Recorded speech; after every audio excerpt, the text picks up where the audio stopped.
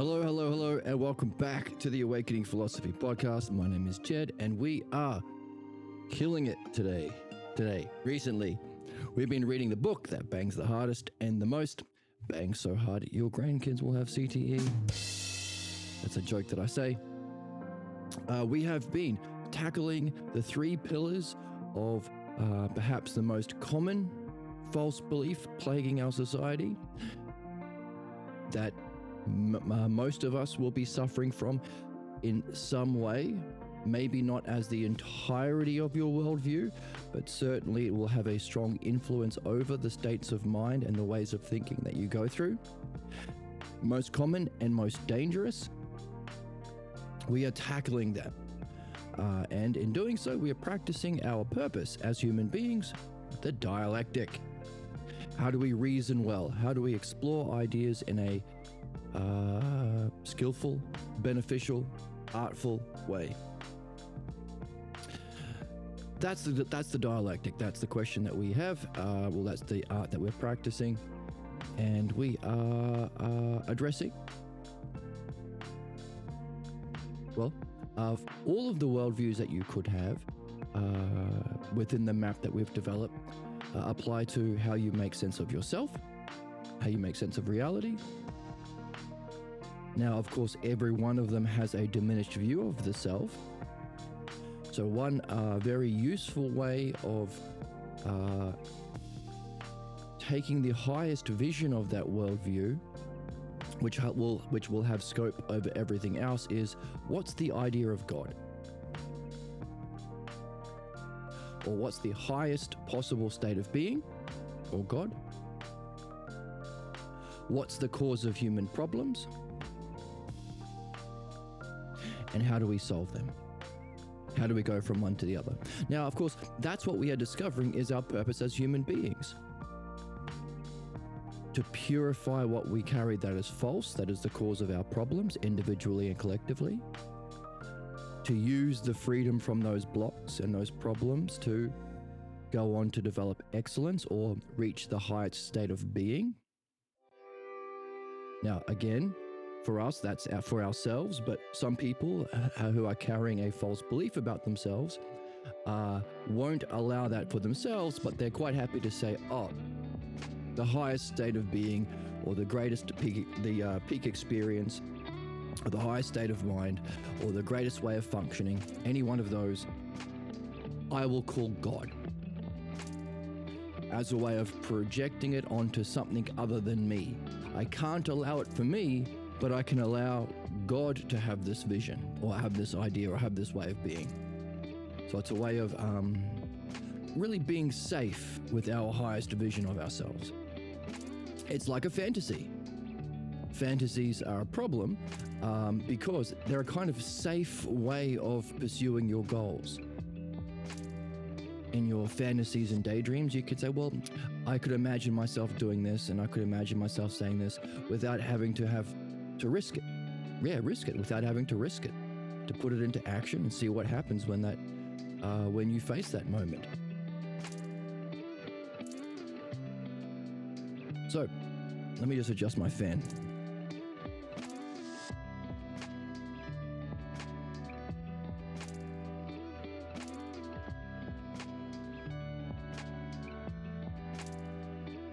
So in a similar way, many of us all of us to some degree carry a diminished view of ourselves until we get into midwifery and dream analysis. That's our purpose. That's how we purify what's false. But until we get into that, we carry a diminished view of ourselves. So it can be easier to talk about your highest vision by projecting it onto someone other than yourself. Now, many people might be recognizing straight away, that's celebrity culture. That's marketing. That's MAGA. All of these celebrities that have a marketing department behind them get to personify people's projection of their ideal. Why do all of the poor people in England of a certain generation really love the Queen, considering all the terrible things that she does and the hoarding of wealth and the exploitation of the society and all of the terrible things? Because they can imagine she can play that role as the surrogate projection of what they want for themselves.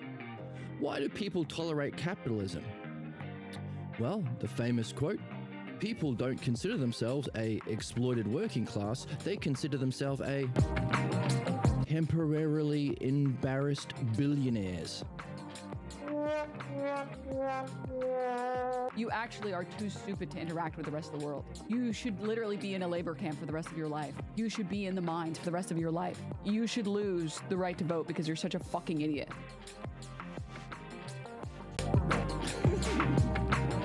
That view is so terrible that you should live in the mines for the rest of your life.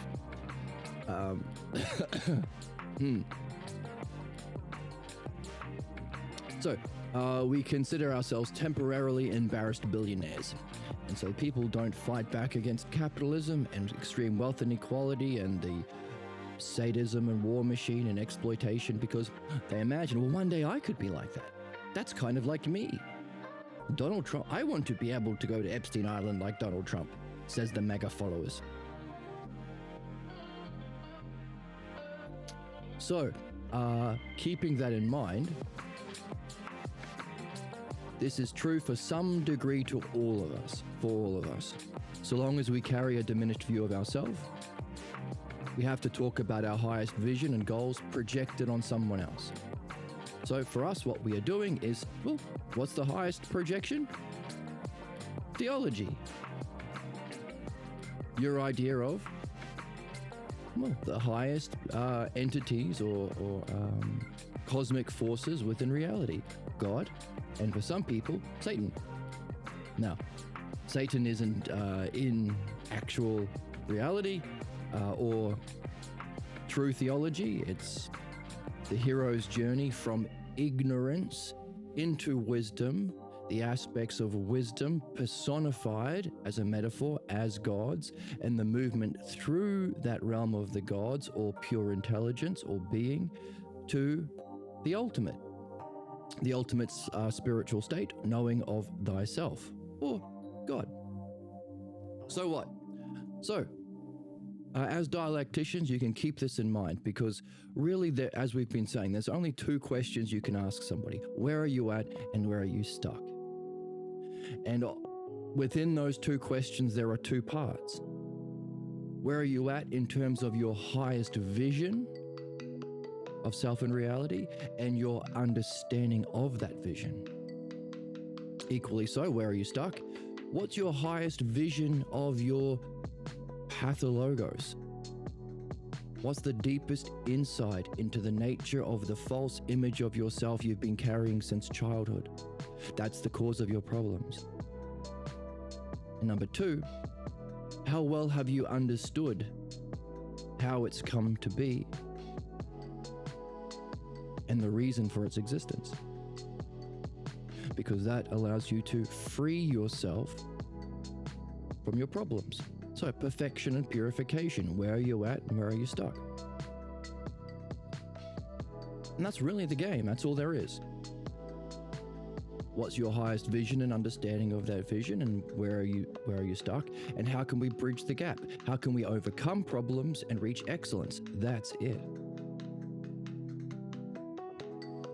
And therefore, the particular worldview that we're looking at today, the most common and the most dangerous, the seventh hypothesis, the one defined in opposition to understanding, the third, the personification of the ideal, the projection, the fantasy, God. Now, of course, that makes sense because this worldview is one of oppression and sadism, so it has to teach the people that you have to believe. You have to be a slave because you're a sinner. You're not good enough. You don't deserve to be a billionaire. You don't deserve to be the king or the queen. You have original sin in your heart. You are in conflict because you're a bad person. Therefore, it makes sense that they wouldn't accept their idea of self as the highest idea of God. We had a friend in a rare YouTube comment a couple of days ago from a guy who said, The self can't be the highest idea of God. Don't you know that I suck? And God is my projection of my own personal level of vision and understanding of what's good or the goodness or the ideal? By the way, let me vomit out all of my opinions about what that is without having been asked, as if they're true. So in other words, here is where I'm at. Here is my highest vision of God. It was all religious stuff, ignorant stuff, not much of an awareness of his own religion. That's okay. He can hopefully become curious and read the book that we've been reading and gain an understanding of the nature and history of Christianity. So here's my current vision, my current personal beliefs, and here's my comparative idea of myself. You can't reach God. You are small and weak and stupid, and you have to do what my mummy and daddy, your priest, Jesus says.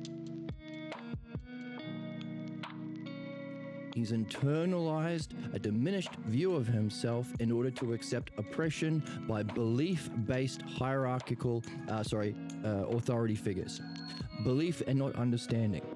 Notice, you don't have to diminish yourself to listen to a doctor, because his authority is based on understanding medicine. You don't have to diminish your view of yourself to listen to a mechanic or fly on a plane flown by a pilot. It's only ever belief-based systems that are wrong, because belief is in principle not evil, but the cause of all human injustice and ignorance.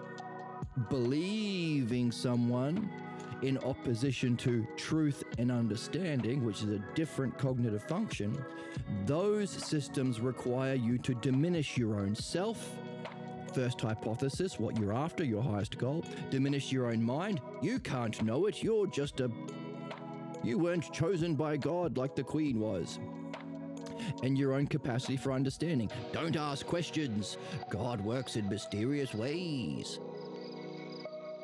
In other words, the nature of human problems is we take the blame for the injustice of other human beings who are also ignorant, pretending to know shit they don't, and wanting to cosplay a knower, which involves crushing the mind and the development of you. That's the nature of all human problems. It's called the pathologos, and the exact same dynamics are represented in all systems of oppression. You need the police to put you in prison because you are innately bad and stupid. You're a criminal. You need capitalism because you're innately greedy. You're selfish. And the only way we can live is everybody trying to be selfish and cruel to each other. Capitalism. You need religion because you're innately a sinner. You need to give your life to Jeebus, to me really, who speaks for Jesus, says Paul, says the priest, says your minister. Says every religious authority. Conservatism. You are too stupid to understand how the world works. Do what Donald Trump says as he bombs double taps another girls' school in Iran. Double tapping is when you drop a bomb on someone, and then you press the explode button again when the parents and medical helpers come to try and help those who are surviving or take the bodies out of the rubble. So yeah, disgustingly inhumane. No other species on our planet treats the members of their own species in such a fucking horrific way. That's the nature of belief. That's belief. Believing these idiots. Believing you're too stupid to use your mind and understand for yourself. Believing that there's no standard of truth that we must demand as we do for doctors and pilots and mechanics. It's all belief. And people whose authority derived from belief can't ever help. You can't believe your way into flying a plane. You can't believe your way into fixing an engine. You can't believe your way into performing heart surgery. But you sure as fuck can believe your way into double tapping an Iranian girls' school. You can believe your way into lying to the people, to buying all the media outlets, and propagandizing ignorant hatred to the world. Yes, you can only do harm via belief as an authority. Now, there is a caveat. In order to develop understanding, there is a kind of, not belief, but trust in reason and evidence in order to begin to be a pilot. If you want to be a pilot, your goal is to understand, but you have to trust that it is understandable to begin with. But again, that's not rulership by belief. That's trusting in the authority of understanding. And one more step, in order to do understanding scientifically or in the physical world, understanding how to fly a plane or, do calculus or be a mechanic or an architect, there are other principles that govern reason and evidence that we call axioms. And again, that's the one, these are the ones we need for thought, and we've been using recently. If something is equal to one thing and that other thing is equal to something else, if A is equal to B and C is equal to A, then C will also be equal to B. Two things equal to the same thing are equal to each other. Intuitively, it feels true.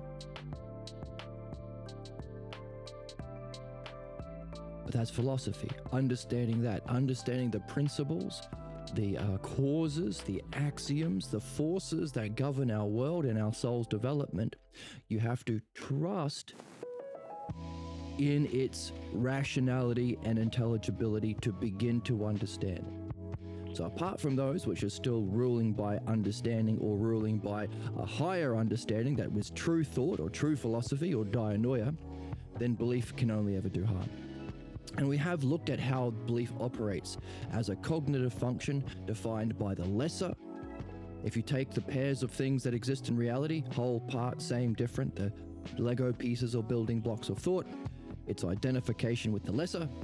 I'm just a part, I'm just a lesser, I have to accept the limits of this belief in violent opposition to, the greater. So we have done a few different dialectics on why belief is bad and the cause of our problems. By definition, defining it in terms of its essence, to be defined by the lesser in opposition to the greater. You should go on the board and so look.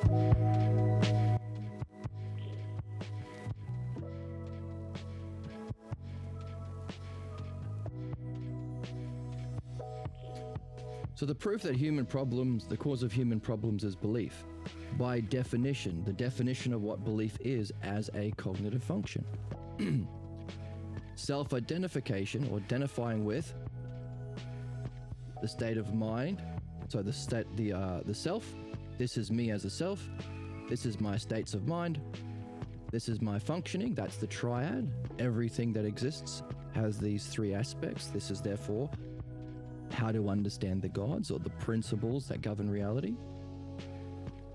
Of the lesser of the self pairs, whole and part, everything that you see, everything that exists, everything that you perceive, and understanding uses these selfer pairs.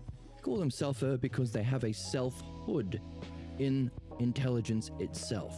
They're not abstractions or concepts. And philosophy is to experience them themselves. That's the penultimate spiritual experience. Whole and part, same and different, like and unlike, unlimited and limited. There are 12 primary ones, and of course there are more, but these 12 primary ones are the ones that we tend to look at. Motion. When you've got motion, you're cool, but actually, when you're at rest and reached your goal, you're cool. Motion is what people sometimes, when you're cool or you've got aura, you've got motion. So I'm just reminding you that I'm very cool. Honestly, on the real, I say stuff like that because I'm cool. And I say stuff like that because I'm cool. out of time and in time. So to be identified with the lesser, I accept these limits. I only read Mormon books and I only wear Mormon underpants and do soaking. Goon. And I goon. Gooners. Because they're gooners. Gooner. Gooner bait. Mormons are gooner bait. I am this part. We are the parts. We are the Jews, and we can never be part of the whole race. We have to kill anybody who opposes our rulership. We are different. We can never be the same. We are always in motion. We are always having to fight and never quite at peace. We can never be at peace or at rest. We can never be free because we have these limits. So to identify with of the building blocks of reality, the lesser in opposition to the greater, by definition, therefore, by definition, belief is the cause of human problems.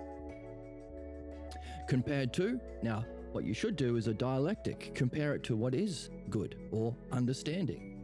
Understanding is to have your state of mind, so whole, part, same, different, out of time, in time, free or unlimited, and limit, your state of mind being of the greater, to function not in violent opposition, but providentially. That's the art of dialectic. So this is our goal, this cognitive function, to have your state of mind of the whole, either of the whole of mind or of the whole of self, maybe both, I don't know, functioning providentially. And of course, as we've been reading, that's the understanding of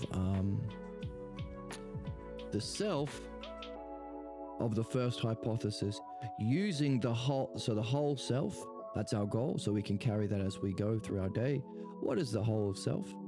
The whole of seeing, hearing, and thinking? Or maybe the whole of seeing, hearing, and thinking is the whole state of mind and what's watching it. So to use the second hypothesis, ideal state of mind, as the paradigm for your functioning, and the third hypothesis, functioning dialectic.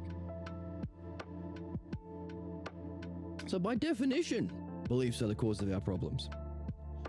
By functioning, in order to function, to create bad things in the world, we have to either convince people the goal, which is bad, is actually good, or the steps, again, whole, part. Rest, motion. Motion in the steps, rest when you reach the goal. So the steps that are bad will somehow reach the good. If you understand what is the good goal, well, you're not going to be pursuing the bad goal. But belief can say, hey, just believe me. It's good to build a wall between America and Mexico. It's good to build concentration camps all over the world. It's good to bomb Iran. It's good to allow a billionaire Epstein class to exist. Now, if we have any rationality and think for ourselves, we will see that's actually bad. That's why these fascists like MAGA tend to market towards religious people who have already been taught understanding is bad and they are bad for wanting to understand. They have to just have faith or believe.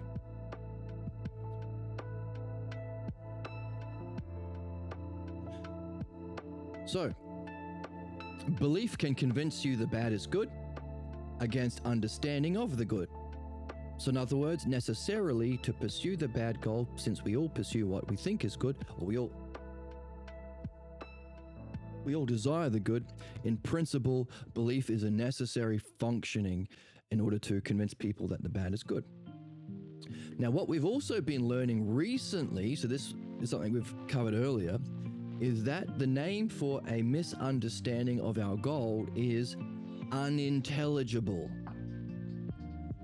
which is fascinating because that means our true goal is intelligible or knowable, graspable with both the part in understanding, it's inherently rational, that's the self-logos, that's the logos that we have the capacity to do, language, words, but we can also grasp it as a whole, that's ousia. To grasp as a whole with mind that which is knowable as a whole, that's intelligible. That's our goal. Our goal, therefore, is the second hypothesis, which is mind knowing itself as the knowable, as the intelligible, and its cause.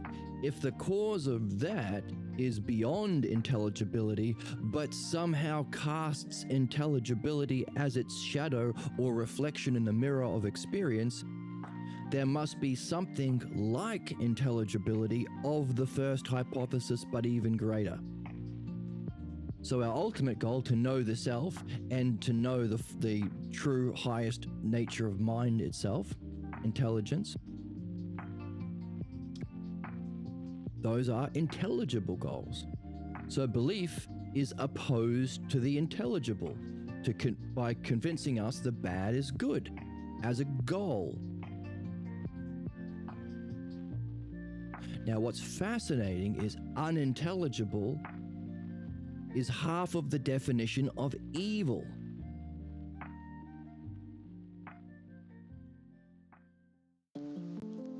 As Jesus and Socrates has been defining what is evil to understand whether evil and Satan, its cause, can exist. Evil, the personification of what is bad, is therefore unintelligible. It seeks a bad goal. But that's fascinating because it's not evil. As we're learning, it's belief.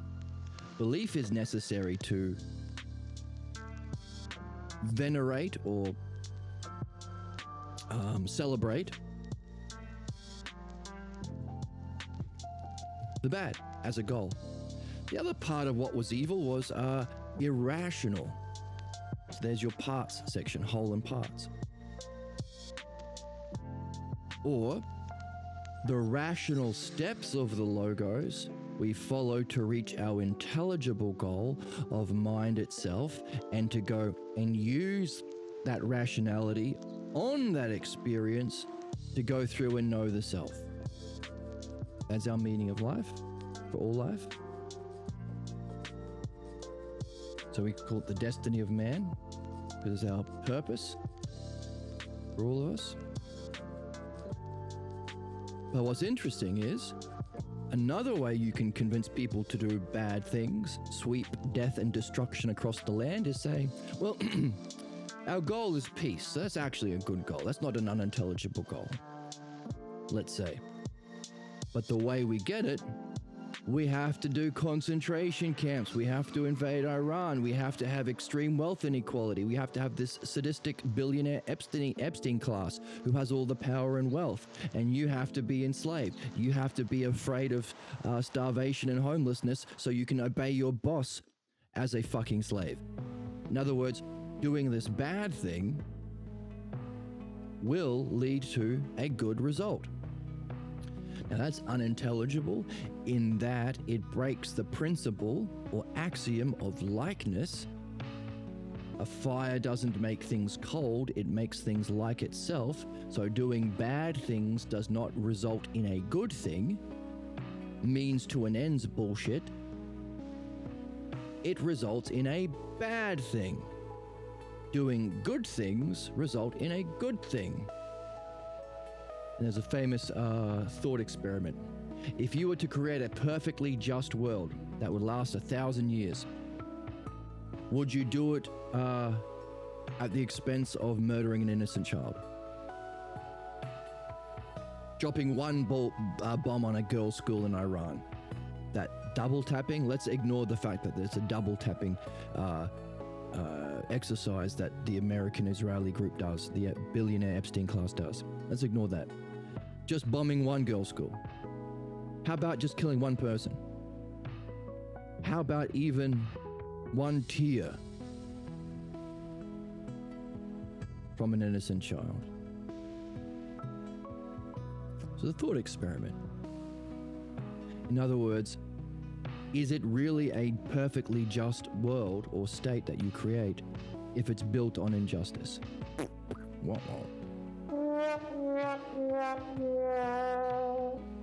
So, belief can convince you through faith, hope, trust that doing a bad thing which will cause a good thing, and that's irrational. Irrational. So the rational steps or parts lead to the intelligible whole or goal.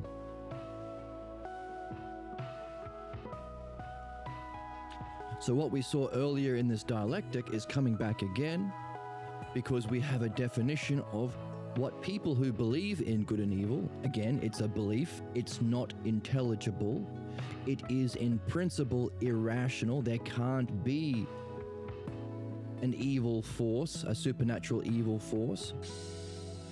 Now, our goal as a dialectician is to make that intelligible, to make it clear through the dialectic. That's what we're doing. But in doing so, we saw that this bad as the good as a goal, or bad as the good steps, is the definition of unintelligible and irrational, which is the definition of evil. So what believers take as evil, ironically, is the very thing that they're identified with. Belief. Believers who believe in evil and Satan are evil by their definition, because belief is actually what they are misdiagnosing as evil. Isn't that funny? Isn't it ironic?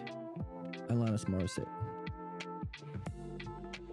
It's not being crazy. It's called reaching a higher sense of being. Yes, that's us. We're reaching a higher Everything sense. this guy does is perfect and beautiful. And he's handsome. I said it. Always important to remind listeners about my handsomeness. Says him and not me. I didn't say that. Making ice cream is a good and courageous thing. Division. So we're doing a dialectic on belief. You can also therefore do a dialectic on understanding, which would be the opposite. What is the definition of understanding? We've given that. How does it function? We've given that. Intelligible and rational. Dialectic. How does that functioning or demonstration play out in the different divisions? This is the dialectic, only 4 steps. Well, we looked at the divisions of belief. Pathologos, fundamental belief that underlies all human problems. Prejudice, so it's a pathologos, a false, unsuspected belief about self and reality that is opposed to reason and evidence, but you can't remove with reason and evidence because People don't logic their way into stupid positions. They Stupid their way into stupid positions. therefore, because it was an imitation, belief was an understanding, you have to do midwifery.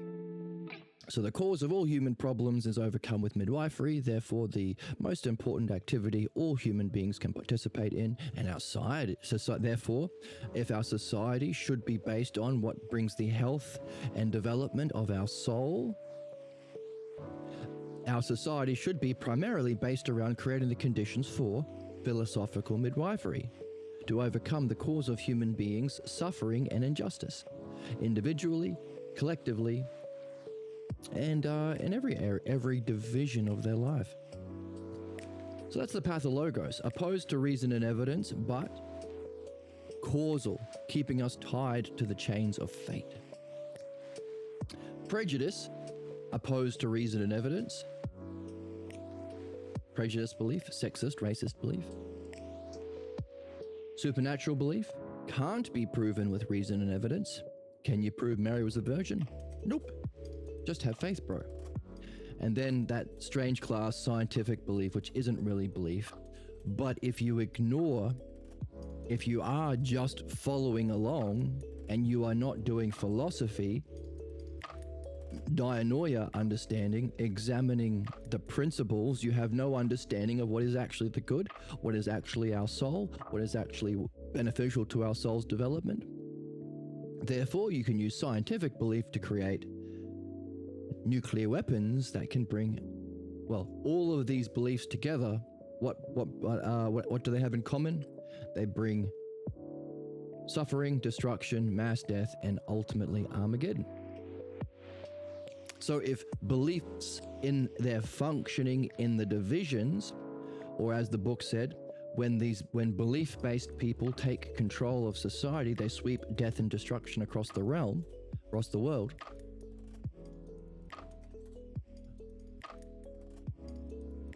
Proving the cause of human problems is evil by definition, by how it functions, demonstration, and when that functioning takes control of the divisions in our world, brings Armageddon. And suffering and torture and injustice. Therefore, as a conclusion, all of these belief opposes reason, evidence, and direct experience of the intelligible and principles, the truth about self and reality. We can go back, we can add what we've just learned. Belief opposes the intelligible and the rational. Therefore, that's our synthesis, conclusion, the cognitive function and the way of being and the way of apprehending of belief opposes the truth of the good.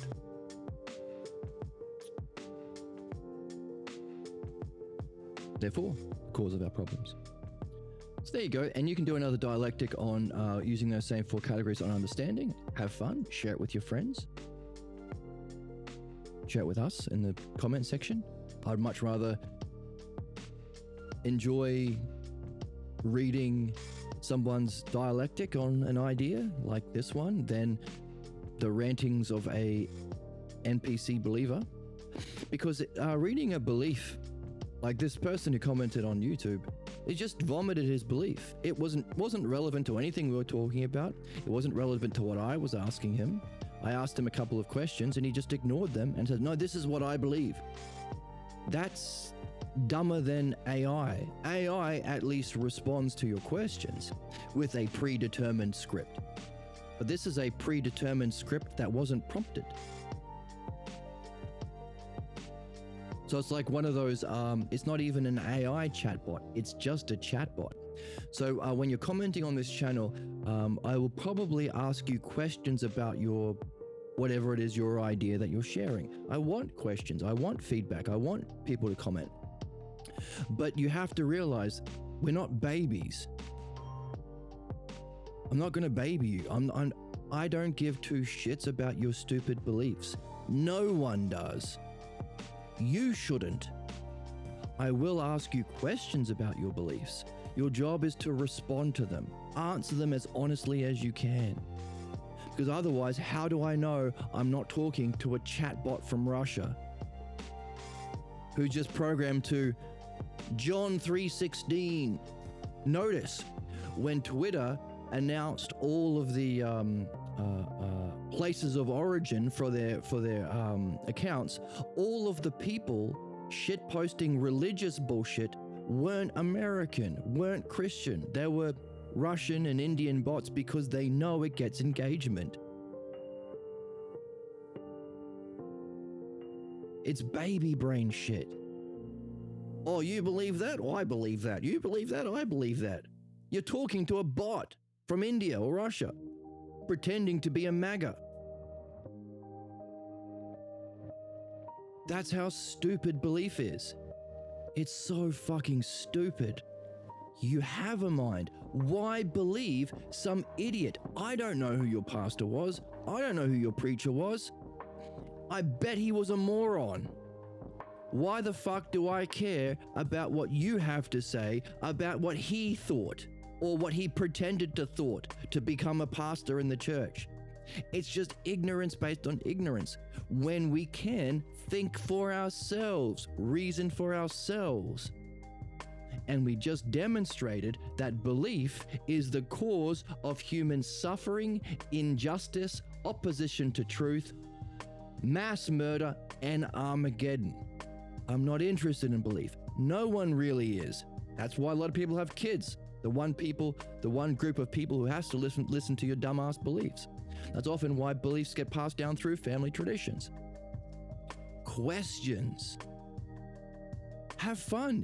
One of the questions I asked the dude was, isn't it fun to wonder about things? Isn't it fun to be curious? More curious than just to regurgitate catchphrases you heard when you were 10? that no one cares about? Even people in your own church, they don't have the exact same beliefs as you.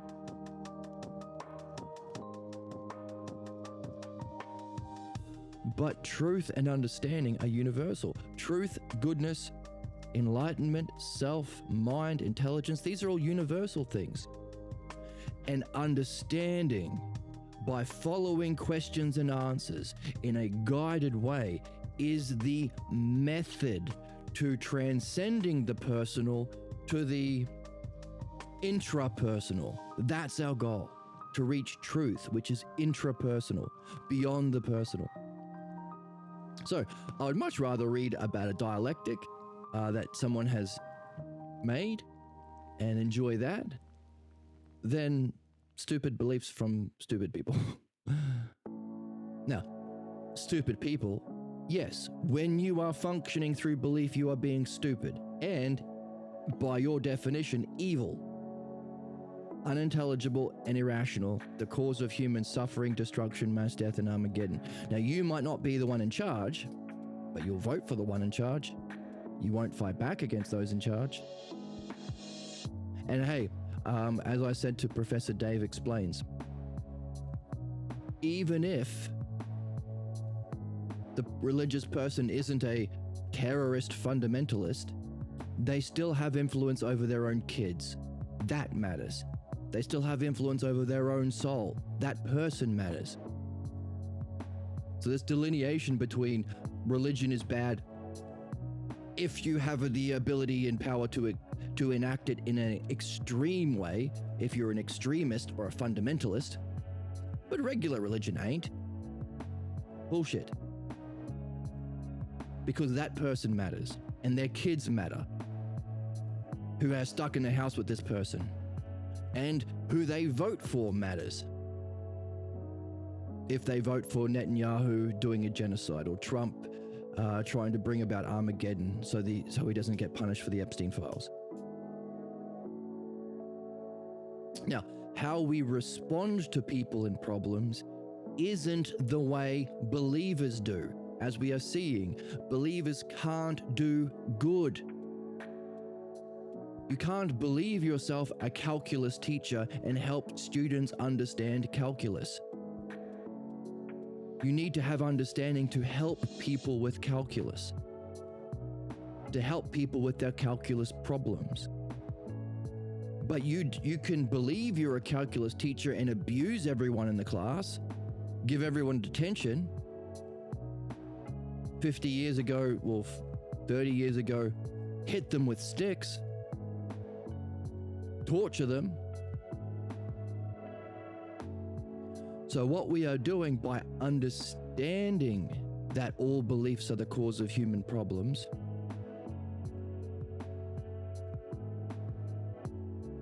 is we are learning how to respond to them in an understanding-based way, not a belief-based way. How can we actually help them?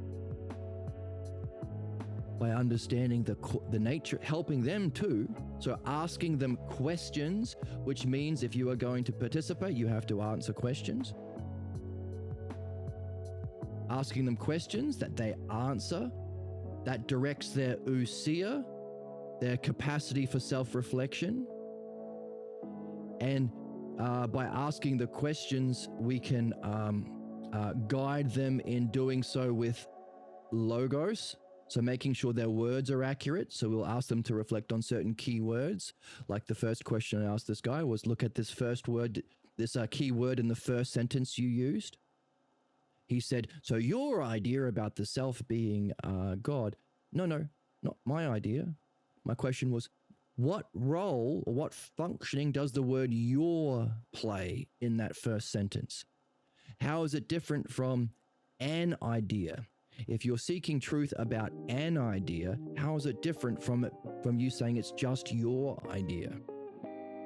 Because that's belief. Believers don't accept a universal truth. Well, they do, because they accept universal truths about their beliefs, but they are taught through belief that there are no universal truths fundamentally. It's just a matter of authority. Believe me because I have the shape and color. I'm the authority figure. Look at my funny hat. Look at my Jewish tassels. Look at my Pope robe. Look at my Mormon underpants. Gooners. Goon, goon, goon, goon, goon, goon, goon, goon.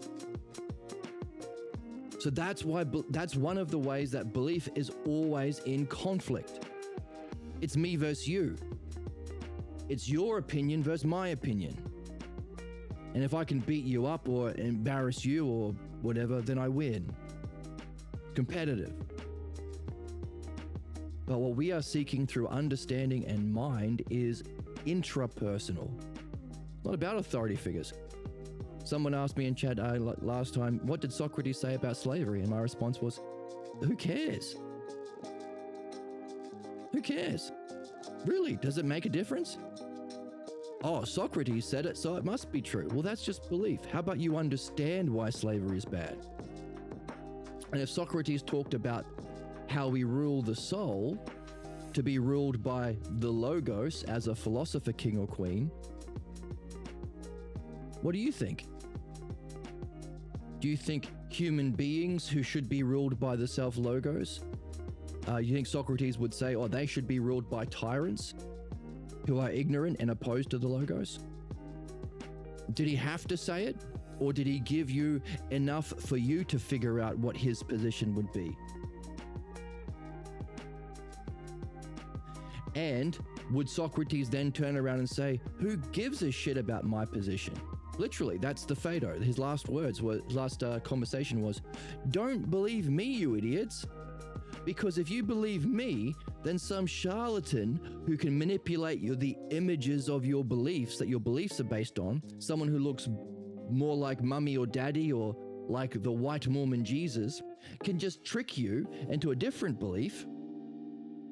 And now you've lost whatever good beliefs you've had, and now you've got these bad beliefs, but then you look back on the philosophical beliefs from believing me, Socrates, and you'll think, fuck, he lied to me.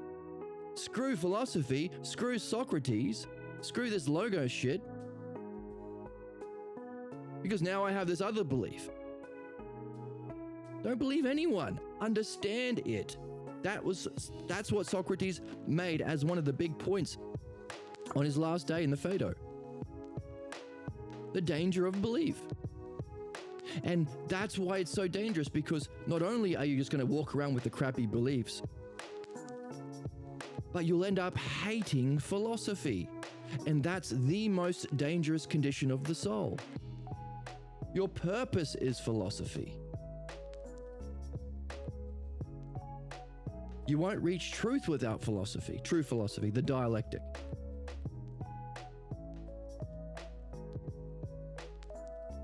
In fact, there's the irony being, well, something beautiful about this, Socrates saying on his last day, hey,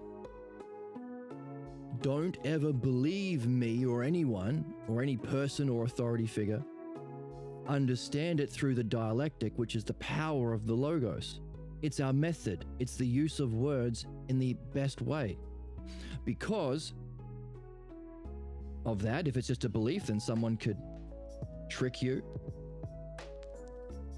And you'll walk away looking back at the previous things that you believed about philosophy,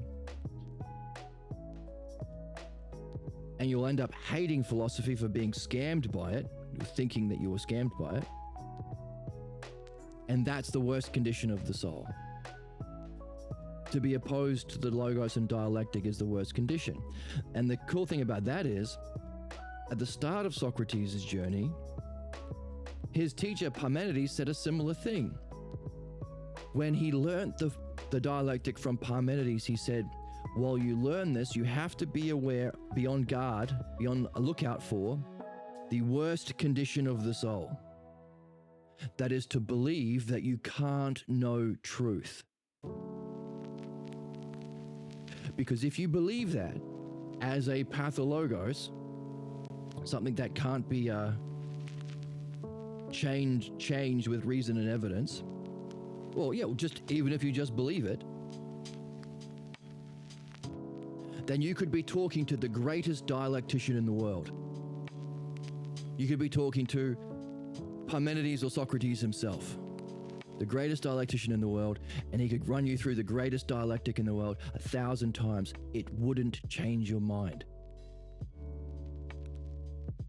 So, pretty beautiful stuff. That one of the first things Socrates learned from his teacher was one of the last things he reminded us about in a different way. He added to it. So, the reasonings Parmenides gave as to the most dangerous condition within the soul, to believe you can't know truth, or the fifth hypothesis, Socrates added a bit more to it.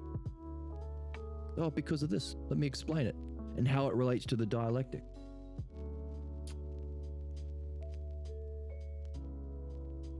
Isn't that fun? I think it's fun. Jester goon maxed. And we Jester goon maxed all the haters. I love this guy. And that's why you love this guy. Hubba hubba. I just want more testosterone to human body ratio, and I'll finally be satisfied. Emma! Goon, goon, goon, goon. Dumbass. I'm going to get you. You could be a gooner. She can be a gooner, I suppose. That was a very gooner thing of you to say, Emma. Goon, goon, goon, goon, goon, goon, goon. Goon, goon, goon, goon. Yes, we know. Goon. The Oracle has to remind us about how much Emma goons. All right. Enough silliness. So, by definition, by its functioning, by its application in the different divisions, and by its conclusion, belief is the cause of human problems. And what Socrates warned us most about, several times, but especially the one I mentioned, understanding the use of words, logos, in our self-reflection upon ideas that are transpersonal. Justice isn't a matter of opinion. God isn't a matter of belief or opinion. This guy with the funny hat says it. Oh, this guy with the tassel hat says it. This guy with the...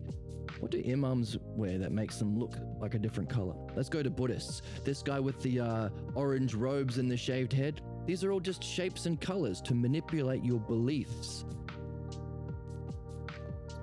These ideas, justice, truth, reality, self, are transpersonal. That's our goal. Notice, your problems are caused by your self-image, your pathologo self-image.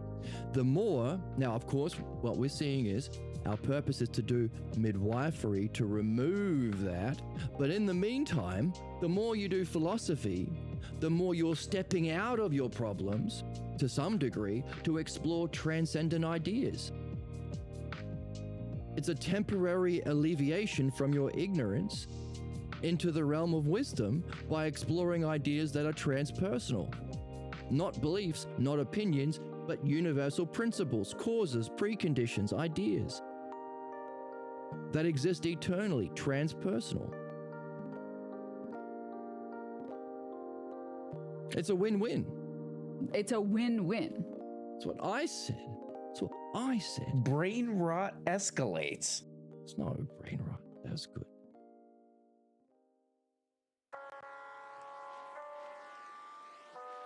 So notice conversations, and look at what fascists and propagandists try and do.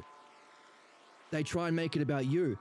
But what about Donald Trump? But what about Joe Biden? But what about this guy? What about that person? Or who are you to say? Who are you to say? That's your idea. That's your idea. No. These are transpersonal. Truth is transpersonal. No one gets excluded. No one gets genocided. Anybody can participate, and you're supposed to. That's our society. That's how you rule the soul. That's how you have a healthy relationship, and that's how you prevent human extinction, by recognizing that no one has to be excluded, because the idea that the Jews have to rule Gaza or that the Christians get to control the Middle East isn't fucking true. It's just a belief. That's why they're killing everyone and enslaving everyone and bringing about Armageddon. Anyone can do understanding, and you're supposed to. So by you being a dialectician, as you function like a dialectician, you make others like you. The principle of likeness. By being good, you make others good. By guiding their self-reflection to explore ideas that are transpersonal and purify the personal ideas that diminish themselves, but also they're learning how to become a dialectician as well. It's a win-win. It's a win-win-win. It's a win-win-win, I meant to say. So, belief in principle, in functioning, in definition, in demonstration, in its functioning in different divisions, and therefore by conclusion is the cause of our problems, but also because it's unintelligible, it's irrational, it's opposed to the truth of the good, and that's the definition of evil. Only it's not evil, it's belief. And belief is when you've been tricked. Not because you're innately bad, because you do seek the good. You've been tricked to accept a false image of the good. So you're a master meditator, you're just meditating on the wrong idea. That's important to realize. We're not broken, we're not sick, we're not flawed. We seek the good and we want to hold it as ourself forever and have our peak states of mind and function through our seeing. The problem is, we seek the good so much that when we're young, the appearance of beauty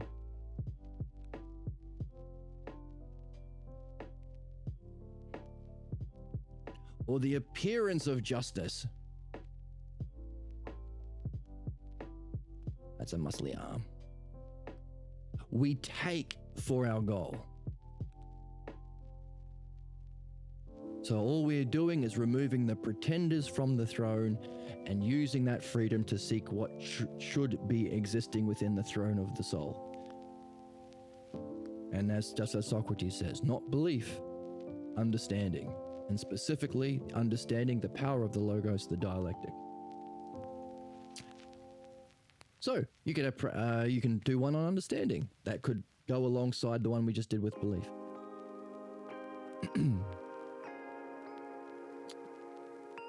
Now, another way of demonstrating that is in the conversation that Socrates was having with Jesus in the book.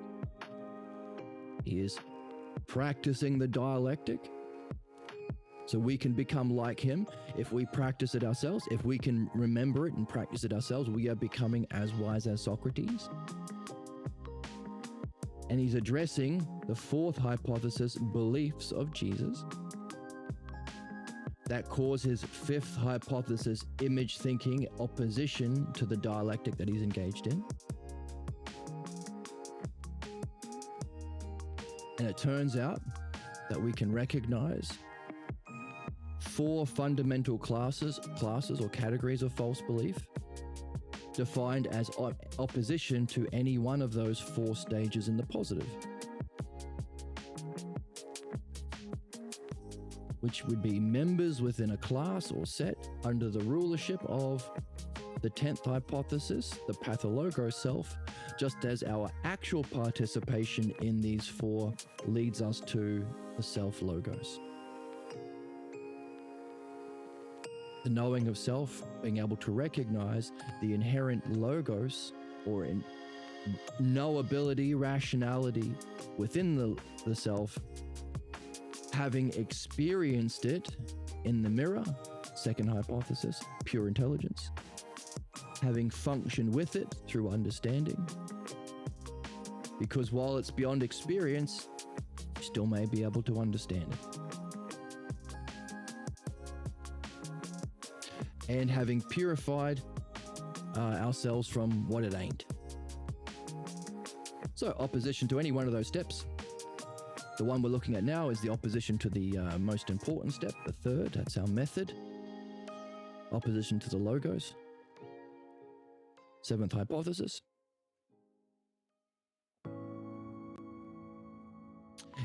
which is a rejection to what we just said, that human problems are caused by ignorance, which is a false imitation or appearance of wisdom. And our job is to perfect understanding by purifying that, allowing us to perfect wisdom and to use that understanding to our peak experience to go and realize that it has to have a cause beyond even that. That's the self, the highest possible idea of God. So to our friend in the YouTube who asked, is that your idea of God? No, it's by definition the highest possible. It has to have some selfhood, but it's the cause of all qualities. If your idea of a God has qualities, likes your team, doesn't like the other team, wants you to do this, wants you to pray for that, these are all qualities, meaning there has to be a cause beyond that. Whatever idea of God, it has a selfhood. It is exist, and that selfhood is some sort of one. Your idea of God is obviously your projection of your highest idea of good. There has to be a principle of good for your God to have goodness. And you don't think it's a false belief. You think it's real or the true, meaning there has to be a principle of true for this to be the truth.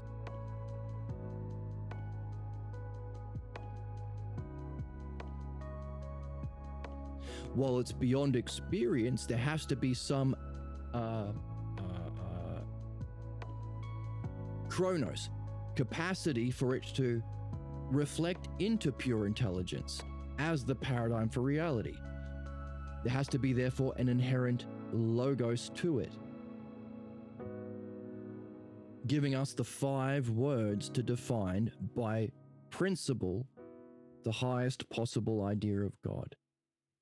Has to be a self of some kind. It has to be one for things to have oneness. It has to be good for there to be goodness. It has to be true for there to be the principle of truth. And of course, for it to emanate in creation and for us to return, there has to be a path for us to walk. That's the logos. And if it transcends experience, this is where Eastern philosophy falls down, some of them. The ones that reach may have had a glimpse into the self. They might call it emptiness or nirvana or something like that. Because you cannot through experience recognize qualities, but you may be able to through understanding. So our job is to return with something in our back pocket. An understanding, not just an understanding, the art of understanding itself. As above, so below. So our method, the dialectic, as we just demonstrated, is to start with a first idea, what's the cause of human problems, as a hypothesis. If the cause of human problems can be understood as belief, how do we define belief? How does that function? Demonstration. How does that functioning play out in all areas of human life? And as a result of this reflection through the dialectic, the conclusion is to synthesize a key idea from those divisions and analysis back to self. So self to self definition, self to others, demonstration, how it functions to others, that functioning to others, others to others, and then those others synthesized, taken back to the self. So the synthesis and analysis and conclusion. So you return back to the self with this understanding in your back pocket. Our method of return, the art of humanity, reflects the principle of all reality itself, emanating from the self into its functioning as pure luminosity, into its divisions where we play out all of our problems and excellences, giving us what we need in our relationships, in our own self-relationship, in our relationship to others, in our goals, in our dreams, in our daydreams, in our night dreams. In everything we do, we play out all of the divisions where we see the difference between belief or pathologos and understanding or dialectic. So we synthesize from that the method of dialectic benefited every single one of them, and belief, a false image or belief, caused harm in every single one of them, so that we return back to the self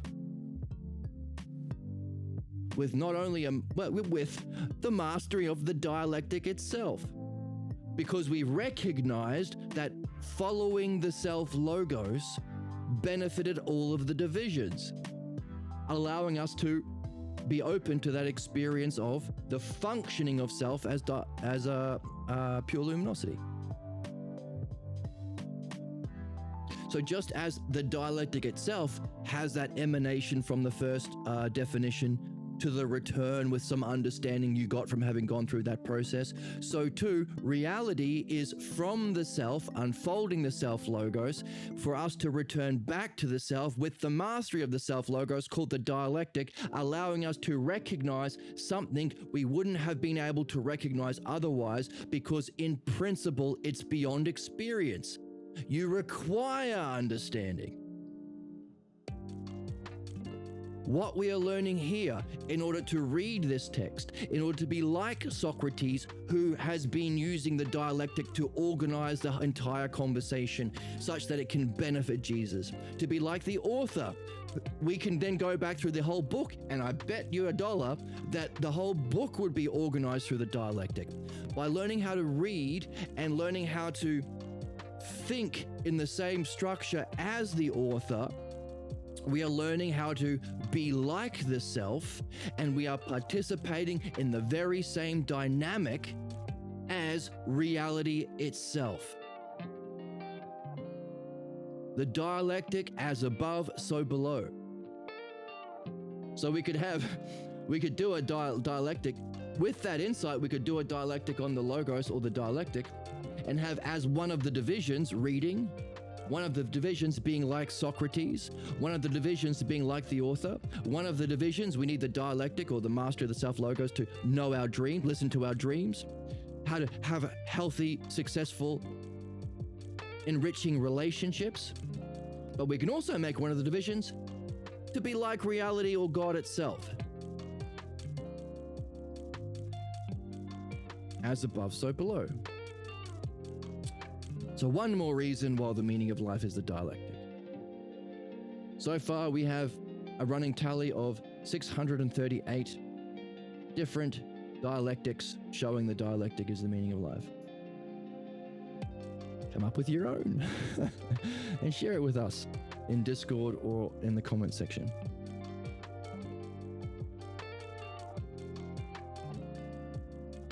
So, if that's the case, the meaning of life is the third hypothesis, mastery of the logos through the dialectic to become like reality, necessary for our highest state of being. The worldview that opposes it would be, therefore, the most dangerous and most destructive. So the kind of belief of the seventh hypothesis. So, to understand anyone's worldview, what we are seeing is you can ask someone certain questions. Seeing as our purpose is to put on the board. What color? This one. Our purpose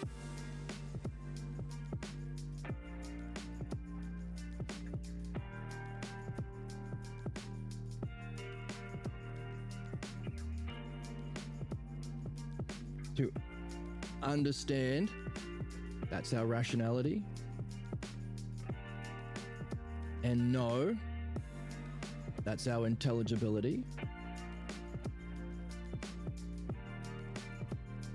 that we've defined as good.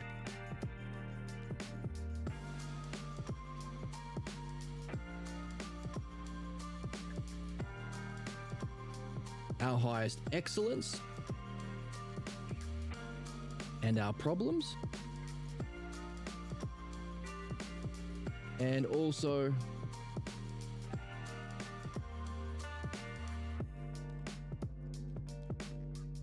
how to move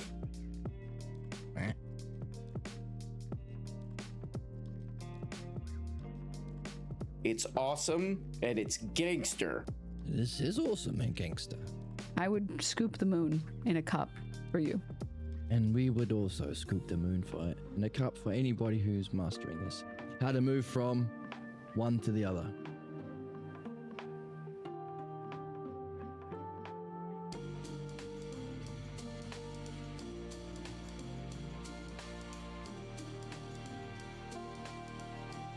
And of course,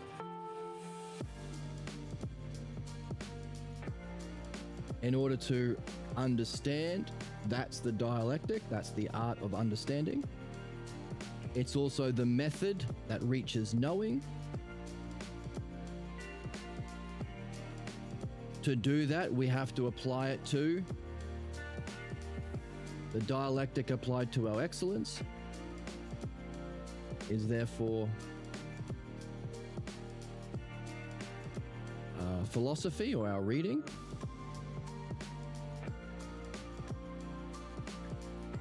So to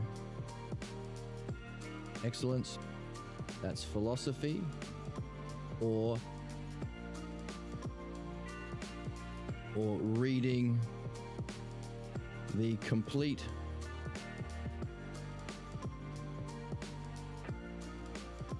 intelligible logos texts. So they're about the logos.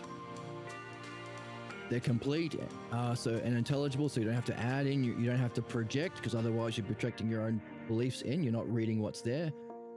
I think Harry Potter's about Mormon Jesus. Gooners. And when Harry Potter said to Hermione, I love you, it's because he wanted to do soaking. Goon, goon, goon, goon, goon, goon, goon, goon. It's just projecting Mormon stuff. So the dialectic is philosophy for excellence.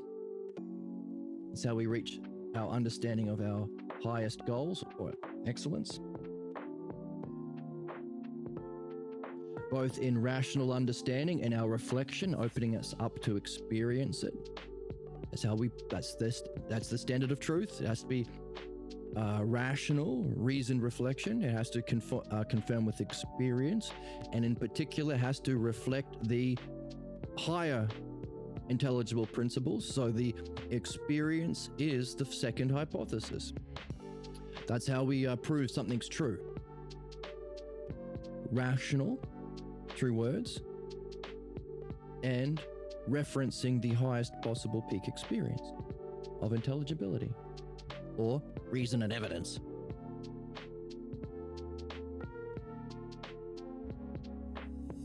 Philosophical midwifery is how we gain an understanding, and hey, our problems are not intelligible,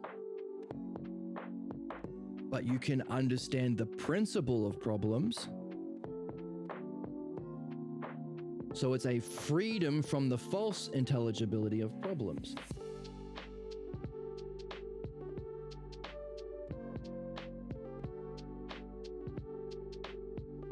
And how do you move from one to the other?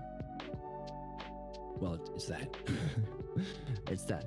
But ideally, doing those two things under the guidance from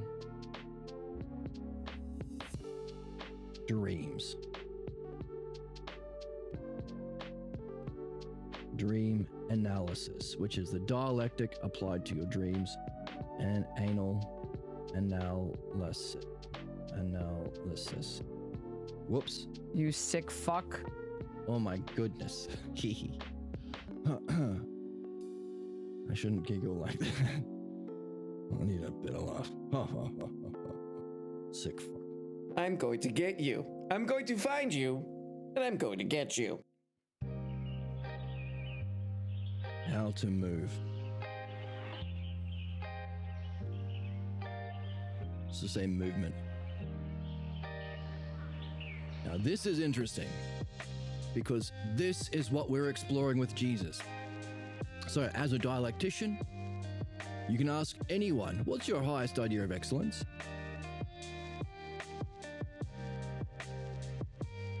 Now, keep in mind, they will have a false image of themselves, so they're not going to apply it to themselves. Give them a figure they look up to. What do you think of God? Jeebus? Who's your favorite anime character and why? How awesome do you think LeBron is? How could LeBron be the ultimate? What do you think is the cause of our problems? And how do you move from one to the other? Because this is what we should be doing in life. This is our activity in life. So you're in a video game. What's the goal? Save the princess. Every video game you ask that question. What are the problems we overcome along the way to reach that goal? Crush the turrets. Mario jumps on the turrets, perchance.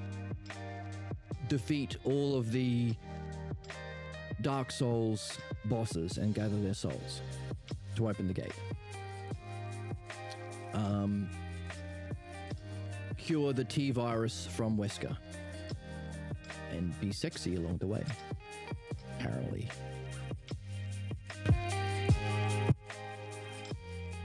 Why can't these guys shut up? Whether or not it's about Jesus. It's about Leon. Why can't these people shut up about sexy Leon? Calm your fucking tits. Oh, okay. And how do you move from one to the other? Oh, you've got an A button, that does jump. You've got a B button that does fireball. Your job is to press those buttons in these combinations, blah, blah, blah. So this is a good thing. So we've been talking about there being 2 questions that you can ask people. Where are you at? What's your highest vision or knowing or intelligibility and understanding of your excellence? What's your highest? Where are you at? Or where are you stuck? What's your level of understanding and freedom from the false intelligibility of your problems? And then we always say on this channel, well, there's a 3rd question. How are your dreams? And funnily enough, as the Logos tends to do, as we follow the Logos, it's given us those 3 things right here. Isn't that fun? The dialectic is how we read. The dialectic is how we reflect on our problems. And the dialectic is what we apply to our dreams. Now that's fascinating, because one of the problems with this map of our soul's development is, how do we transition?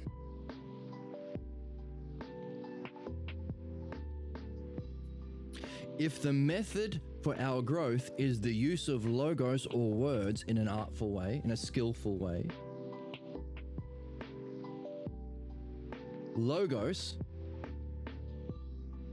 reflecting on our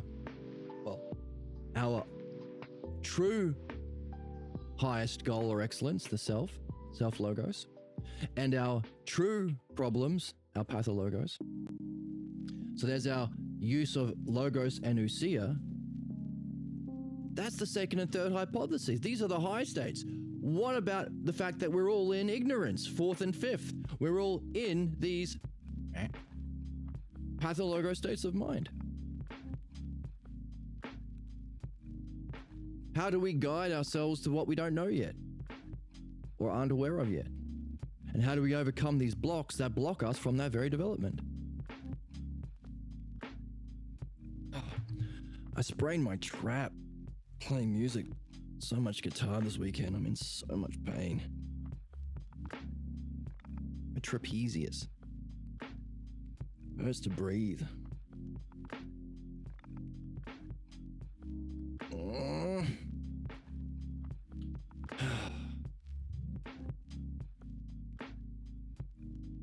I see a doctor tomorrow. Hopefully it'll be all right.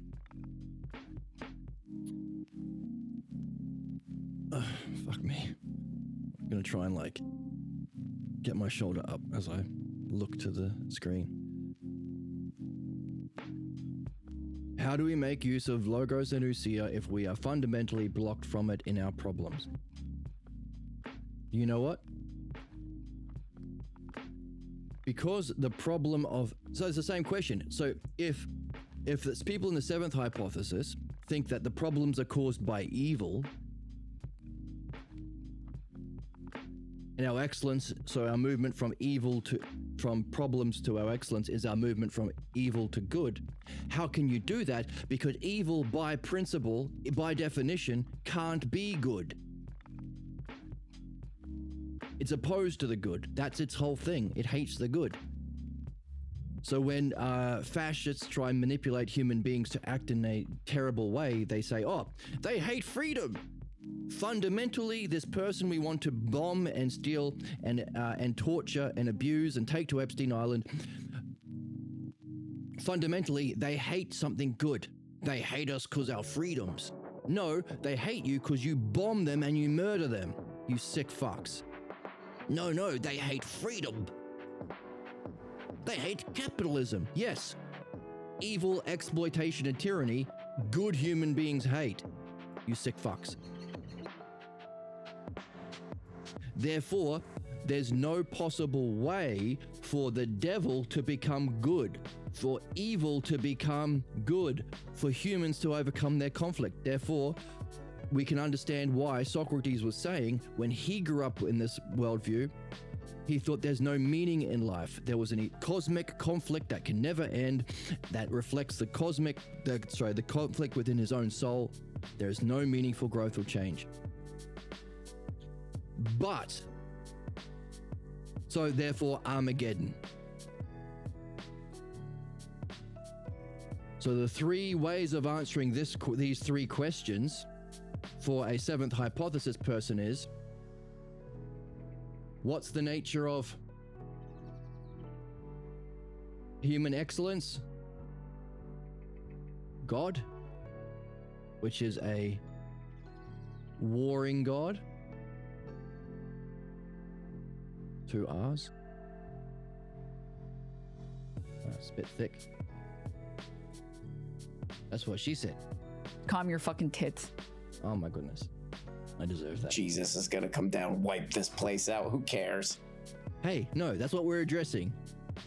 Calm down, RM. We're gonna figure it out. Can I do my plugs now? I'm No. trying to do comedy career.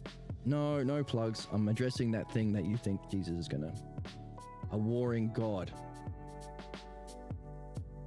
That's the highest idea of God, of excellence. Notice, we can't get it. We're just small beings, like our friend in the YouTube chat said. You have to sacrifice yourself and humble yourself and say, I'm a little being and I can't be like you, Jesus. It said in the Bible that you suck, so we must suck. He believes a diminished view of himself. The nature of problems, evil, and Satan. How do we move from one to the other? Armageddon.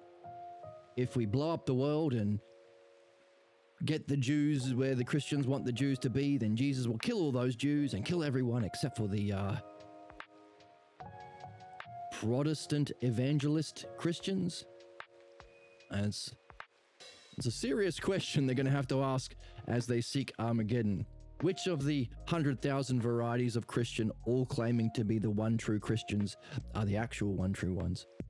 I'm thinking Mormons because of the magic underpants and the sexy soaking. Goon. That's right, lots of gooning. Gooners. That's the gooners. Goon. Goon.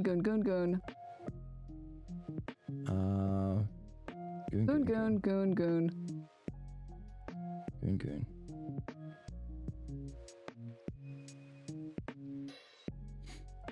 So, that's the answer to the most common and most dangerous worldview that's currently ruling our society. Seventh hypothesis. In opposition to the Logos. Why Armageddon? Because there is no movement. Evil can't become God. It's fundamentally opposed in principle. You can't fix terrorism. You have to just bomb them. You can't fix the evil Iranians. You have to double tap a girls' primary school.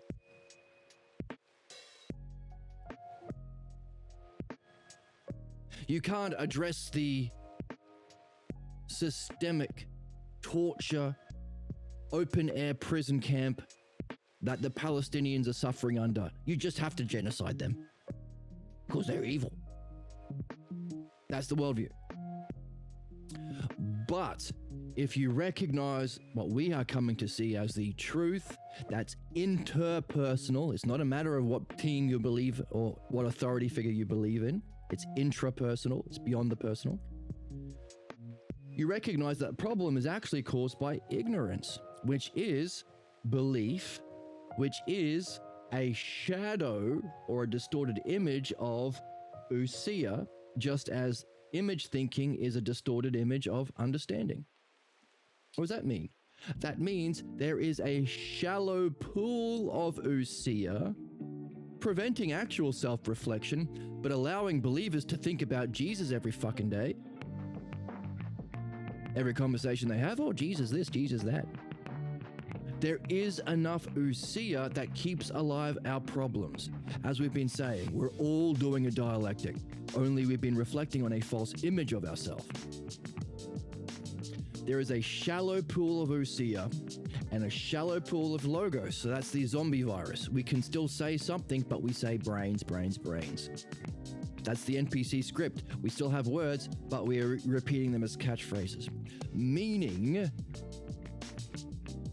there is some ousia and logos that you can make use of in philosophical midwifery, because that's the use of dialectic to examine the cause of your problems, which is ignorance and not evil.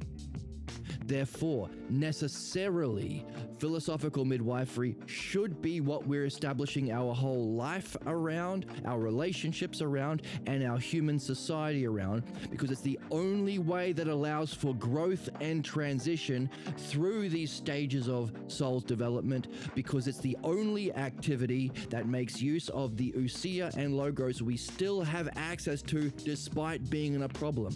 Human problems are defined by an opposition to first, second, and third. The self, ousia, and logos. So there's the catch-22. You could say, well, aren't we fucked? If human problems are opposed to the thing needed to solve human problems, we're fucked. Hey, how many people listen to this channel? I've got about 100 and something followers. I'm doing pretty good. But I don't have 50,000 followers or real-time viewers like Hassan Piker and Asmongold. Or Joe Rogan's podcast. So we're stuck. Actually, it's a double-edged sword. It's actually a kind of a good thing, because yes, it's opposed to the logos and ousia, but in order for our problems to have vitality, some sort of power, there needs to be some sort of ousia. A shallow amount of the second, but some of it. There has to be some sort of logos for it to oppose the logos. So, for example, people who say there is no truth. Is that a truth? Well, yeah, what I'm saying is a truth, but that's the only one. See? So there is truth. Religious people, you can't know God. Oh, is that a claim about knowing? Yeah. And is it a claim about God? You know that God transcends human capacity? Yeah. So you do know something about God? Yeah. So your point, you can't know God, isn't actually true. You've got a little bit of knowing about God there. Oh. Some examples. You have enough. In order to be Bizarro Superman, I don't know, you have to have some capacity of Superman or whatever, I don't know. You can think of analogies, but that's the idea. So our society, our relationships should be based around creating the conditions for philosophical midwifery, because it's the only thing that does make sense of the ousia and logos we do have, as every human being has problems or ignorance that opposes our development into excellence. Therefore, philosophical midwifery is the method for transition. And of course, you can't do midwifery unless you're also reading. Can't do one without the other. So therefore, in principle, by definition, meaning you turn it into a dialectic for yourself, practice it, remember it, practice it with your friends, get them to buy you a coffee, and you'll practice this dialectic. In principle, only when pursuing the logos through philosophy and reading, and doing midwifery to address the pathologos, which has the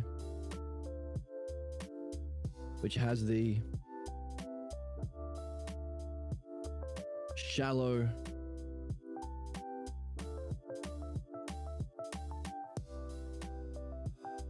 ousia that we need to use for self-reflection, the shallow pool of logos needing to keep your problems alive. Can we make that transition or move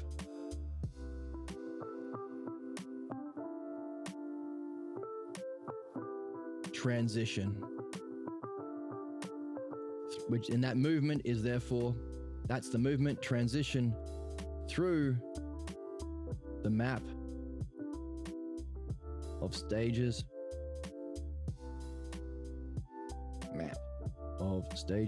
sound drop. Where's the joy? Where's the whimsy? Where's the childlike wonder, dude? Another one. This is why I love this channel, man. That's right. Imagine people changing their positions and improving for the better. That's what we're doing. And of course, dream analysis helps guide because it addresses both. It tells you about how you're reading and it tells you about your problems. So in principle, that's the only way of solving problems. If it's the only way of solving problems and reaching excellence, our society should be built fundamentally around the conditions, meeting all human conditions, sharing resources, technology, renewably, sustainably, efficiently to meet all human needs, giving us the freedom from sacrificing our life for survival, so we can therefore participate in our intended function, philosophical midwifery, which involves also reading and dream work. Now,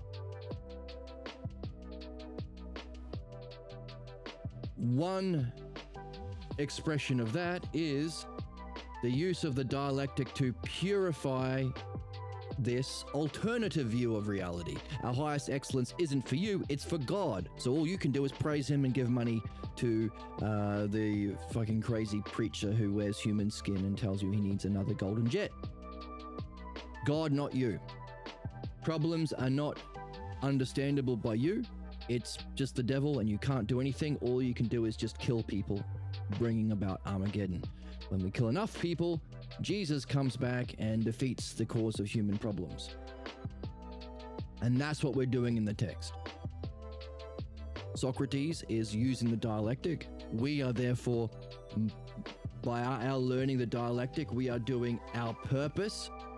Notice, to understand and know both our excellence and our problems is the functioning of the dialectic.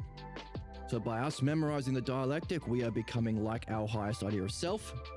For some people, they don't like that, but you can say the highest idea of God, becoming like God, in principle, by definition, not as a belief or opinion, not because Socrates is saying it, not because I'm repeating it, reviewing it from our reading, because it's true.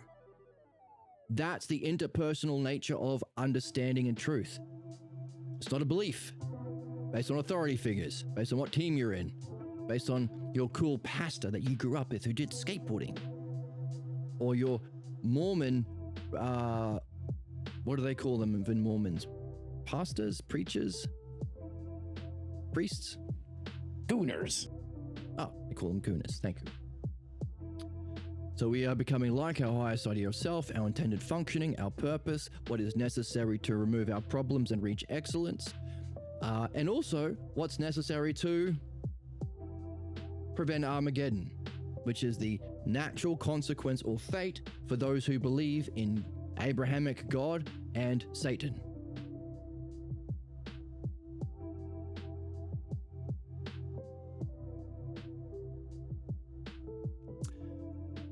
Next, yesterday we looked at the fact that while that's true and wonderful and giving us a method and a direction for our life and our reading, we have to recognize there is a human element. As we progress through those stages in this use of the dialectic in both reading and midwifery and dream analysis, by perfecting the logos and purifying whatever one of these negative hypotheses reflect our personal problem, and at the same time understanding the ruler, the pathologos. So you have to both understand the principle of the pathologos self as well as what specific state of mind or iteration you are currently suffering from. Just as our purpose positively is to understand the principle of self as you move through these human experiences, so when you return to the self, you can recognize it with the dialectic in your back pocket, as we've been saying, as above, so below. As we do that, our purification and perfection, we have to recognize that our pathologos fights back. That's why it's a problem. Otherwise, we would have just been progressing since Socrates. The reaction to Socrates was kill the fucker and create the Dark Ages. Emperor Justinian, following the bullshit of Paul, who rejected Jesus, but modern Christians follow Paul. They set up Christianity by shutting down the academy, banning understanding, venerating belief and faith, causing the Dark Ages. Extreme injustice, torture, murder, suffering, everything went to shit because that's the only thing belief can do. It shouldn't be a surprise that the billionaire Epstein class do this shit that they do in Billionaire Island. It shouldn't be a surprise that these billionaires are causing mass suffering instead of solving human hunger and problems. It's all belief can do. Therefore, we will only live in a just world if our principles reflect the dialectic, or we have dialecticians in charge, because we need to pay them $6 million. Oh, we got a spammer in the chat. These terrible accounts, man. Trash. If we give $60 million to LeBron James for doing basketball, we should give $600 million to a dialectician for helping us understand these principles to guide our society. And this is spam. And there's spammer in the chat. This is like even worse than AI sludge somehow.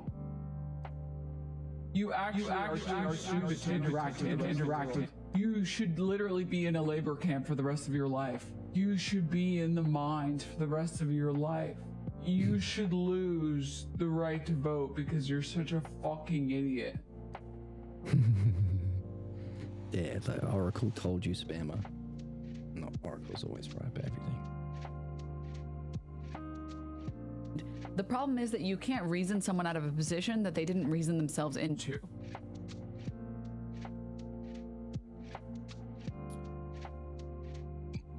So, we have to recognize the 5 stages of interpretation as our pathologos problems fights back against truth and development.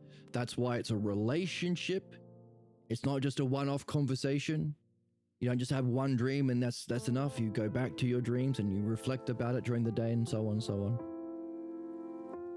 And the way in which people fight back also have understandable categories. And that was our episode last time. You've heard of the Myers-Briggs test, or the, what Twilight character are you? BuzzFeed articles and slop on the internet. Gooner. For Gooners. AI slop. Which is AI slop now. We'd made our own, which is actually legit. Because this gives you a personality test What level of hypothesis are you? Now, these are states of mind. You're not just in one, but what is the most common prevailing state of mind and way of functioning, way of thinking about self-reality and your functioning? Are you in? What stage are you in? You know what? I'm loving understanding. I'm really into understanding. But I haven't yet had much of a glimpse or much integration of the second hypothesis. So I'm in third. I love this reading and understanding stuff. What's the nature of your pathologos have you come to discover? Well, as I'm learning this understanding stuff, I can see for myself that, you know what? My pathologos, thankfully, wasn't this us versus them religious Abrahamic stuff. I loved understanding and causes and stuff. It was the sixth. I didn't think there was anything beyond the physical world of senses. I wanted us to come together as a unity in society, but I didn't think that standard existed transpersonally anywhere. I thought we just had to, invent something. So socialism seems to be the best. Or maybe there are cleverer people who actually think there's something beyond socialism, which is a more rational, fair distribution of resources to meet human needs so we can live in freedom without competition ever. So beyond socialism, maybe. Resource-based economy. That sounds good. Because I was opposed to... So, last time we said, what One Piece character are you? What stage of development to reaching Luffy, the king of the pirates? What problem are you? Now, we used friends last time, but I didn't like that. What, let's use another anime. What Resident Evil villain are you? I don't know much about that.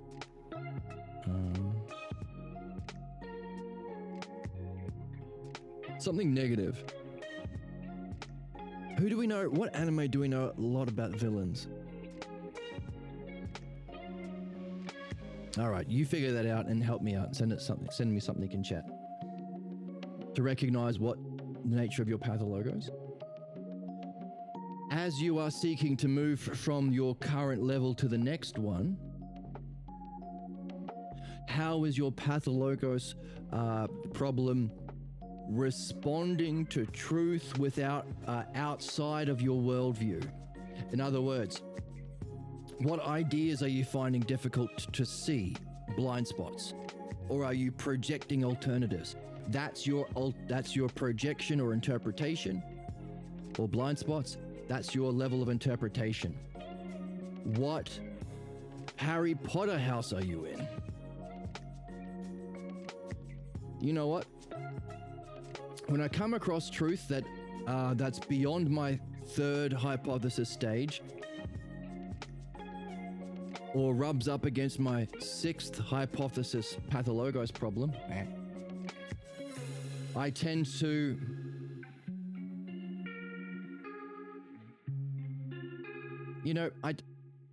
I just take a piece of new ideas, so long as it fits with my worldview. That's third level of interpretation. Or you know what I do? I just dismiss them completely. Fifth No, I don't completely dismiss them. I just think I know better. And instead of answering their questions, I just offer my own beliefs. Fourth, like our friend in YouTube. Didn't answer my question, just offered his own beliefs. That's a human response. We're not making fun of him.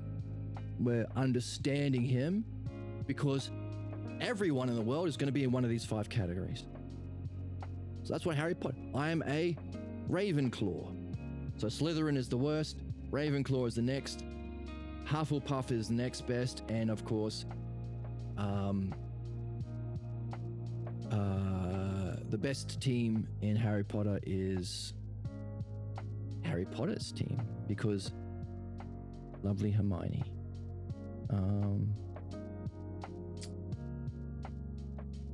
Gryffindor. And of course, the best kind of interpretation is non-interpretation. So so that would be being the Philosopher's Stone, or the boy who lived, or who's the most powerful person in that universe? I've only seen a couple of. Actually, I might watch another Harry Potter today while I do some work.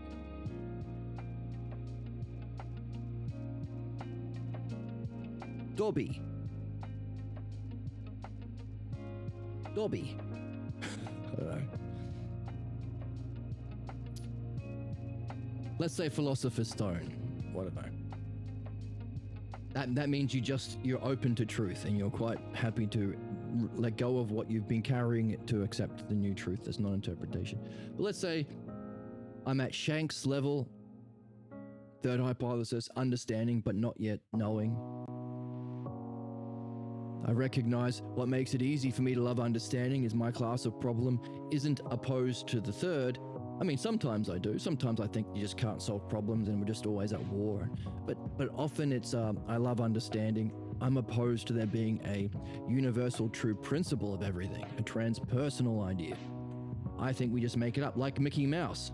Mickey Mouse has reasoning. He will say things, so he has a kind of logos, things he can say, things he can't say.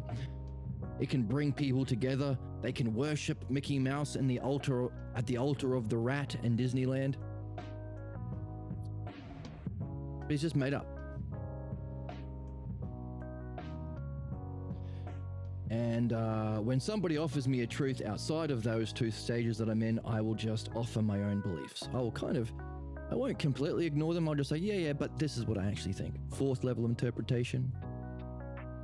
And as I interpret it in that way, how do I respond to those who challenge me like a good dialectician should? How do I respond to truth or those speaking truth? I mock them. I make fun of them for their appearance. Right-wing humor, cruel and smug, not open-minded and creative like true humor. Let's hurt the minorities. Ha ha ha ha. Yay, Joe Rogan. Yay, right-wing comedy. Cruel and smug. Any idiot can be cruel and smug. That's the appeal.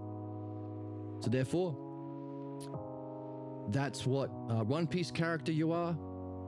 That's what,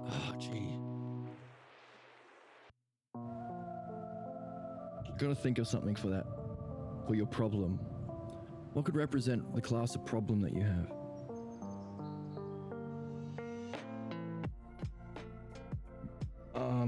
Help me out, Oracle. I have a sickness for the thickness. Yeah, we're after what kind of sickness you're in.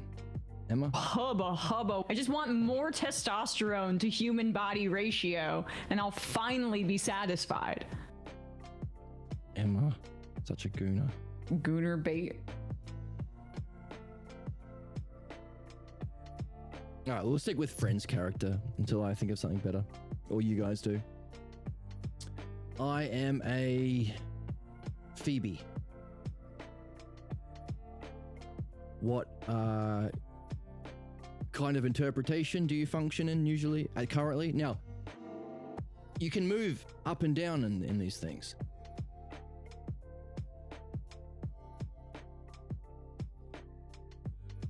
I am Ravenclaw. And what Pokemon do I am? Do I respond to things outside of that purview? I don't ignore it like Snorlax. I mock it like Mr. Mime. I'm a Mr. Mime. So there's your personality test. Now you can make that as a website. Be fun. And give me 10% of the money. This is my idea. Or 50%. Can I say that? If anyone wants to make it. So there's our personality test. You can apply it to Socrates, you can apply it to Jesus, apply it to yourself, to your friends. What One Piece character, Friends character, House in Hogwarts, and Pokemon are you most like? So, a review. We've gone back to our dialectic on why beliefs are the cause of the problems we have. We've introduced our new understanding of badness. Unintelligible or opposed to the second, and irrational opposed to the third. understood by seventh hypothesis believers as evil, but what we have today recognized as actually the ignorance of belief. We've seen how we actually overcome problems. And now let's go back into the text to nail down one more time the dialectic to show that the three... Where is it? Right. The answer to the three primary questions you can ask people: where are you at? Where are you stuck? And what dreams are you having? Or what's your highest idea of excellence? What do you think problems are? And how do you think we move from problems to excellence? Excellence as a warring God, problems as caused by evil and Satan, and how do you move is conflict, war, punishment, and Armageddon. Can we purify these through the dialectic? Now, what we've come to recognize is, as the oracle says, I'm always good. And that is what I stand for, being good all the time. That's also true, but we want to know about this. The problem is that you can't reason someone out of a position that they didn't reason themselves into. Because Jesus didn't reason himself into this position, the reasoning might not stick. That's why there's a sequel to this book. It's not a one-off dialogue, it's a relationship. I remember somebody asking Pierre Grimes in a meeting, I had a problem, I said something to my daughter, and I could see that this could be the introduction of a potential pathologos. What do I do? And his response was, you're not supposed to get it right every time. You think about it and you say the next day, here's some milk, here's some cookies. I want to talk about what I did yesterday and I didn't like it and I reflected on it and it wasn't good. I want to know how you feel about it and how can we do better? That's a new way of being that families don't want to do because parents want to pretend to be a knower. This is a new skill to learn. It's a relationship, meaning while we can ourselves master the dialectic, we still have to recognize that as we do it, there's that human Harry Potter reaction to it, interpretation, and Pokemon response to it. So it might not stick unless he is Philosopher's Stone Harry Potter. Maybe there's a house in one of those visiting, in Harry Potter there was those visiting schools, because we've run out, we've got 4 houses within Harry Potter. We need a 5th house that's different. Maybe there's a visiting school that had its own houses and we can... That guy from Twilight who was in that one episode that everyone thought was sexy, I think he tried to date Hermione. Oh. Get the fuck out! Get the fuck out. Did he have a house? Or team or school? Anyway. Unless you're in Philosopher's Stone where you're open to these new ideas completely and you're willing to sacrifice or kill your old beliefs, the true nature of sacrifice, misinterpreted as sacrificing what's true for loyalty within a clan in religion and belief. And unless you've overcome got an awareness of the the Pokemon types of reaction, then you're not going to change. You need courage and character to recognize, even though I feel like being one of these Pokemon, like I feel like responding like one of these Harry Potter houses, I'm going to be a Philosopher's Stone, the chosen boy who lived, and do my best to follow the logos of the dialectic and recognize these counterattacks as expressions of these friends' characters so I can overcome and become like the ultimate friend's character.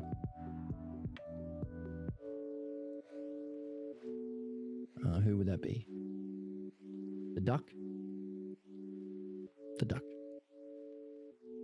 So, let's do that now. I need to top up my coffee and let's do that. Let's quickly go through the 3. Now we've done it a bunch of times. No, actually, no. We just did it. So let's not do it at the 3 again. Maybe we'll go real quick. Let's do our mega dialectic, which takes what we've just understood as the actual answer to these 3 questions you can ask people. What's your highest vision and understanding of excellence? The logos. And therefore, the reason we interact with human beings is to test how well we can communicate that highest vision. Not debate.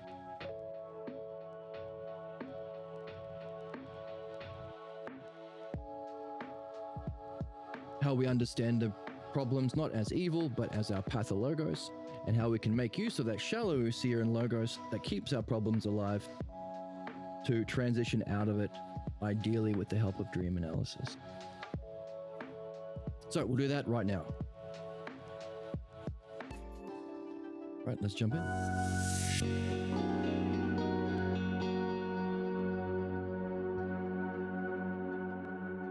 So, first, can an Abrahamic God exist?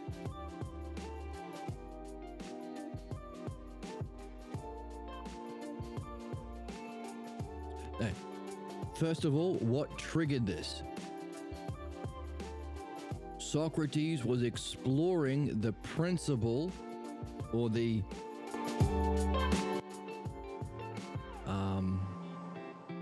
friend's character that has been causing Jesus trouble in following the dialectic.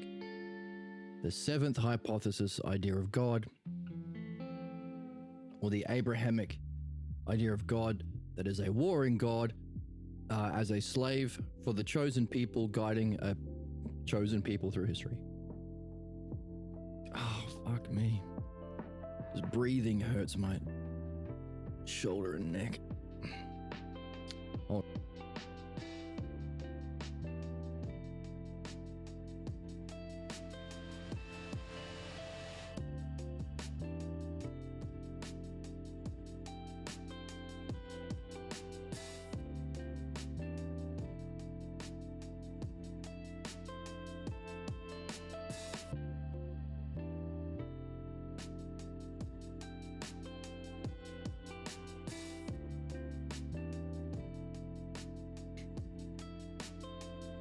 So this is what triggered Jesus' counterattack or pathologo state of mind. You have to be aware of what states of mind people are in. The ideal we're going for is the one he's been in most of this talk. Open and curious. Open-minded, curious. Interested in understanding and insight, not defending his beliefs. It's one of the many reasons why we don't have punishment, blame, or shame in this game. That rhymes. You don't have to defend your beliefs. You're supposed to be wrong. You wouldn't be here if you're wrong. You're trying to look for what makes you wrong so you can overcome it.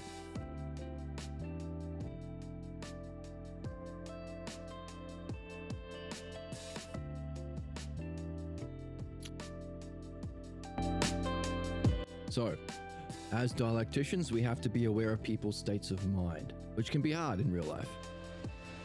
I was playing music in the last few days. I was playing music and there was someone who was very interested in my music but was in a very bad state of mind, and I humored them too long and then they became crazy. It was terrible. I'm trying to get away from that person, and but the whole idea of the music was to put people in an open, curious mind, becoming interested in music. And also the idea of intrapersonal is the same thing. People who ask me personal questions, it's just disgusting. It hurts my soul. How old are you? How long have you been playing music? Do you come here often? Do you come here every day? Oh, no. Ideas. What do you think about harmony? What do you think about beauty? What are you open and curious about? What questions do you have? To move from the personal to the intrapersonal is to move out of our problems. So, your idea of God is a spiritual force that guides a certain people through history. We know more about that. Yes, of course. The chosen people, the Jews getting to kill the Palestinians, the Christians getting to kill the Muslims, all that bullshit used to justify oppression and slavery and mass murder for A very long time. Now, Jesus' response, actually, it's a necessary force to overcome the power of evil that is spawned by Satan. Now, this is and we want to be like Socrates, so this is why we're taking care to have a look at how he works. He goes on to use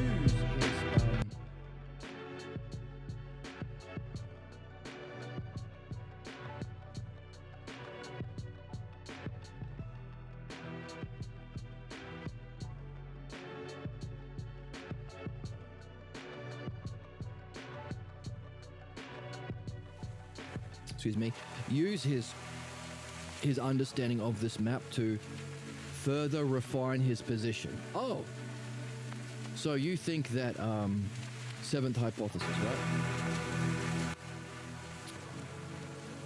They still exist? So it's not in the realm of the physical? He's not. Your problem isn't ninth hypothesis, there is nothing that exists, or eighth hypothesis, the only thing that exists is physical parts. There is no meaningful whole. You're in the realm of mind, so you think there are forces and principles, but it's not this hierarchical map through which providence unfolds and we participate through the dialectic for our development. No, it's equal and opposite. There's no providential, there's no touching at all.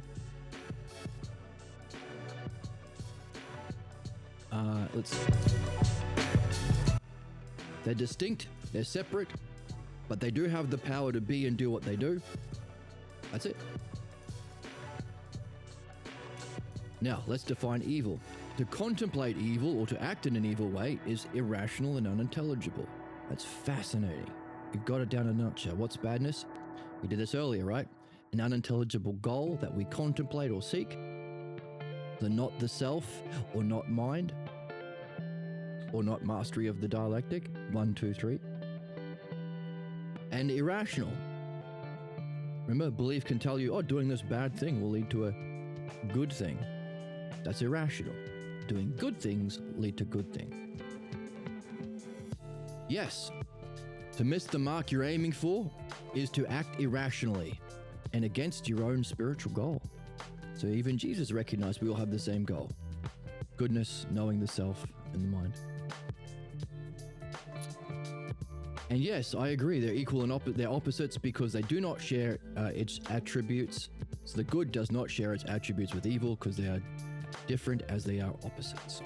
Notice what we have recognized, the self-logos pairs are not opposites, they're greater and lesser. Whole is not the equal and opposite to parts. Unlimited is not equal and opposite to limit. Now I'm talking about equal and opposite because this doesn't just apply to this Abrahamic worldview. It's people who say all opinions are relative. It's just perspective. Have you seen that meme where someone looks at a 6 on the ground and then someone looks at it from the other side and sees a 9 and say, hey, could be 6, could be 9. It's just a matter of your perspective. No. Absolutely not. If you're paying for your gas and you see the price of gas is 6, you can't go, $9, you can't go, well, if I look upside down, my perspective is at 6, so I'm going to pay $6. No. There was an intention. It was 9. You can't pay $6 because you're standing on your head. You idiot. Now, this is something, again, that fascists or belief-based people who want authority claim. Don't judge me. If it's my perspective that I get to be in charge, don't judge me. That's rude. It's rude to judge. If that's just your perspective, you have to respect my perspective.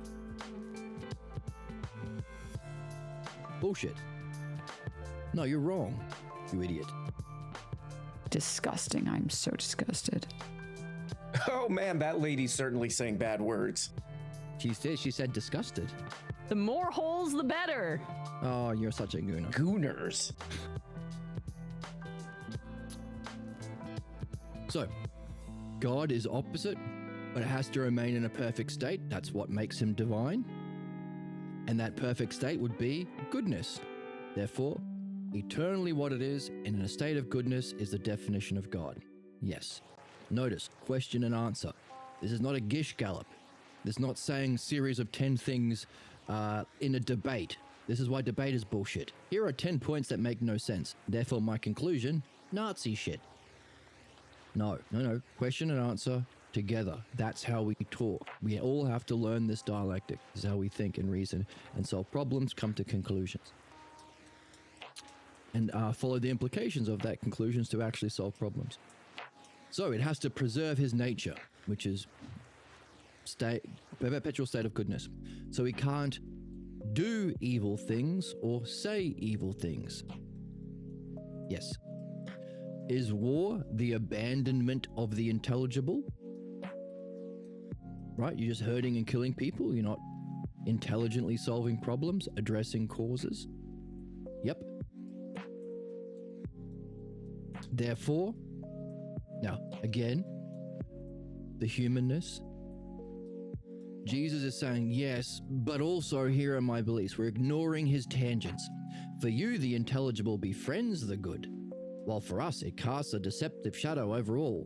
So he's saying, well, I doubt it. Well, maybe intelligibility isn't good all the time. Maybe it does bad sometimes. No, we're not going down that road. We're staying, I'm in charge, not you. And that's, again, right-wingers, fascists, conservatives, Nazis, capitalists, religious people will try and throw out these red herrings. Well, maybe, no, not on that topic. So that's what it means to be a dialectician. You guide the conversation. We must we not agree that Satan, as the personification of evil, would lack the ability to plan and act intelligently towards a goal he desires, because his actions cannot be good or intelligible, can't think or plan like in war. So could he even go ahead and marshal his forces and prepare for the coming battle between good and evil if his plans are irrational and worthless? So we've finished the idea of God, meaning he didn't do the conclusion, he left it for us because he is a good author.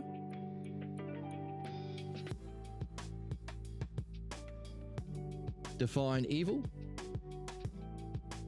To contemplate evil, which is not contemplating our true goal, which is the work of dialectic. We contemplate justice or truth, or these questions. Hey, what do you think about justice? What do you think about truth? We're contemplating it.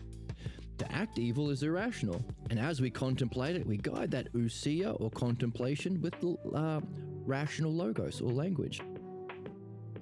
So unintelligible and irrational is evil, giving us a clue about why the dialectic is our goodness. God has to be and remain in his perfect state, which is eternally good. Step 2, war. Step 3 is, therefore, if you're eternally good, you can't do or say anything bad. War is the abandonment of the intelligible, therefore, as the conclusion, war equals evil. That can't be the functioning of someone eternally good. God is eternally good, therefore, God cannot be something that does war. So we've 4 simple steps: no appeal to authority, no appeal to physical things, appeal to ideas that are eternally true or transpersonal. There cannot be possibly a God, the Abrahamic God, or a warring God. It's false. Even if 1 million people believe it, doesn't make it true. Even if you get 100 idiots in a room to say something stupid, doesn't make it true. Can we do the same thing for the devil? Oh yeah. By the way, he can't marshal his troops. If evil is unintelligible and irrational, if planning is rational and intelligible, and Satan is the personification of evil, Satan cannot plan. That's our conclusion. If war involves planning and marshalling your troops, Satan can't do war. So a warring Satan and can't exist, and therefore Jesus' understanding of God, or why he thinks he believes in God, is a necessary force to overcome the power of evil is impossible. That God cannot exist. Equally so, that evil or Satan can't exist.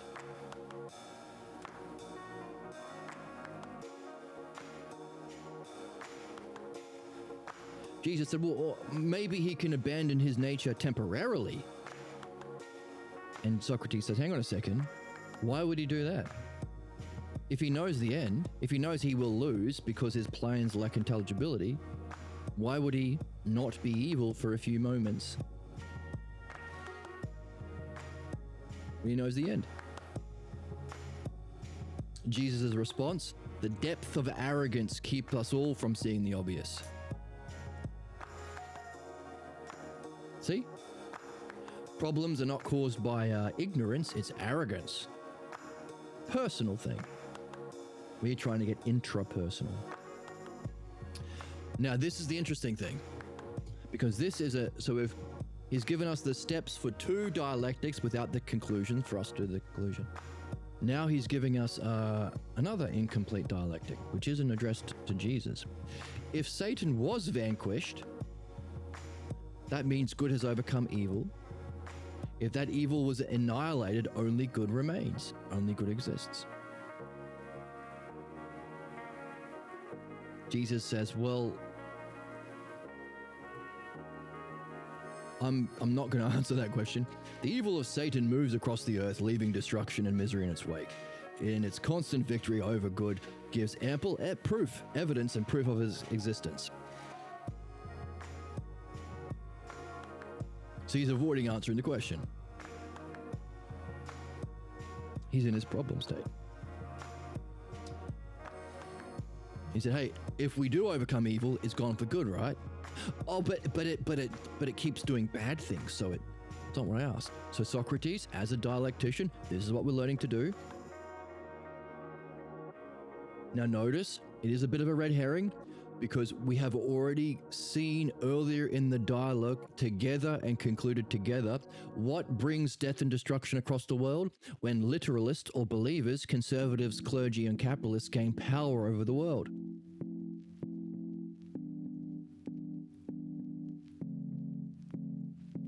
Now he's saying it's something else. So this is therefore one of the interpretations. What happens when you leave out what's there to be seen, including your own conclusions? Leaving out what's there or adding what isn't there? Interpretation. So he is in one of these stages of interpretation, meaning he's in his problem state. You can still reason to a degree with your problem state, it seems. So long you've got a dialectician guiding you.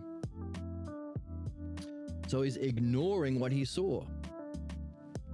So he is a Snorlax Pokemon. At the same time, he is offering his own alternative to beliefs, which is a Ravenclaw.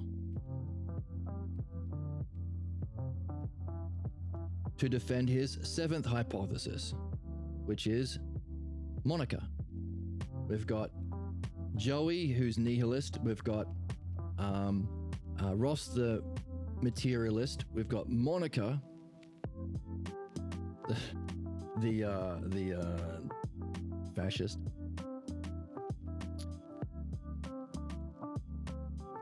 And we've got Phoebe. No, not Phoebe. Someone open to reasoning but doesn't but opposed to there being an intelligible principle. We'll leave Phoebe. We'll make Phoebe the girl with the haircut. What's her name? Rachel. So he's a Snorlax, Ravenclaw, Rachel.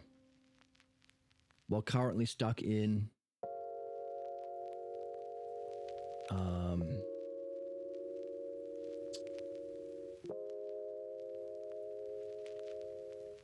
we've got Luffy, Zoro, Shanks, and we need two bad guys.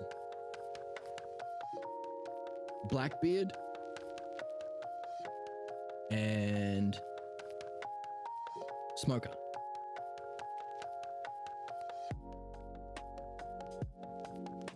So he's in his black beard.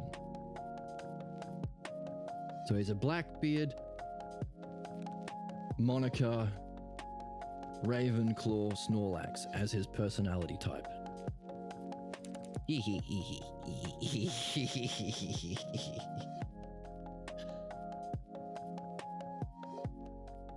That's funny. Because it's true. They're secretly turned on by it. Stop gooning it. Gooners. Schooner. Fuck. If you don't know, now you know. Now we know his personality type. So, how does the dialectician respond? He repeats the questions in a more simple way. Let me make it more simple. Can what has been thoroughly defeated continue to exist? So it's tied. Defeat evil, you defeated Satan. And if it's defeated for good. And if it's defeated for good, only good remains. So long as the continuous war rages within the soul, it mirrors the cosmic war. If evil can only be found in man, in his thoughts and deeds, why not look for the cause where it springs up, rather than in a war between heaven and earth? Jesus said, because I already believe it's the cause. You try and end the war within mankind, and that leaves the source untouched. Again, he is ignoring his conclusions because we've already understood the nature of human problems as the pathologos in depth in this book. And he's doing his Ravenclaw game of offering different beliefs. Interpretation. This is the humanist part of it. Oh my God. Oh, so much pain.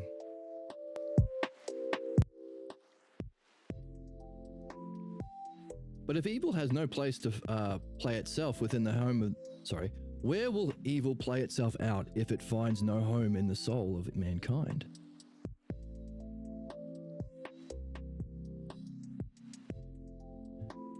Now, one of these thought-terminating cliches or pathologos counterattack phrases that his parents likely used to shut him up, he is imitating, doing the same injustice to Socrates.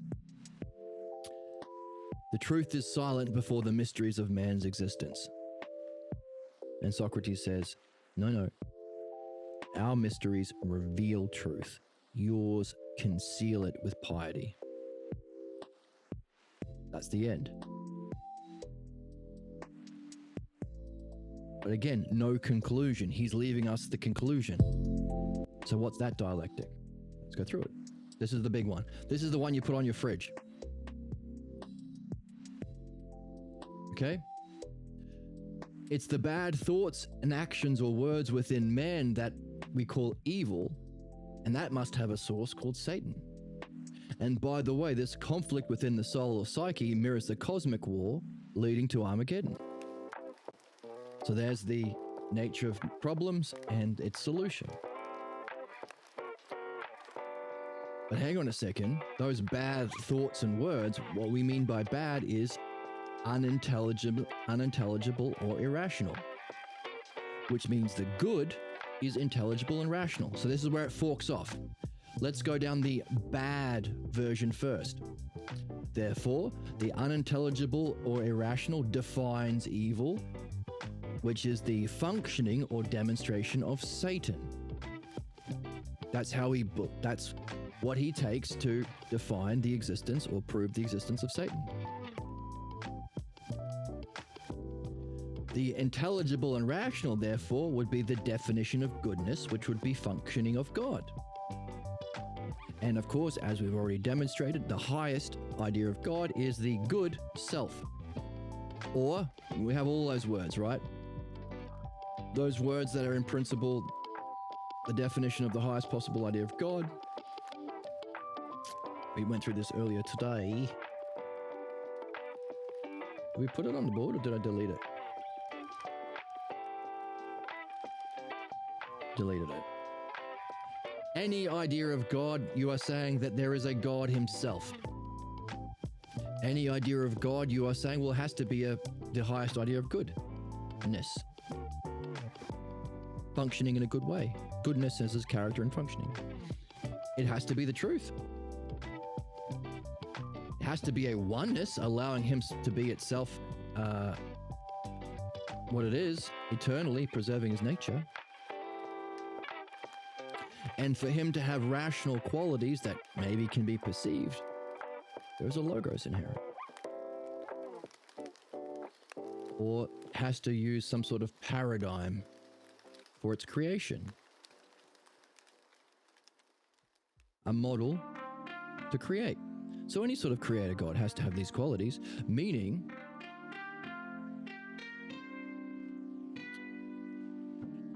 if these are qualities, there has to be a cause of qualities. All right, let's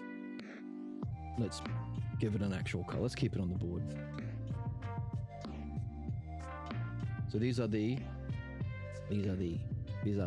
qualities of ideas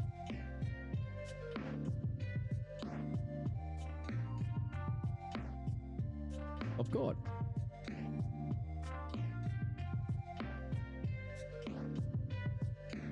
Any God has to have these qualities.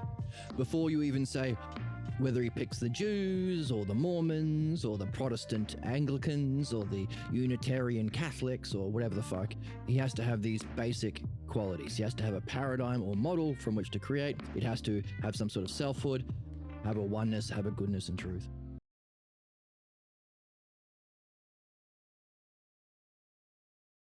There has to be. What's the principle?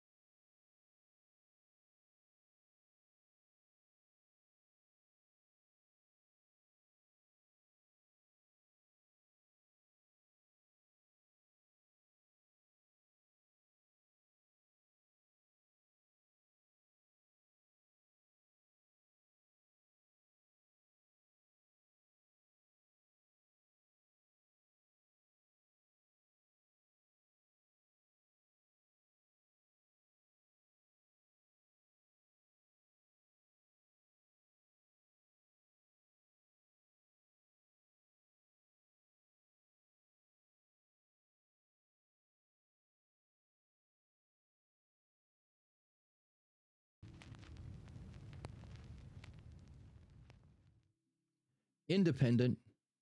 I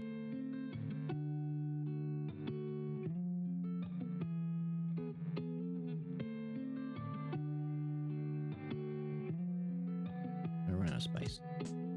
Fuck. How can you be this stupid? How is it legal? How is it legal? To run out of space doesn't make me stupid.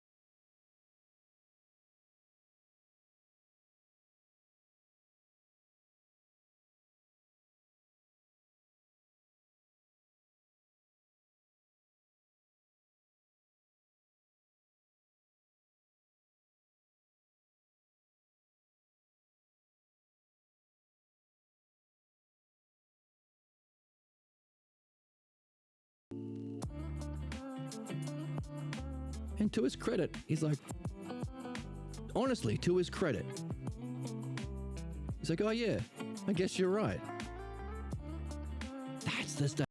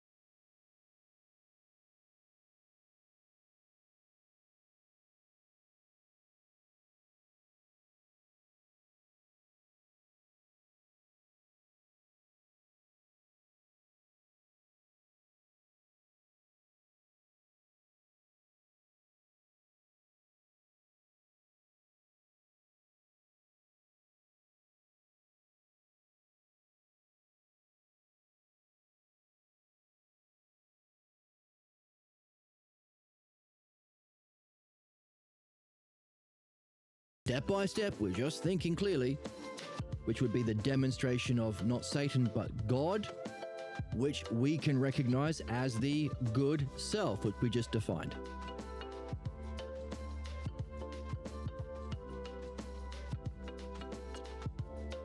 Now, what we have also did, what we did at the beginning of this episode, was recognize that what is bad or unintelligible or irrational is our interpretations that we project either on our goals, making them unintelligible, or our steps, making them irrational. That interpretation is what we carry in our beliefs. This is what fascists exploit.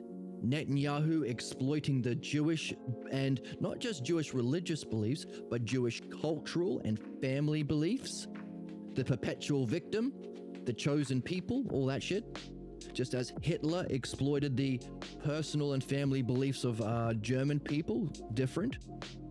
Trump doing the same for the capitalist, exceptionalist, individualistic, and Christian beliefs of the American people. So it's beliefs that can convince you the bad is good as a goal, or the bad steps are good as steps, irrational and unintelligible. That's called projection, which is adding what isn't there, or our blind spots, which leaves out. That's the nature of interpretations. That is what harms us, harms our benefit. But also it's that projection and blind spots that we use to justify injustice and vice as pseudo-justice or punishing evil. So we project, oh, you're bad because I believe in evil, or I believe the Jews believe that the Palestinians are savages, or the Americans believe that the Muslims are terrorists, or immigrants are stealing their derbs, taking their derbs, dirking their derbs. So they project it, and also one of those projections, problems are caused by evil, which is something carrying the belief, is therefore used to justify hurting the immigrants. Yes, if only we punish Satan enough, we win. If only we torture to death and rape these immigrants, or these children on Epstein Island, or these Iranian school children, or the doctors and parents trying to save them from the rubble, or take their bodies, double tapping them, then we can have goodness. Punishment. The most unjust or fucking evil shit we do to each other is justified under the idea of punishment, which is false, which is therefore an interpretation that we carry within our beliefs that is irrational and unintelligible. There is no intelligible goal that is reached through punishment, and therefore making it irrational. The steps of punishment does not lead to a goodness. Therefore, our projections and blind spots harm ourself because it opposes the rational and intelligible, which is the opposition to the logos, which is the definition of the intelligibility of goodness or the self.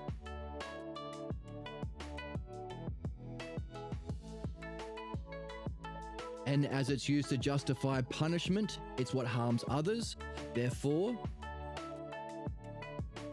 the cause of harms to ourselves or others by what is unintelligible or irrational is what we carry in our beliefs, not evil.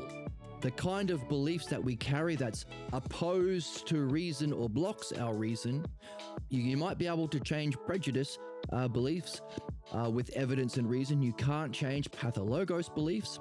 Therefore, the cause of our harm to ourselves and others, that's the demonstration of evil, or the definition of evil, unintelligible or irrational, is our pathologos beliefs, not evil. So we've just defeated the sick idea of evil. The cause of pathologos beliefs is the appearance of goodness. Remember, we're saying we're master dialecticians. We're just carrying a false pretender on the throne. It's our seeking of goodness that allows us to be tricked. It's the fact that we want to hold on to the goodness of self and reality in our soul that is manipulated to get us to hold on to a fervent loyalty to what's false. It's the image or appearance of nobility, truth, sincerity, caring, or virtue. The appearance of virtue is vice. or pseudo excellence. Not evil, pseudo excellence, fake excellence in our parental figures that we continue to love because we have not challenged or examined them. You love what is good and beautiful. Your parents in those scenes where they treated you in that way weren't, but we still take that, their highest expression of themselves, in those rare moments where they fully showed themselves in an unjust way because we were babies and we were dependent on them and we hadn't yet mastered the logos and dialectic. We took the blame for it and we carry those unexamined images that we have to examine in dialectic dream analysis and philosophical midwifery.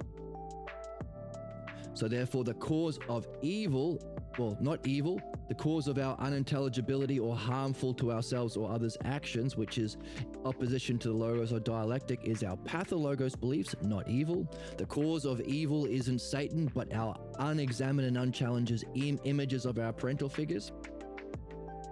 So we've defeated evil and Satan. And Socrates is saying, if we defeat these things, they're gone for good. That's a gift.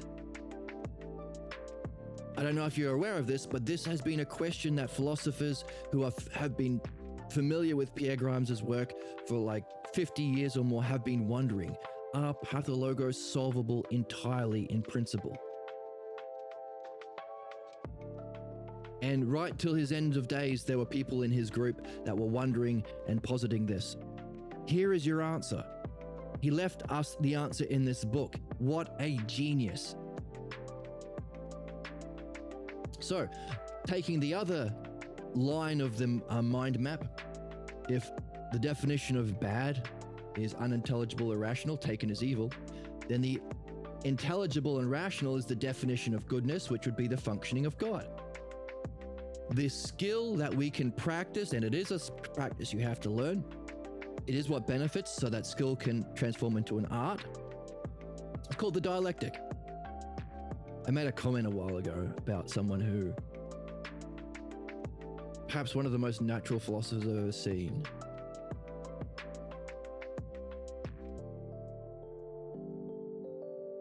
using their love of understanding to address causes in a unique way where they could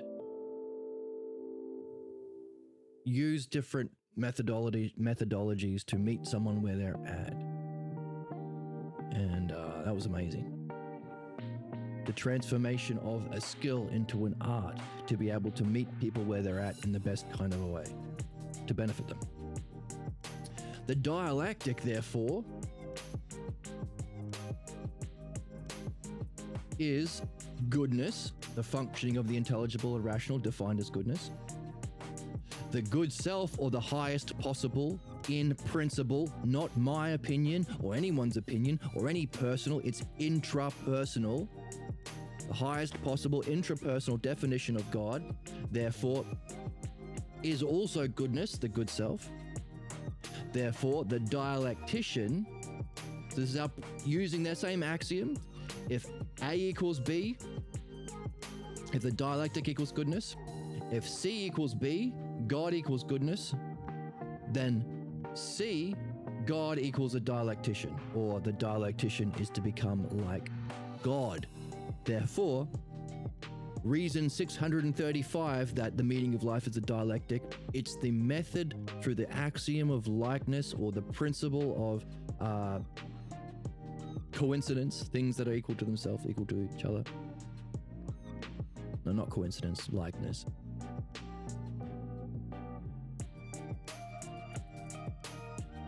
That makes us like the self that we're seeking, to know the self.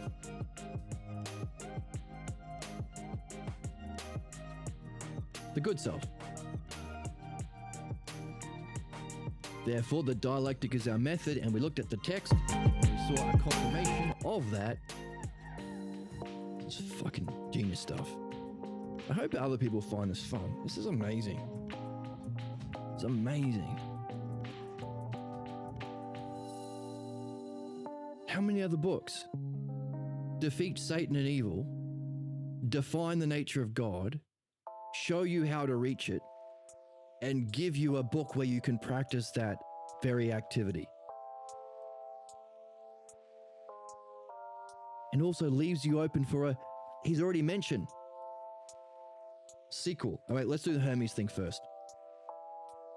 Hermes supplies philosophy, elevates the souls akin to him. There's our axiom of likeness.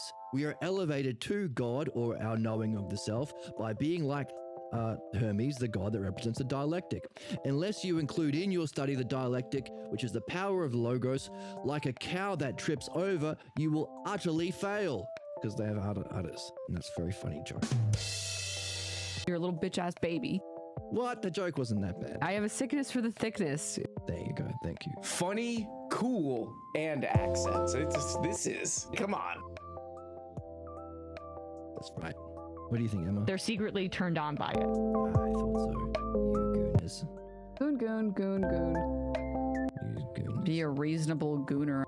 But they're philosophers. They're reasonable gooners. And we have talked about that. In this book, Socrates talks about how you're supposed to be making love through your philosophical speculation or contemplating the intelligible, sharing words with your beloved, which is like how most people make love, fantasies. They fantasize in some way. Their images projecting in some way, their images of good and beauty, often role-playing or relationship conflicts come when people have different ideas from different family backgrounds trying to oppose on each other. Even worse if they have a similar one. Uh-oh. Don't want to harmonize with injustice. But there we go. Be a reasonable gooner. Be a reasonable gooner. Hey, hit it. Right, so without the dialectic, you will, like a cow that trips over, you will utterly fail to achieve the passage from the brilliant light of being to the good itself, which we have also defined today on the board, from the highest experience of intelligence, or the gods, because you can recognize the parts and study them, contemplate them. It's the dialectic that you need to not just reach the intelligible, but to achieve that passage from the greatest experience to the good itself. So there we see it in the text. This is how you read. Weaving the text together. The more that you read. Should we... there were two things we were pausing to look at. Reasonable gooner. Speculations. By the way, for those interested, I had a dream that reminded me about this. There is a book called The Flower of Life. A blue book. I should pull it up. Woof, not that. New window. This over here. The Flower of Life. Apparently within this book, apparently, here we go. There are 2 volumes to this book.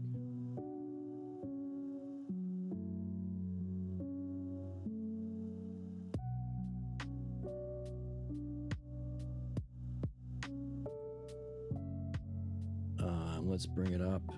Let's go to space. You two. Now we're in space. Ooh.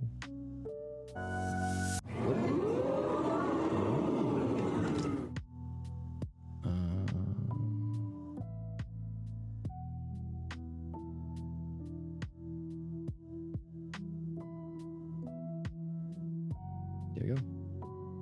That's what it looks like. The Ancient Secret of the Flower of Life. There's 2 volumes by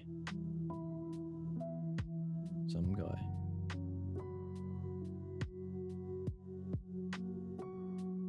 By Druvania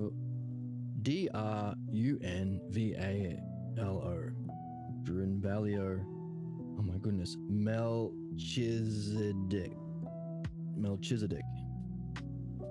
Apparently within there. And there's another book called The Immortal Sisters. According to the author of this book, those two things contain clues into how to fully participate in reasonable gooning, in lovemaking in a philosophical way that doesn't provide further psychic energy towards your problem, as most gooning does, but to your philosophical and spiritual goals.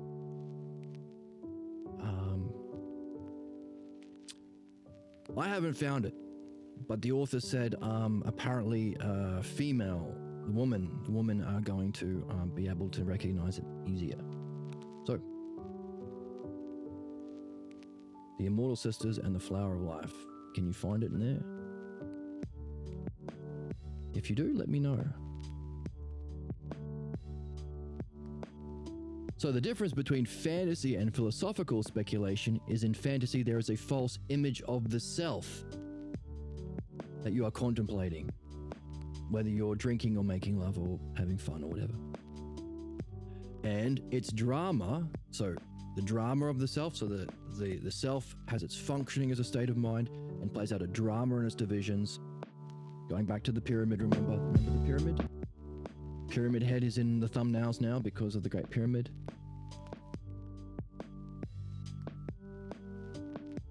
The one meaning of life, come on. The hell's wrong with you people? You sick freaks. Sick freaks. We're doing a deletion. Here we go.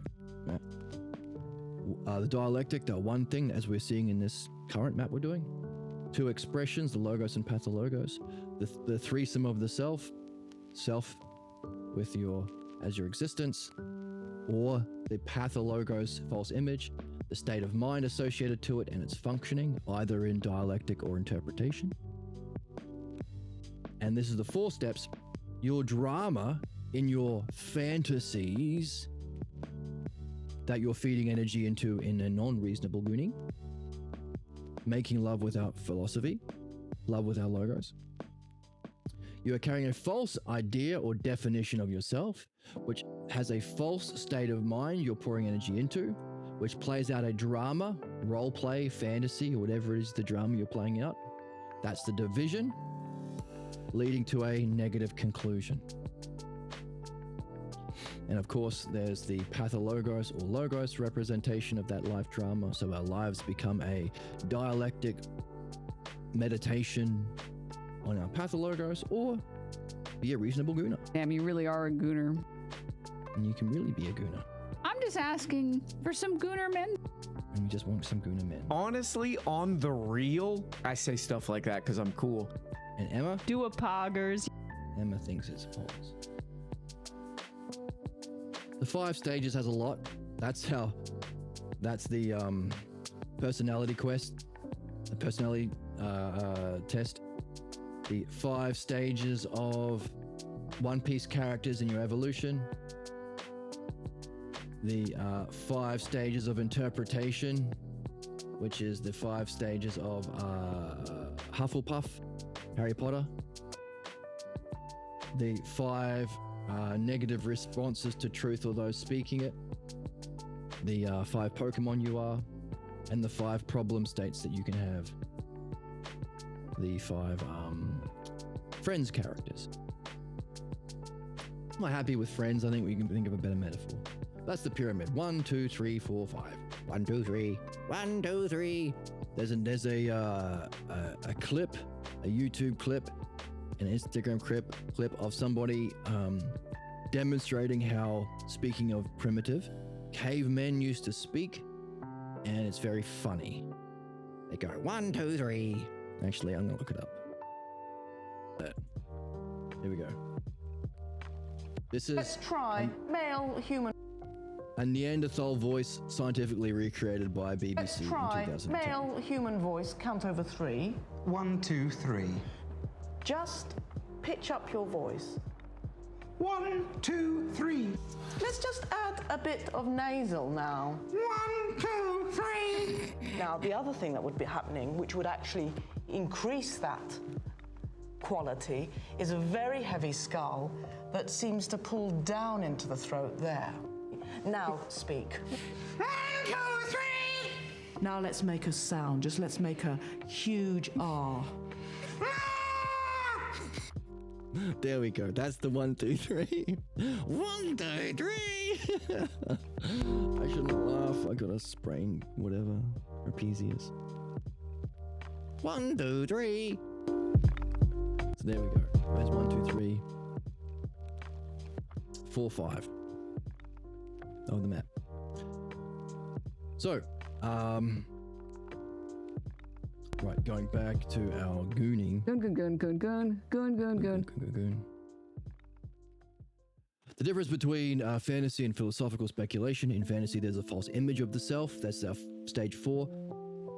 That has a state of mind, and a drama that has no correspondence to the conclusion, to the way to truth of the meditation of the philosopher. The speculations of philosophy lead to an understanding and experience, rationality and intelligibility. So now we can go back to there, tie it in with what we've understood, understanding and experience of the true self. We can understand as rationality and intelligibility, or goodness. Therefore, as we said, to participate in goodness, you become like the highest idea of God or self. So therefore,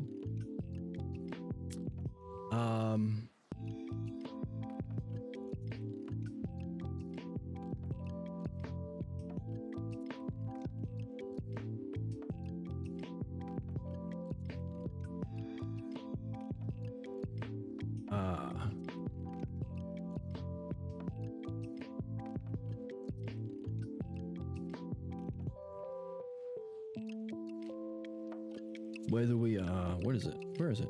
Drinking or making love?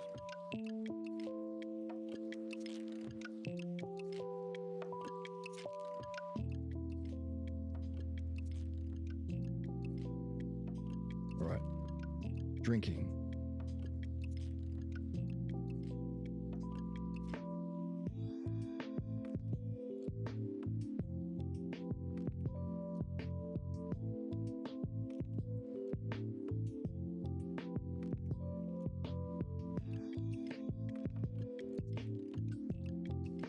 So you drink and make love with a pure mind, free of any imposition of false images. Interesting. And you can become aware of that when you recognize that whatever you're doing is with a pure mind. It has to fit nicely within your highest sense of right and being just. Just, of course, dialectic. Our justice as a way of singular activity we can do at all times. And therefore be in the zone. Justice. Sense of justice of one's acts and the recognition that it's consistent with your philosophical goals. Otherwise, you're harboring a false idea about what is real and true. Not evil, you're harboring a false idea.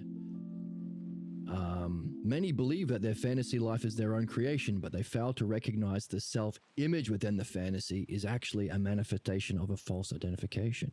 The image within your fantasy is a manifestation of the false image of yourself you're here to overcome. That's the cause of your not evil, irrationality and intelligibility. Therefore, you could be using that energy and that activity to perpetuate your problems, or with philosophical speculation, overcome it and reach truth.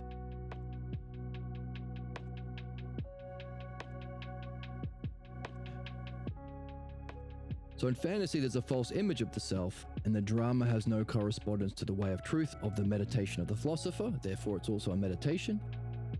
Whereas the speculations of philosophy lead to an understanding or experience, or the godlike functioning of the true self, the highest idea of God. There you go. Lead to an understanding experience of the true self. There you go.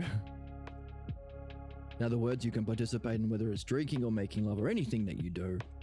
You can reflect your philosophical dialectic, contemplation, speculation that leads to reaching the true self.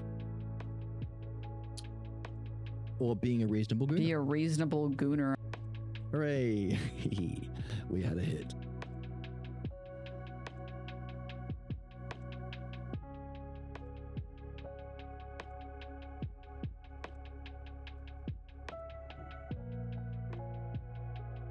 So whether you drink or make love with a pure mind.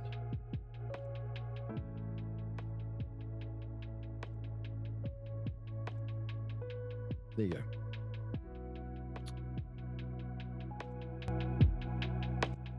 So bringing it back to our map.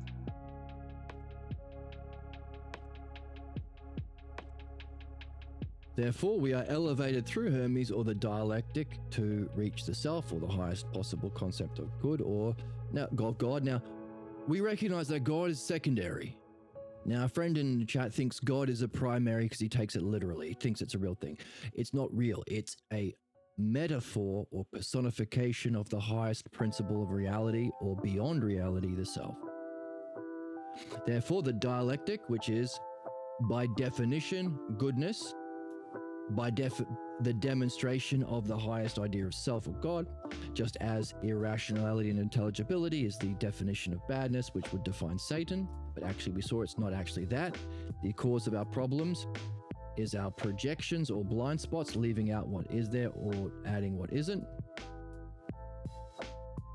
which is used to justify projection to justify punishment, which is what harms others, allows us to sneak violence and oppression in because we're actually good, because punishment.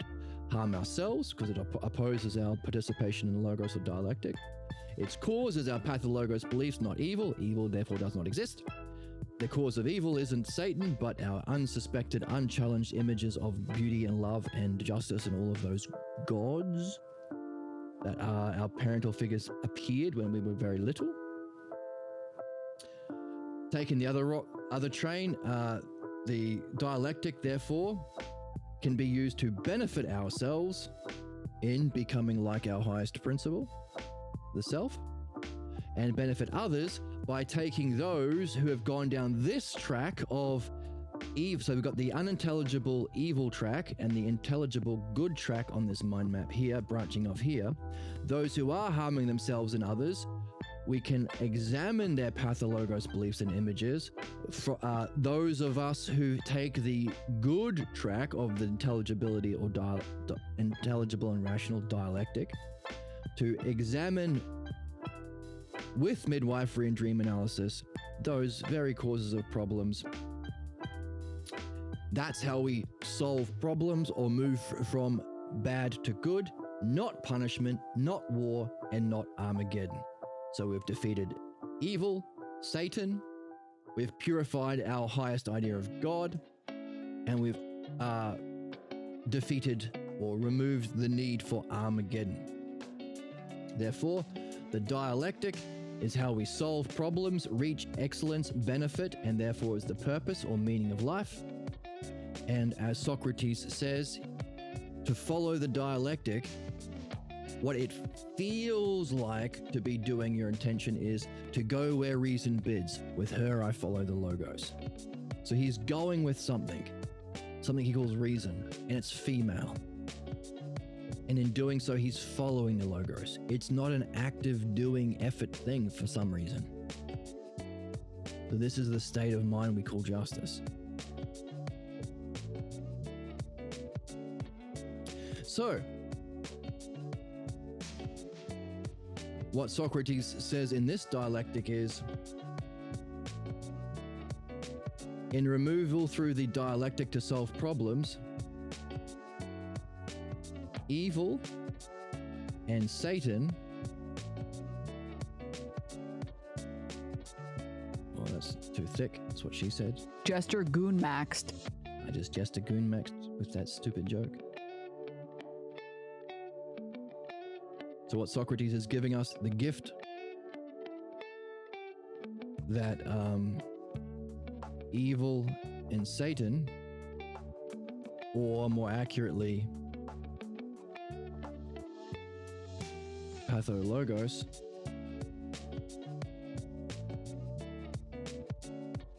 beliefs,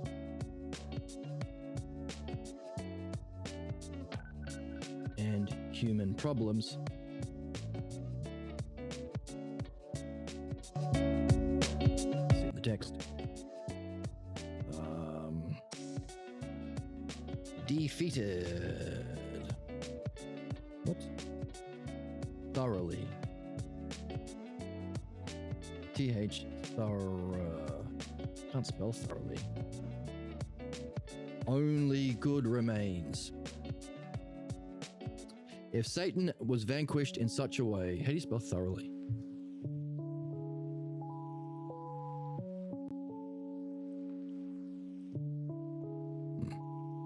If Satan was vanquished and only good overcoming evil, or the logos of the dialectic overcoming the pathologos, evil itself was annihilated. What's evil? The pathologos. Only good exists. Only self.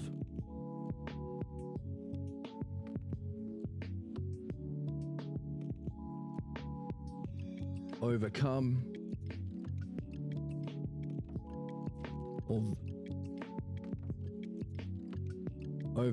or vanquished.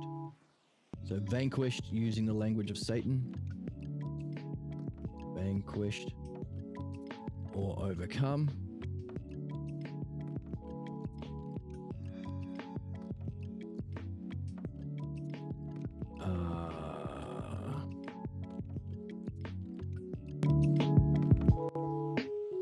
Thoroughly defeated or annihilated.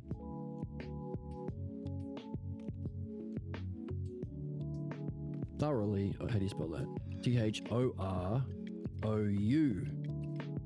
THOROUGHLY, thoroughly defeated or annihilated. ANNIHILATED.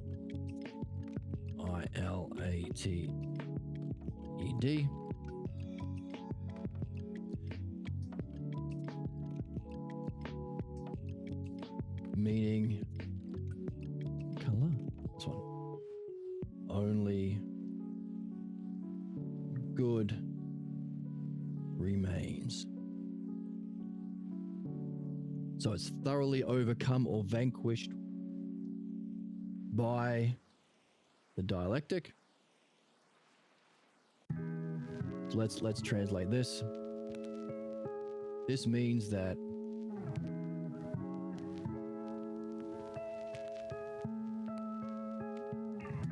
pathologos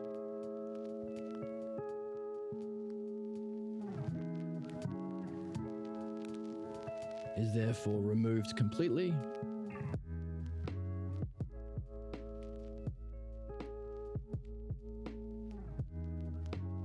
by the dialectic, by the art of dialectic, which is of course goodness. So it's removed completely. Thoroughly defeated or annihilated is the some language of that previous step. Therefore, pathologos can be removed completely. That's interesting because we can solve our problems for good. So you want to spend your life doing things on the earth, why not defeat your problems for good so that you don't suffer not only in this life, but in your reincarnation? So, what's 50 years of study of philosophy to an infinite amount of time? So this is what Socrates says in the Republic as well. He says, you wouldn't be stingy to hoard your wealth and not spend all your money on finding a dialectician, says Socrates in the Republic, and you wouldn't be miserly because you recognize that the amount of time you live in this life is nothing compared to the eternity of your soul. Pathologos can be removed completely by the art of dialectic. Oh, that completely is so messy. Let's fix that. Right? Funny, cool, and accents. Come on. Yes, but I don't have an accent. Completely. By the art of the dialectic. That's how we overcome evil or Satan. Thoroughly defeated mean it's gone for good.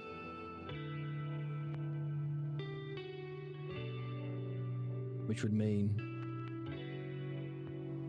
both in this life, and we are tying in. We spent a lot of time talking about reincarnation and the pathologos being an expression of the false or the harmful lives we've lived as we've been debate growing or further entrenching ourselves into our pathologos image of self, which also includes lovemaking apparently, both in this life and in reincarnations. Using, we can remember that phrase, that banger phrase, we're overcoming our the chains, what is it? We overcome the chains of our problems and the prison of reincarnation in this way. That's a banger line. It's not being crazy. It's called reaching a higher sense of being. And it's not being crazy. It's not crazy. I'm not crazy, you're crazy. I'm not crazy, you're crazy. It's a higher state of being, right? I would scoop the moon in a cup for you. That's a fantastic phrase as well. Only good remains would be only the good self remains, or the only self. Let's use a different color. What color? This one? Only self remains. And also, what's good is not just the good self, but it's functioning. Only self. What's the functioning of, what's the good functioning? But the good self, the intelligible good, the self, and the rational good, the functioning, only good, and art of dialectic.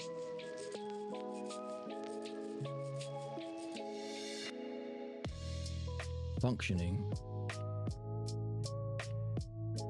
remains.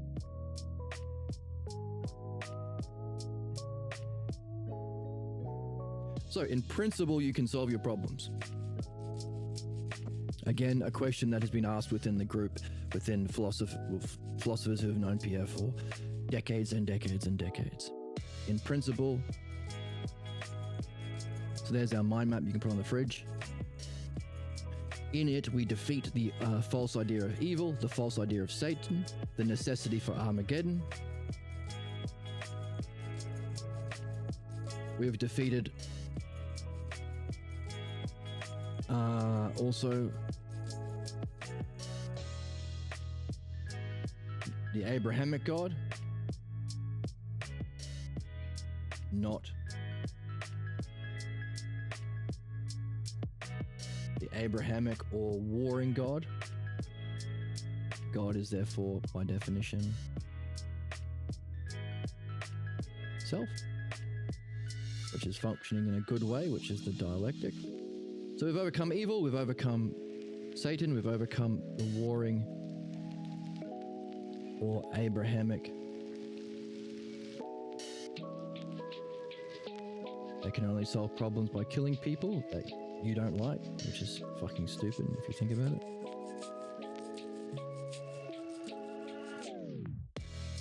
We've recognized what is the cause of problems, pathologos belief and its origin, not Satan, but our images that we haven't reflected on through midwifery.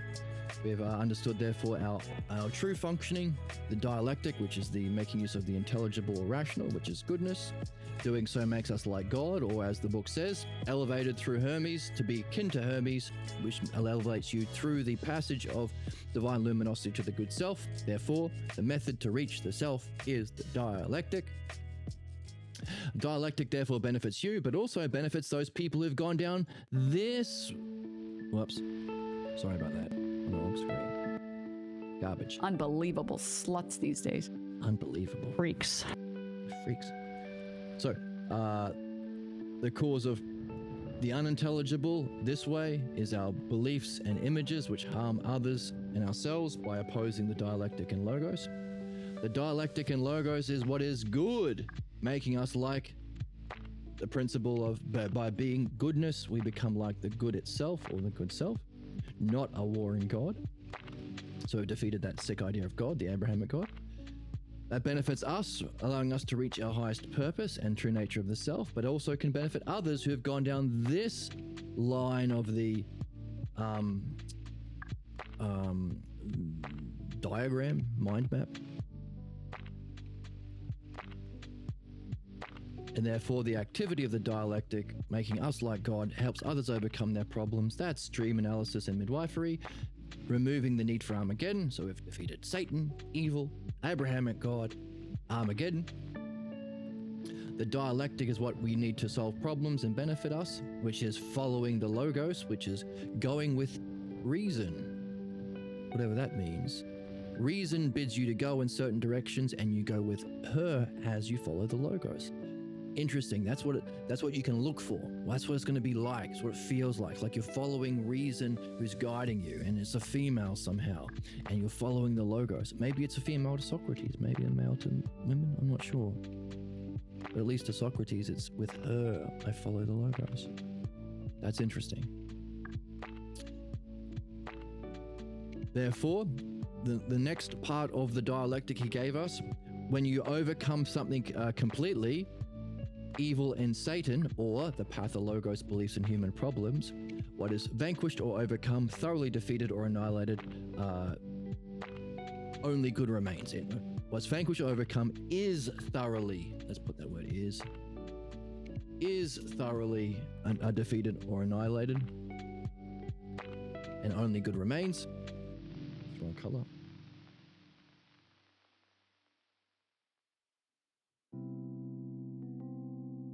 And what that means, going from the symbolic theological language to the literal, our pathologos we can therefore understand and test for ourselves, is removed completely by the art of the dialectic, both in this life and in our reincarnations, leaving only what's good, the good self, or its good functioning.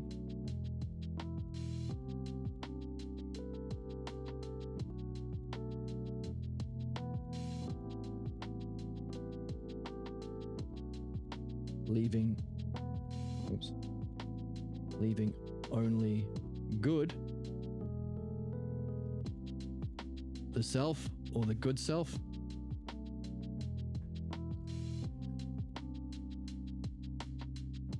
and dialectic functioning, goodness, remaining. So that's what we're looking out for as the end of our goal. Having thoroughly defeated our pathologos,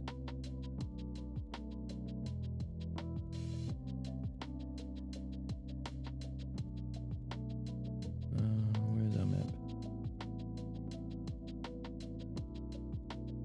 Look how smart we are. Look at all the colors. That means we're smart. Having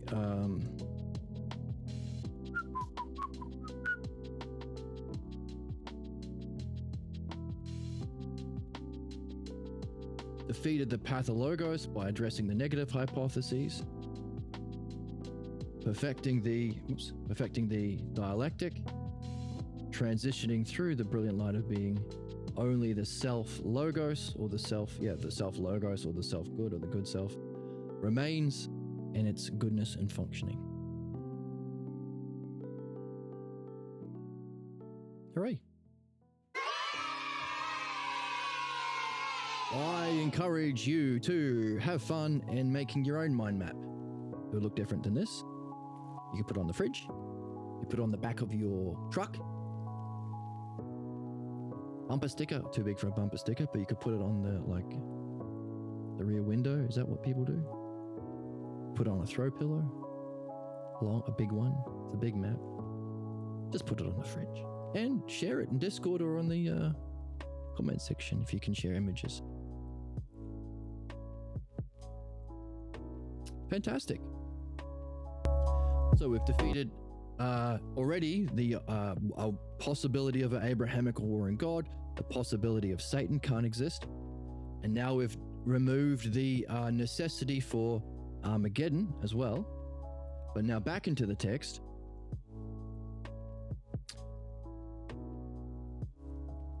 So this is making sense of what he said. Hey, what's thoroughly defeated? We've addressed the cause of evil within the soul of man. Got no place for evil to exist. What's thoroughly defeated is gone. And this is what it's like. So this is the end of it. To show what it's like to have thoroughly defeated the pathologos means you can participate in the logos.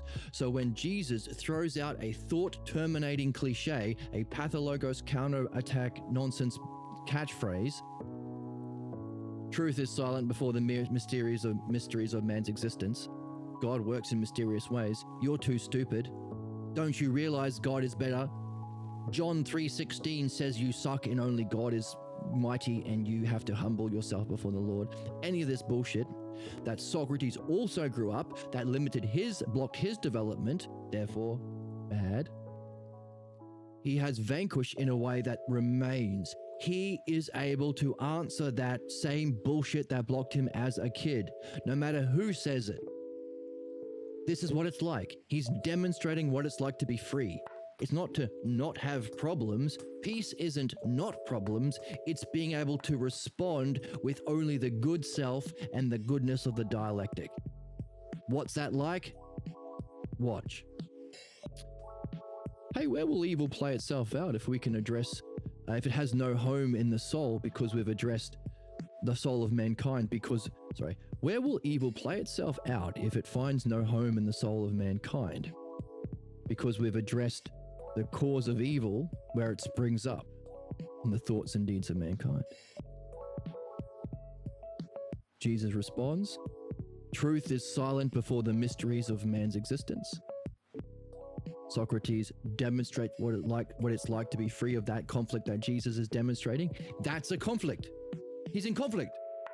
He would benefit from this. He is the one suffering. He is the one doing injustice. And he is the one who has to pay for that injustice through his death and his reincarnations. He is suffering the conflict. Doesn't matter what other people say. What we say and do and think benefits our soul. Thank fuck, because there are very few dialecticians out there. It would suck if our development was based on the many. It isn't. How we react and respond, how we respond to blocks and problems has nothing to do with how others react to our response.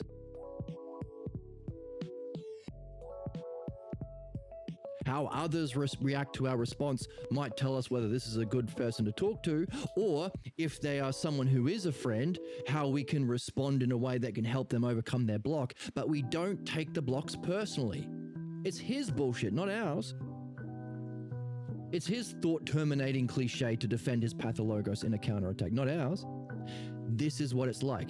Hey, Socrates says, with the logos, with the good self, in the goodness of dialectic, telling the truth. Dialectic is not just questions, it's questions and answers. Here is the answer to that bullshit.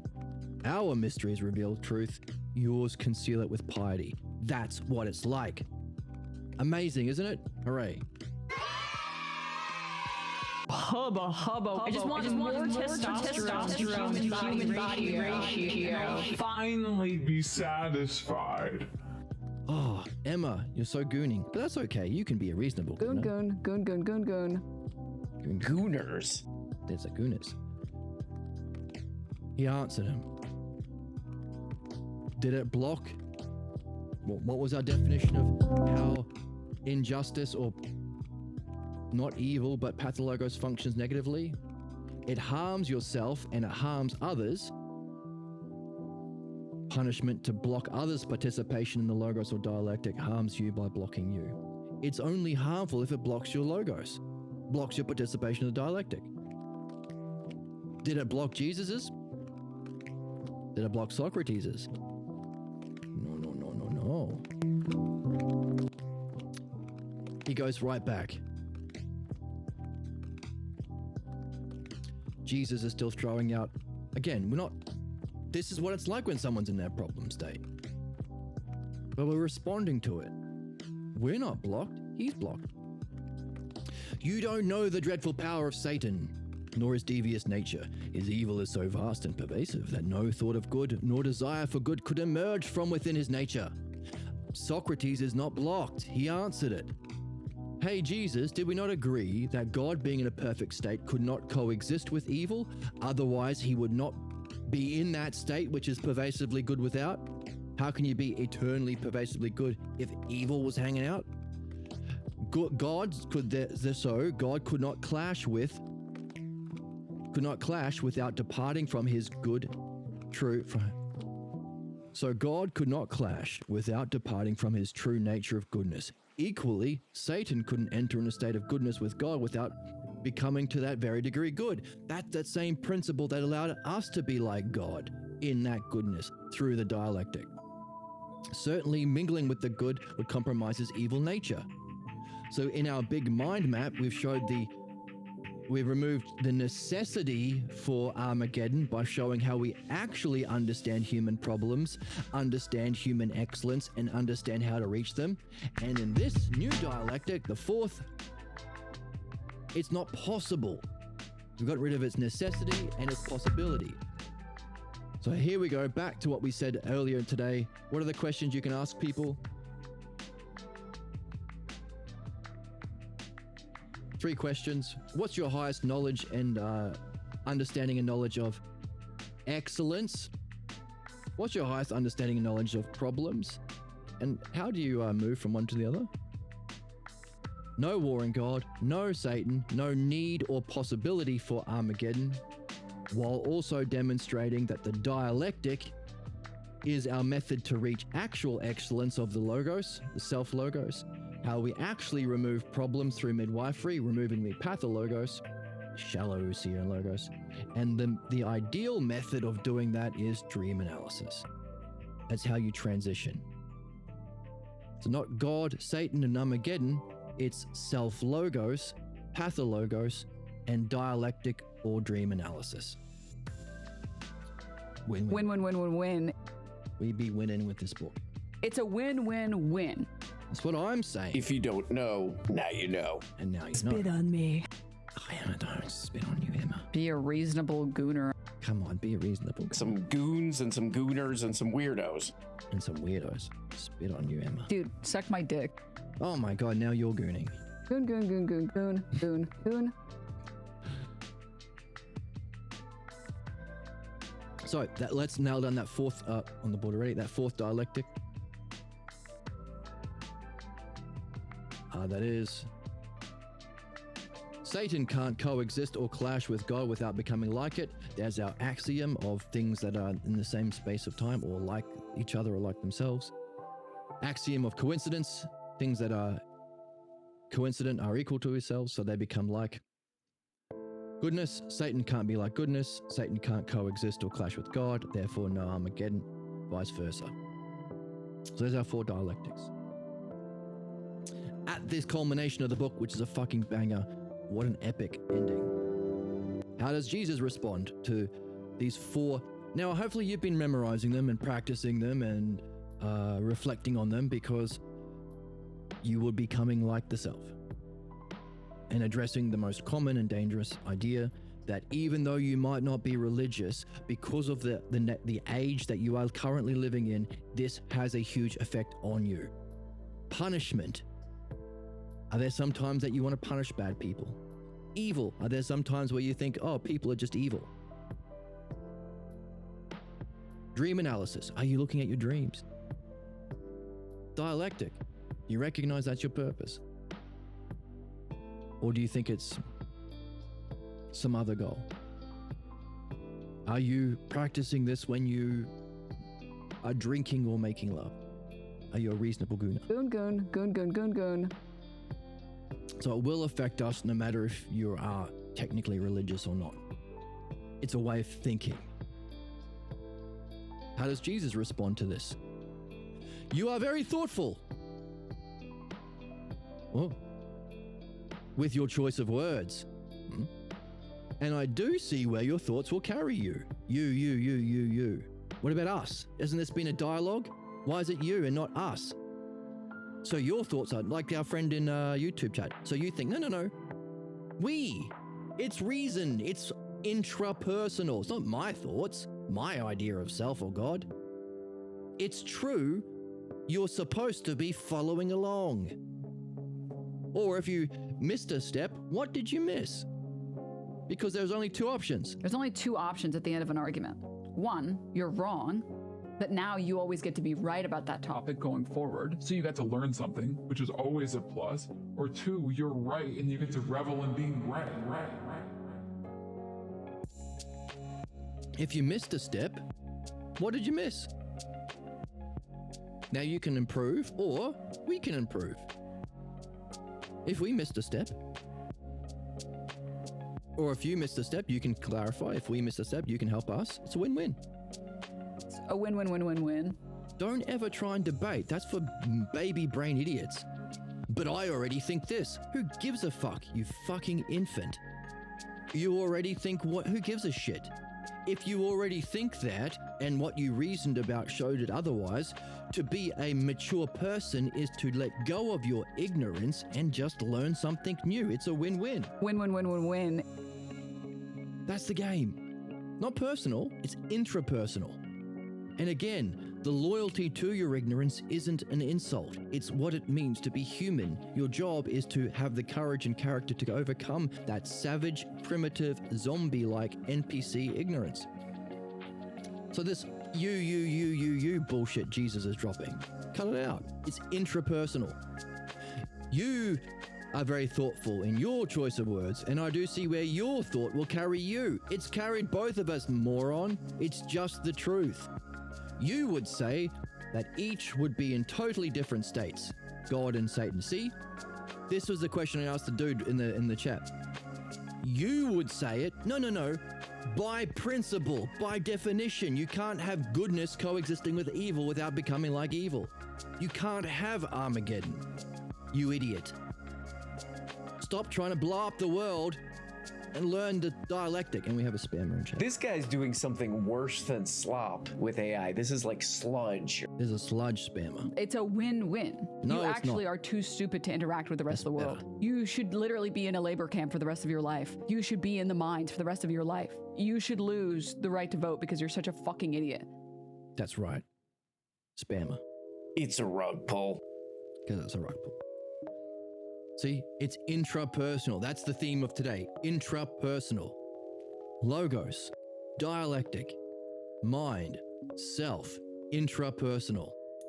It's not a shame game. It's not a personality flaw. This is what fascists say. Oh, capitalism is exploiting you to death? That's just a character flaw. If you had a better character, you'd be a billionaire like us other murderous scammers. Fuck off. You have been told that you are evil because you're a woman, and women convinced Adam to eat the apple and you're a sinner.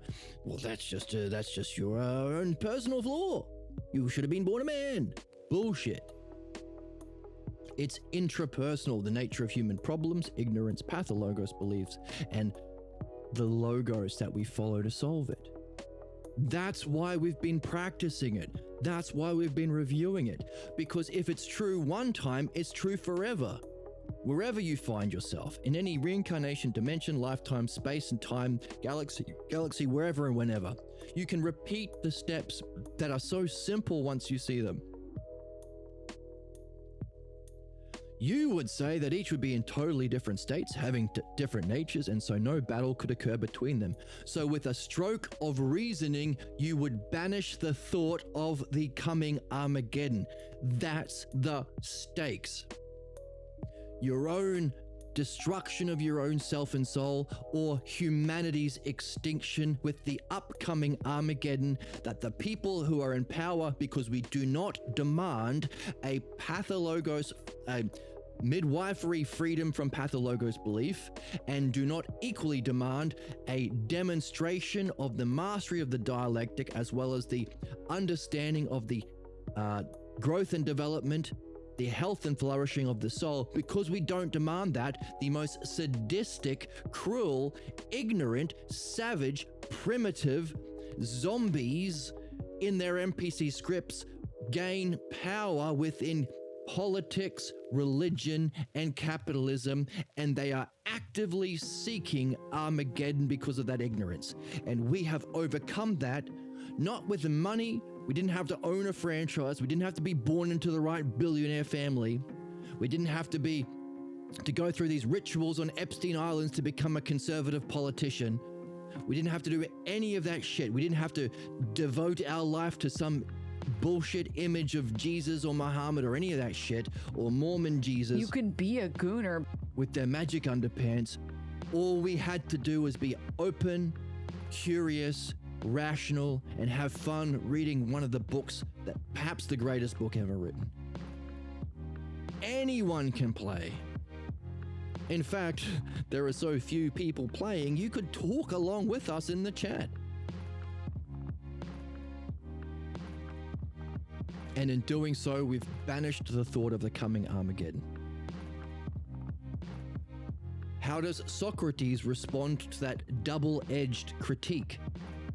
Yes, you've banished the thought of the coming Armageddon, which we are currently facing as our species. It faces the annihilation under the hands of the Epstein class. But he's also underhand. You are saying that. How Socrates respond? Someone who only the good self remains and its good functioning. Again, demonstrating where we are headed. Yes. That is where reason bids me to go, and I follow her. With her, I follow the logos. So it's not me, it's reason. And reason has a selfhood. And that selfhood is female, which means, often that means, has the ability to create and generate. There's a question, why are some gods female? Again, they're principles, they're metaphorical representations, but why are some personified as female and some personified as men? One idea is women create. Does the logos generate? Reason, not me, reason. We follow her. And in doing so, we follow the logos. There's no effort involved in this game. It's just looking for the logos, being open to it, and having the courage to follow her, no matter where she goes. Boom! Mic drop. Amazing? Now, how does Jesus respond to that? This is where we are in the text. Now, we have been going for quite a while, but I can't play music today because I've sprained something. Seeing the doctor tomorrow. So I'm going to take a quick break to Cookie Max, get some more coffee, and we'll keep reading, because why the hell not? By the way, we're only about 5 pages to go in this book. I hope you're having fun. So I'll be right back. Let's read a little bit further.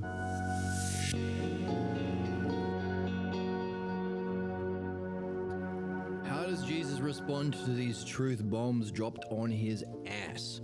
Does he say, oh, fuck. Or does he say, I would scoop the moon in a cup for you? Because those are the two things you can say. Ah, fuck. Or that you would scoop the moon in a cup for you. Jesus responds, it is likely that what you think is true, it has the mark of the rational. But the very existence of evil triumphs over your reason. We've just demonstrated several times that evil doesn't fucking exist, you idiot. Now, we don't say that to the person we're trying to help, but there we go. For we know the existence and power of Satan in the form of Sophia or her son Yaldabaoth or Eve, or further back to Marduk, since they all are personifications of all-pervasive evil. Oh, I think these must be other traditions who have a similar seventh hypothesis ignorance. Zoroastrian. Zoroaster is a philosopher. I think he predates these guys. I'm not too sure, but it's often Zoroaster is the earliest philosopher we know about who presented the idea that this is a way of understanding the nature of reality. God versus Satan. So you can say there should be no battle between good and evil, even though there is and will be, okay? We've demonstrated it's not possible and not necessary. And we've shown the actual nature. Remember what the Oracle tells us? The problem is that you can't Reason someone out of a position that they didn't reason themselves into. After a few drinks, she says also, People don't logic their way into stupid positions. They stupid their way into stupid positions. she's had too much to drink. Right, Emma? That one's perfect and exactly the case. Emma's drunk as well. Is everybody drunk?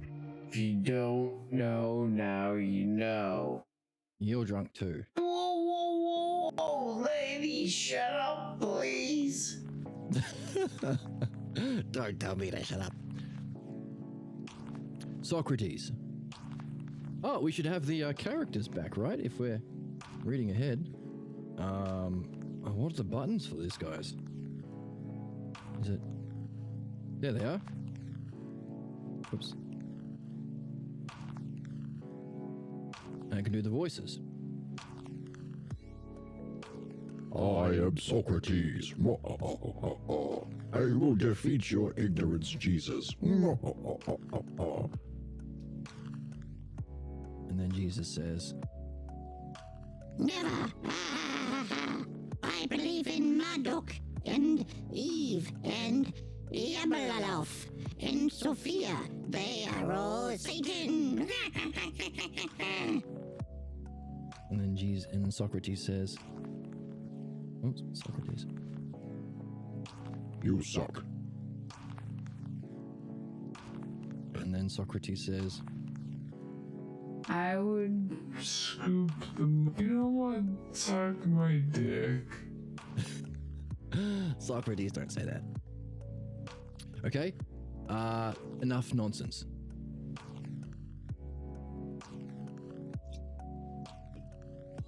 There is and there will be a battle between good and evil. Socrates responds. In your teachings, what would count as the pinnacle example of evil among mankind? Remember, we're also trying to learn the structure behind his thinking so we can become dialecticians as well. So we've addressed the principles, the impossibility, the lack of necessity. We've called back to how we've actually understood human problems. Didn't work because people don't Logic their way into stupid positions. They stupid their way into stupid positions. But now Socrates is saying, what's the highest pinnacle? So that could be a technique. We talked about the three questions: where are you at? Where are you stuck? How are your dreams? Or what's your highest vision of excellence? How do you understand problems and how do you solve them? You can personify the highest vision as God. But here he's saying similar technique. Give me the pinnacle. What's the highest demonstration? We've addressed the definitions of these things, but give me a demonstration.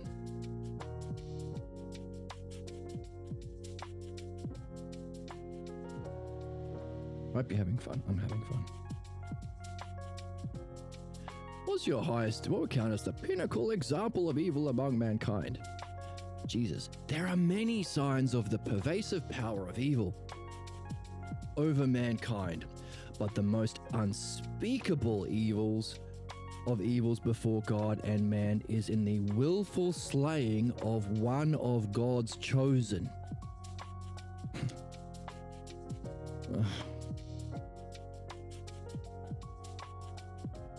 I'm reminded of religious people. We can genocide the Palestinians, but they were mean to one of the chosen people, the Jews. We need to genocide them harder. Bullshit, right? Savage, ignorant, baby brain. The beheading of John the Baptist by Herod the willful slaying of one of God's chosen. And Socrates, in your teachings, what do you count as the worst or evil among you and your people? Ooh, it's getting spicy. I need to return to Achilles, the favored of Athena. He was of the Achaean tribe, and I would count him as the most dreadful of men, because his fury was the direct cause of the loss of many brave warriors and the needless loss of his friend Patroclus. Now this is fascinating. Jesus' count for evil is of his special chosen special tribe, family pathologos bullshit, killing one of them. Socrates said, you know what I think is the worst? Someone who has that very mindset you have. We are the chosen people. I am of the Achaean tribe. I am favored by Athena, just as Socrates, Jesus said, those favored by God. I have this ignorant pathologos bullshit, and as a result, wasn't the slaying of one of the chosen people, it was the result of this very injustice, evil, that Jesus is in right now, caused the death of many brave warriors and someone he loved, Patroclus. See how that goes directly against religion. You're supposed to kill, Abraham was supposed to kill someone he loved, his son. In the name of religion, people kill many brave and just people. The Jews are saying, oh yeah, we can kill all the Palestinians because they hurt one of the Jews, the chosen people. Same thing for other religions. Isn't that fascinating? In other words, a perfect answer. Evil isn't what you're saying, it's that state of mind you're in that causes the death of countless.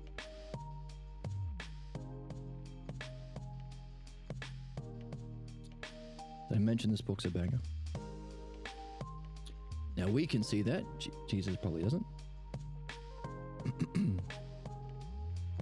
Jesus says, we can both shed tears over the loss of loved ones, and surely we realize at that moment. No, that's the chorus's voice. I forgot. We can both shed tears over the loss of loved ones, says Jesus, and surely we realize at that moment so dear that evil plays out its destructive hand.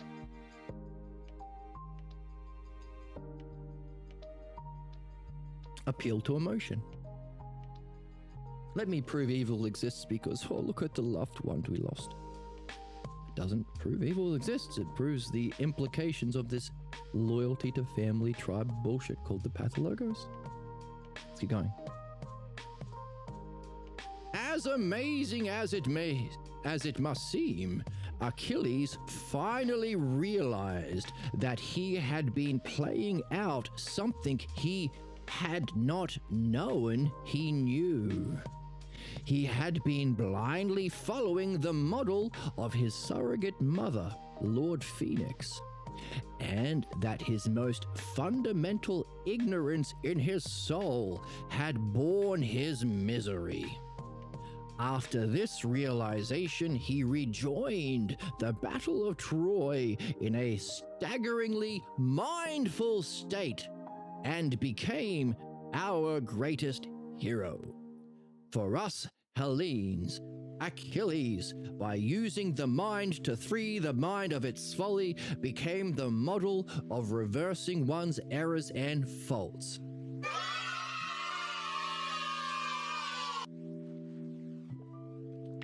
Hooray, look at that.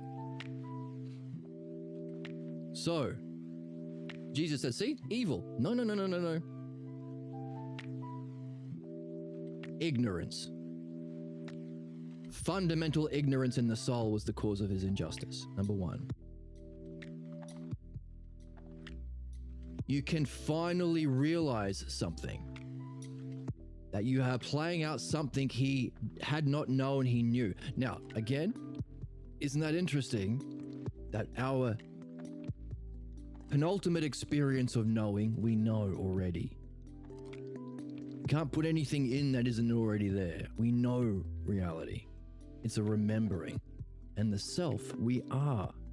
So we already know the self of the first and intelligence of the second. We just don't know we know. Equally, our problems, we also don't know we know. We take it for granted. We call it common sense. And again, it stars in our thoughts, fantasies, daydreams, etc. So, interesting. He also talked about blindly following the model. It's not the true model of the second hypothesis, but our pathologos model of his parental figure, imitating the model demonstrated by the parental figure. This was the cause of the ignorance in his soul and was the cause of his problems, which Jesus has not acknowledged in his pathetic hero tale. A tragic hero realizes that it was the cause of his problems. Jesus' story didn't. It ends with, "Why have you abandoned me? There is no resurrection." We know that was added 200 years later to save the story of faith. After this realization, he rejoined the Battle of Troy in a staggeringly mindful state. That same luminosity experience, that transpersonal luminosity experience Jesus had as the peak of his life, so too did Achilles have it. He overcame his problems and he reached excellence. So, not only does Socrates' example demonstrate the very state of mind that Jesus is in as the cause of injustice, he is showing it is solvable. Not through killing people who look different than you, but by reflection on the model you're carrying, your unsuspected false model of the self, addressing your first teacher, the surrogate parent for him. You can overcome that ignorance within the soul and have that enlightenment experience and become the greatest hero, the hero's journey. I'm looking for someone to share in an adventure. You're a wizard, Harry. This is the wizard, Harry. For us, Helene's Achilles, by using the mind to free the mind of its folly, what we have recognized as the dialectic, midwifery and dream analysis, he became the model for reversing one's errors and faults.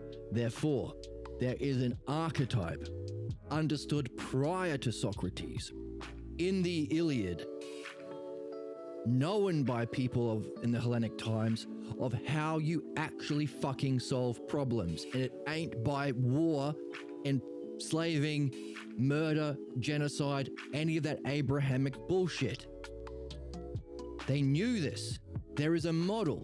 And because there is a Balboa translation of the Iliad, we could read it on the channel. So we can rediscover a true understanding of Homer's Iliad.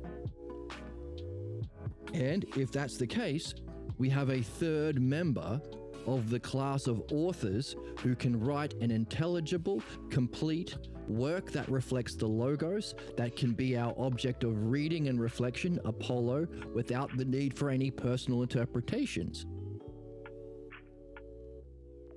Pierre Grimes, Socrates, and Homer. Now, I have mentioned that there is a work in progress of translating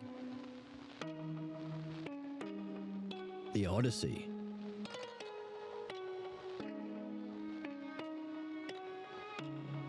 I had a thought that maybe one day we will have a philosopher join our group who might want to lead that reading, because the hero in the Odyssey is a woman.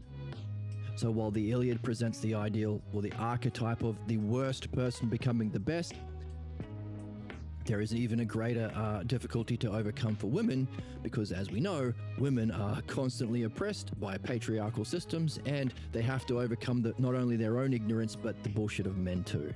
They have to win the battle without joining the fight. A different standard, higher standard. But I don't know if that's I don't know if that idea is true. I haven't received confirmation about that idea. So maybe we could read it just together on the channel.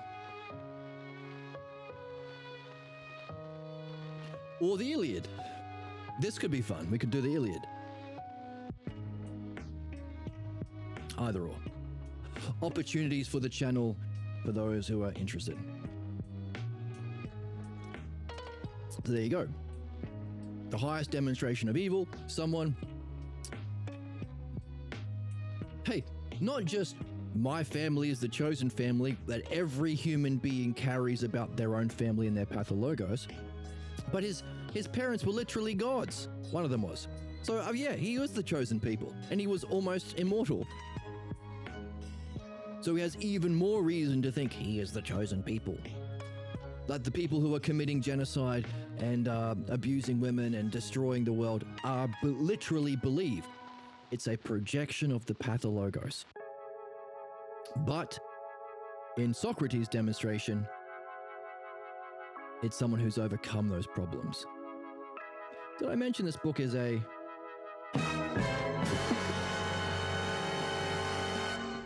fucking banger? I'm joy maxing, okay? And if I aura mog you because I'm joy maxing so hard, that just sounds like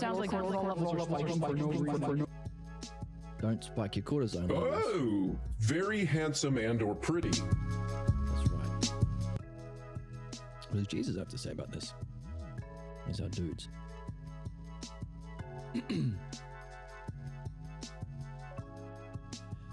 You share an astonishing story that leaves me seeing directly the truth of your tale.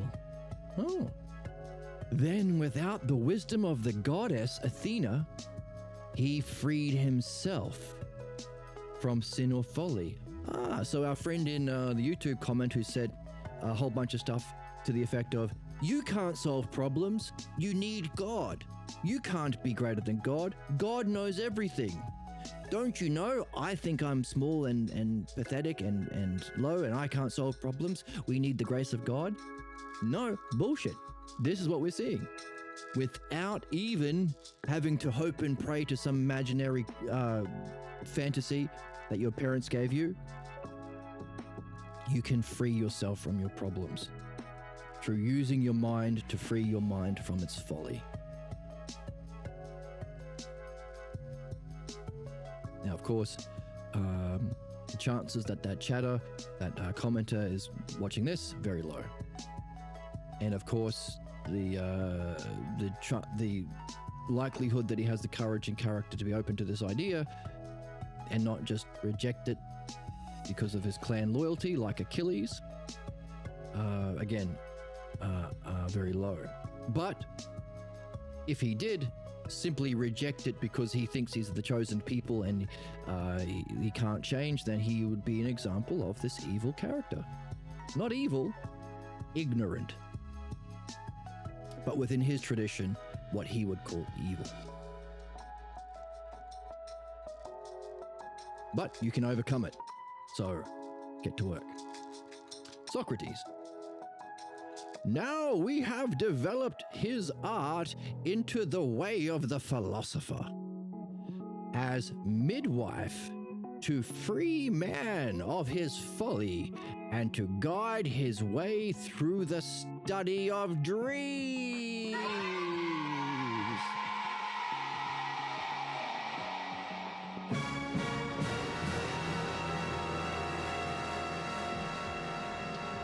The way of the philosopher, through the art of midwifery, that can free man from his follies and guide his way through the study of dreams. So there we have a confirmation from what we were hypothesizing in our map.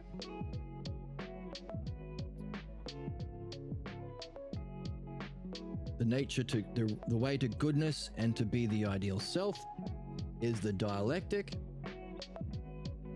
which it manifests in guiding through philosophical midwifery and dream analysis, allowing us to remove the cause of our evil, which was his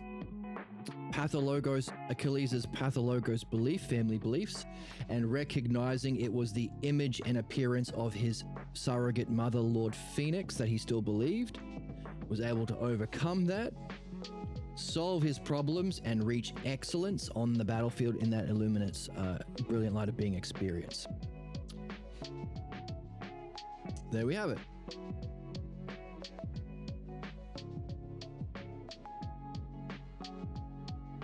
Hooray. If you don't know, now you know. And if you don't know, now you Jester Goon Maxed. And we've Jester Goon Maxed. My head is quite large and filled with secrets. And now our head is filled with secrets. Like Achilles' head is. So, we've taken this 8,000-year-old model that we lost beginning with the murdering of Socrates. The loss ended with the beginning of the Dark Ages when we murdered the philosophers and shut down the academy to introduce religion or belief. As we've demonstrated, the cause of human injustice, death and destruction, suffering, ignorance. But we reawakened it and developed it into the art of the philosopher as the midwife and dream analysis dialectician. So how do we answer that question? Where are you at in your reading of the works of Homer, Socrates, and Pierre Grimes to master the dialectic? Where are you stuck in your pathologos false beliefs from your images of knowing from your parental figures as part of a family lineage that goes back to caveman days that you can solve with philosophical midwifery? And the third question you can ask, where are you at, where are you stuck, and how are your dreams? Dreams are our guide. And it's the dialectic used for all three. It's a win-win-win. It's a win-win-win-win-win-win. Win-win-win. So, how does Jesus respond to hearing that we have understood the nature of evil as actually ignorance, understood how to overcome it, and recognize that even the worst person can overcome their folly and fate and ignorance by using their mind to know the mind and free themselves from their problems and become the ideal hero? Surely he'll be happy. He'll be celebrating because he can cast off the chains of his ignorance and his own family loyalty to beliefs and follow that method to become the ideal self.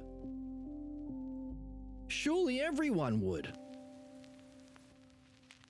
Right? Let's see. A drop of rain does not make a storm. What the fuck does that mean? What the fuck? Disgusting. I'm so disgusted. Oh my goodness. Dead-eyed, and I don't... Wrong. Die mad about it, bitch. I'm gonna get you. I don't know why. Yeah, I don't know why, but I am gonna get you. I'm gonna get you because I don't understand what that means. A drop of rain does not make the storm. Oh, let's keep reading. True enough, says Socrates, but his ideal shaped the soul and spirit of the Hellenes into a mindful people that has put all others to shame.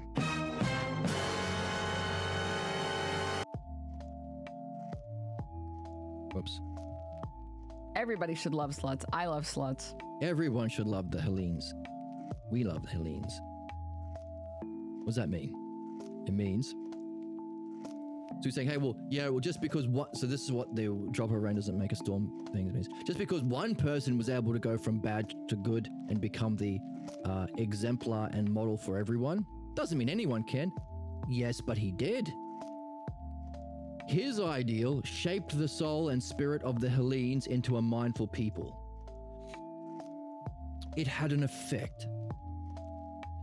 As you go through your journey to learn to master the dialectic, remove your unsuspected ignorance and family clan loyalty as the chosen whatever, to reach your own excellence. And as you share that, you have the possibility of affecting humanity in a positive way. Not only that, the fact that this is entirely possible for anyone who has the openness, intelligence, and courage to look puts every single culture who is not following this model, which we've had for 8,000 years, it puts them to shame. If it's entirely possible for the worst to overcome their problems through simple dialectic and dream analysis, why the fuck are we still killing each other? Why the fuck do we allow religion to exist, capitalism to exist, conservatism to exist, who only ever do harm to themselves, to the people they're supposed to be ruling, to the planet that we share, to our species as a whole? The Hellenic people put all of us to shame. Anyone who walks around, I'm very proud with my ignorant beliefs, I like being a Mormon or a Christian or a Jew or a Muslim or any of that shit, to shame. It's there to see. It just takes an open, curious mind and a courage to pay attention. That's your purpose as a human being. Now, it's difficult to do by yourself. I accept that. I see that. I've lived that life. It does require you to come across someone. Not everyone, but for a lot of people, it requires to come across a philosopher or someone talking in this way. We have the internet. Pierre Grimes has had his talks up online for a long time. I've been streaming this for a long time.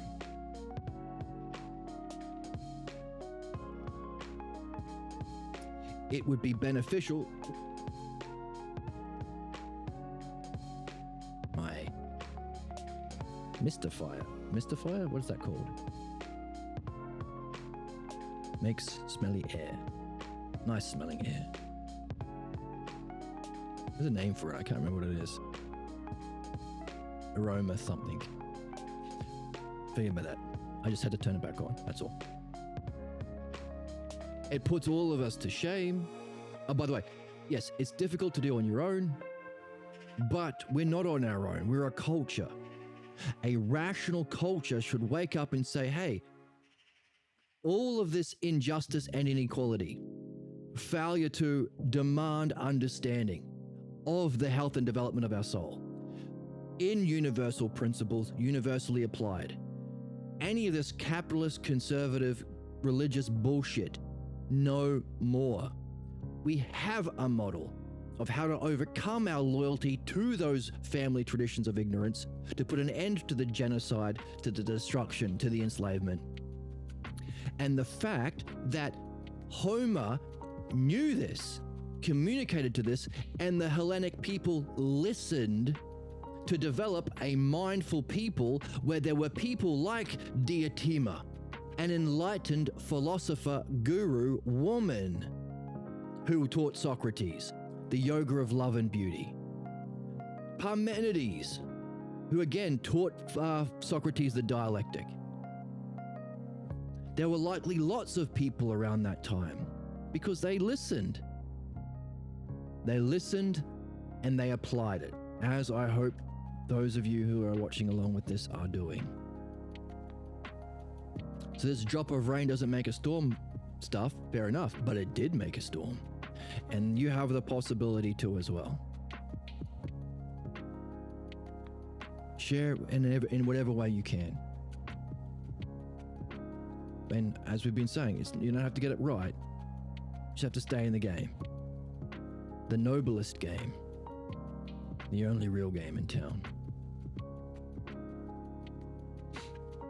So, we've got a model that we've known for 8,000 years, so all other cultures who have ignored it. We talk about the Parmenides as the greatest book never read because this map of the nature of soul's development along with the nature of human problems, mapped out in all of its possible categories, is the Parmenides. Meaning, we wouldn't have to suffer through capitalism and Christianity and all these sorts of... Yeah, we wouldn't have had to suffer through the Crusades and all of this sort of stuff if we had paid attention to Socrates and Parmenides instead of just killing him. The greatest book never read. All possible worldviews, cultures, epochs, histories, religions that can possibly exist fit within here. We are doing our best to examine and purify ourselves from the sickness of the seventh.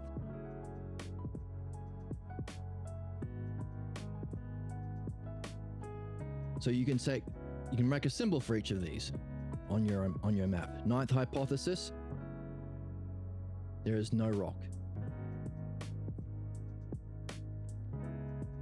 Nihilism. Eighth hypothesis, there is only rocks. We're only physical things, rocks in space. Seventh hypothesis, we're a clash between two forces, two divine forces. No connection, no providence. Sixth hypothesis, well, we're using Mickey Mouse, aren't we? There might be a hole that has a logos. Mickey Mouse says there's certain things you can say and do, and you won't, but it's just imaginary. Opposition to the true model of intelligibility. Come up with your own. Have fun with it. And come up with your own for the 5 here as well. Why not?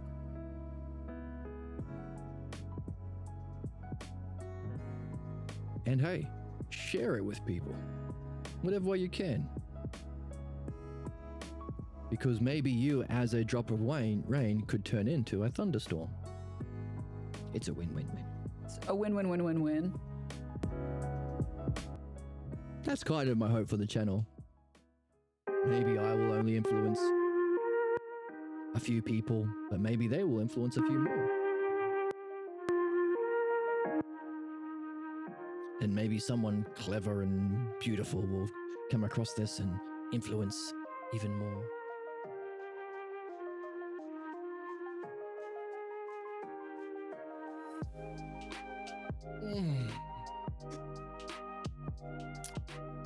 Did I mention this book's a banger?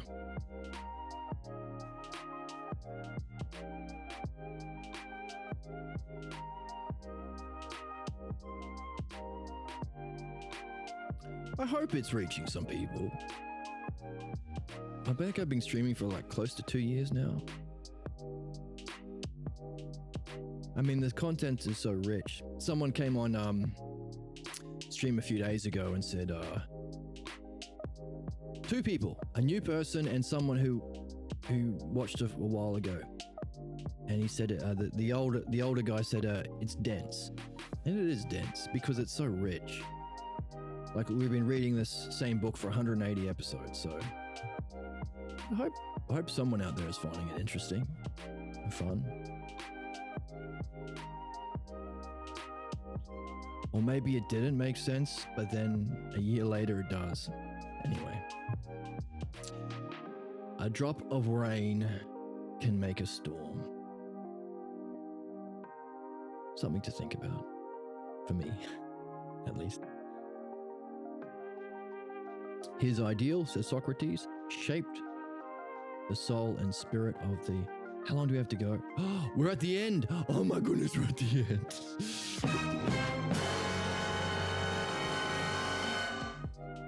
So maybe it's okay for me to reflect on how we're going, because we're at the end of the book. Oh my goodness.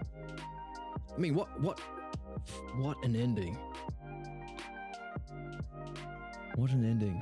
Potentially a drop of rain that can prevent the thunderstorm of Armageddon. Hopefully, if enough people are interested and tell their friends. Amazing. Amazing.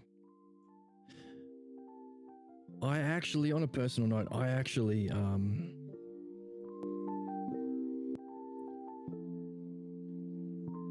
the author died when he was 99. And this book came out maybe a month before he passed on. And a couple of times he said, "What do you think of this book?" I couldn't articulate how brilliant I only read it once. I saw there was so much to see, and I saw that it allowed for these sequels. Like, if Jesus isn't a problem at the end of the book, Socrates and Jesus, a midwife talk in heaven, is what he's asking you to do. Also, he said, write a sequel, you reader, Socrates and Buddha, a dialogue in heaven about the ox herding pictures, which we've still got to come back to, so not quite done yet. Because there's one more ox herding picture you haven't covered, and there's the author's new version of those ox herding pictures, which add to our current map, because it's the movement into that second hypothesis and the first. It's fleshed out a bit more. Anyway, so I could sense it was amazing. And he asked me, "What do I think of this book?" And I said, I stammered, and I was like, it's mind-blowing, fantastic, amazing. It's the greatest book I've ever read. Without understanding the book, I just knew it was. I wish I could have said more. And then about a couple of weeks later, he asked me again, and I gave the same answer. I felt kind of embarrassed that it was the same answer. I couldn't add any more to it. I wanted to say so much more. But I am appreciative that I did have an opportunity to tell him twice that I think this book is a masterpiece and the greatest book I've ever read.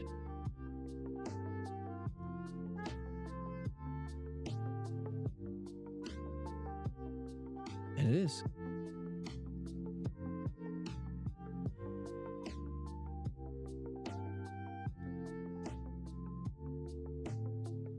I mean, I don't have to say the reasons. We've got them. Map of the soul. How do we overcome fascism? How do we stop Armageddon? How do we understand human problems? How do we understand human excellence? How do we understand the difficulty of moving from the first spiritual state to the second? How do we understand the meaning of life? How do we understand the difficulties in communicating that with others? It's all here.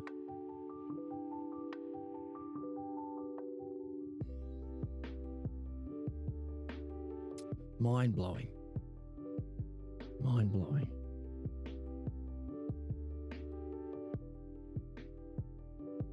So, I hope there's someone out there in internet land who is also finding it as mind-blowing as I am.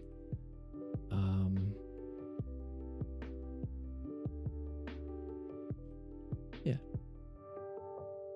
Let's go back to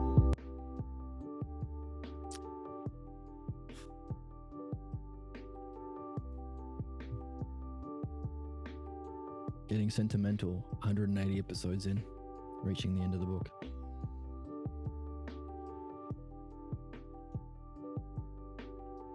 Jesus. We share a path to heaven while we differ on the road to follow on earth.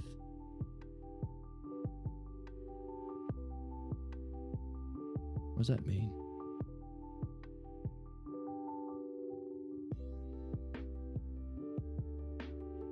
Let's keep reading.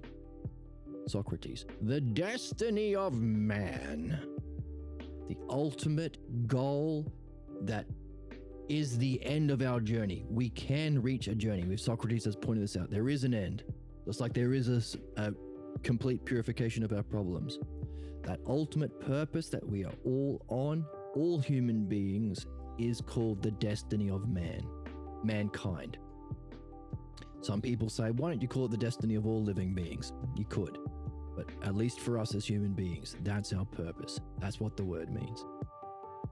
The destiny of man lies in the single path of the Hellenes. Hooray! Whoops. He didn't pussy out. Now, Jesus came to see his beliefs were false, and there is a method. He is trying to say, well, let's agree to disagree. Or all religions kind of say the same thing. Or we might have different ideas on how to reach truth, but we're all on the same path. Bullshit. That's not true. That's a thought-terminating cliche that people use to defend their ignorance and prevent themselves from reaching the truth. It's that way of thinking that has led humanity to fucking Armageddon. It's not true. It isn't true. It's not, well, you have a way of doing it. Mine is to be a MAGA or a Christian or religion or whatever. No. Belief is the cause of problems. That way of being, by the way, that kind of interpretation we recognize as second. I'm accepting what Socrates is saying as the new, but I also want to keep the old together and unify the two. Something which is had by, not always, but common within people whose pathologos is the sixth, the best.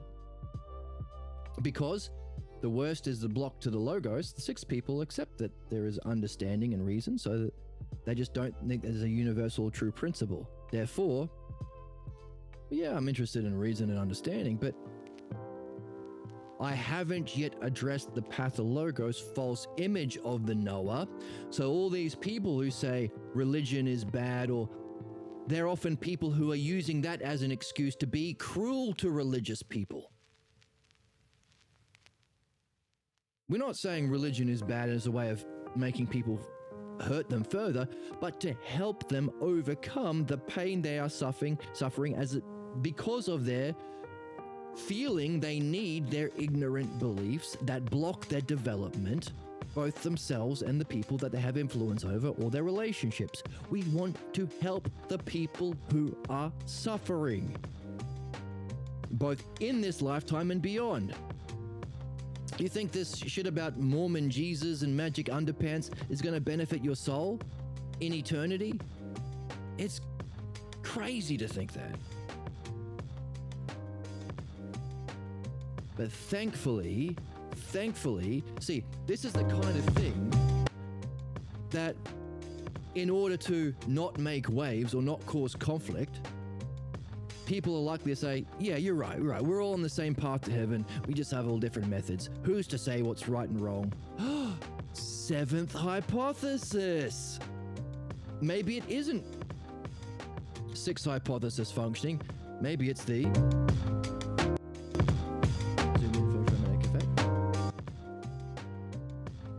we said seventh hypothesis. That's the battleground symbol.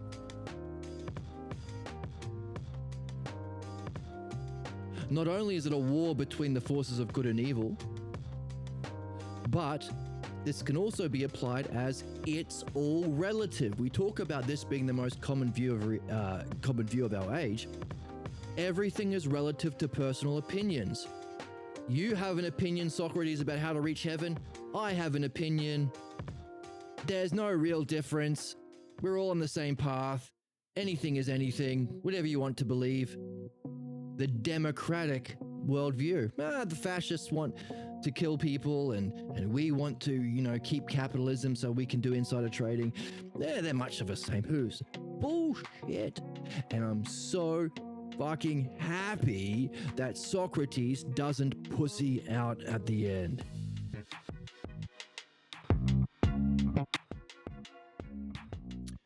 We share a path to heaven, but we differ on what road to follow on earth. No, you have a misunderstanding of... Oh, we've got a... I hate to have to tell you this. That was fake. That was AI. You're a fake AI. Oh, fuck. Oh, fuck. Dumbass. Oh, fuck. It's my favorite thing. We share a path to heaven, but we differ on the road to follow. Socrates says, the destiny of man isn't make-em-up bullshit. As much as it would be lovely and nice to say everyone is fine, there's no problems in the world, everyone's beliefs are fine, all religions are fine, all political views are fine, we're all entitled to our beliefs, everything is rosy, there's definitely no murder and destruction and enslavement and genocide happening in the world, there's definitely no Armageddon, there's definitely no crusades. Nah, it's all... That's fantasy. Grow up. Tell the truth. The destiny of Socrates, I got to do his picture. The destiny of man lies in the single path of the Hellenes. For all need the path we have walked. To know thyself is to be Hellenic. There is one path. We have talked about this earlier in the text. When death and destruction that sweep periodically across the land are when one of these believers take charge. The conservative capitalist clergy, belief-based people. Sweep.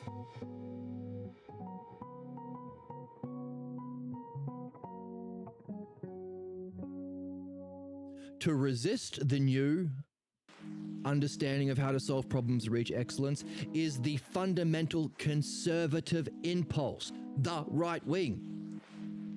Just as looking forward to meaningful changes is opposite movement. What should be the standard we demand for the left? That we don't, because they are also conservatives. Under capitalism, conservatism, and clergy, they are both kinds of right wing.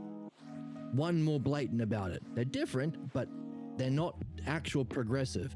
The logos, the dialectic, creating the conditions for philosophical midwifery and dream analysis should be the standard, by definition, to be Hellenic. The issue between these forces hinges on whether the proposals of either state, the Logos or the conservatives, benefit the growth and development of the soul. There's our standard. It's not the Tao. But the Tao, can we make the Tao? Can we make profits for shareholders? No. The standard isn't profits, isn't market. It's what benefits the growth and development of the soul. That's the standard. When it can be demonstrated that only one is true. There's not two options. There's one way to fix your engine. There's one way to fly the plane. There's one way to build a house. There's one way of solving a calculus equation. That's what truth is. Anyone can learn it. Anyone can benefit, and it's fun. Just like there's one way to solve the puzzle in the Resident Evil game. You got to put the red key in the red door. That's good that there's one way, so you can't be lied to and scammed to. Oh, but I like my belief that I can put the green key in the green door. Why? It doesn't benefit you. But I'm used to green keys. Grow up.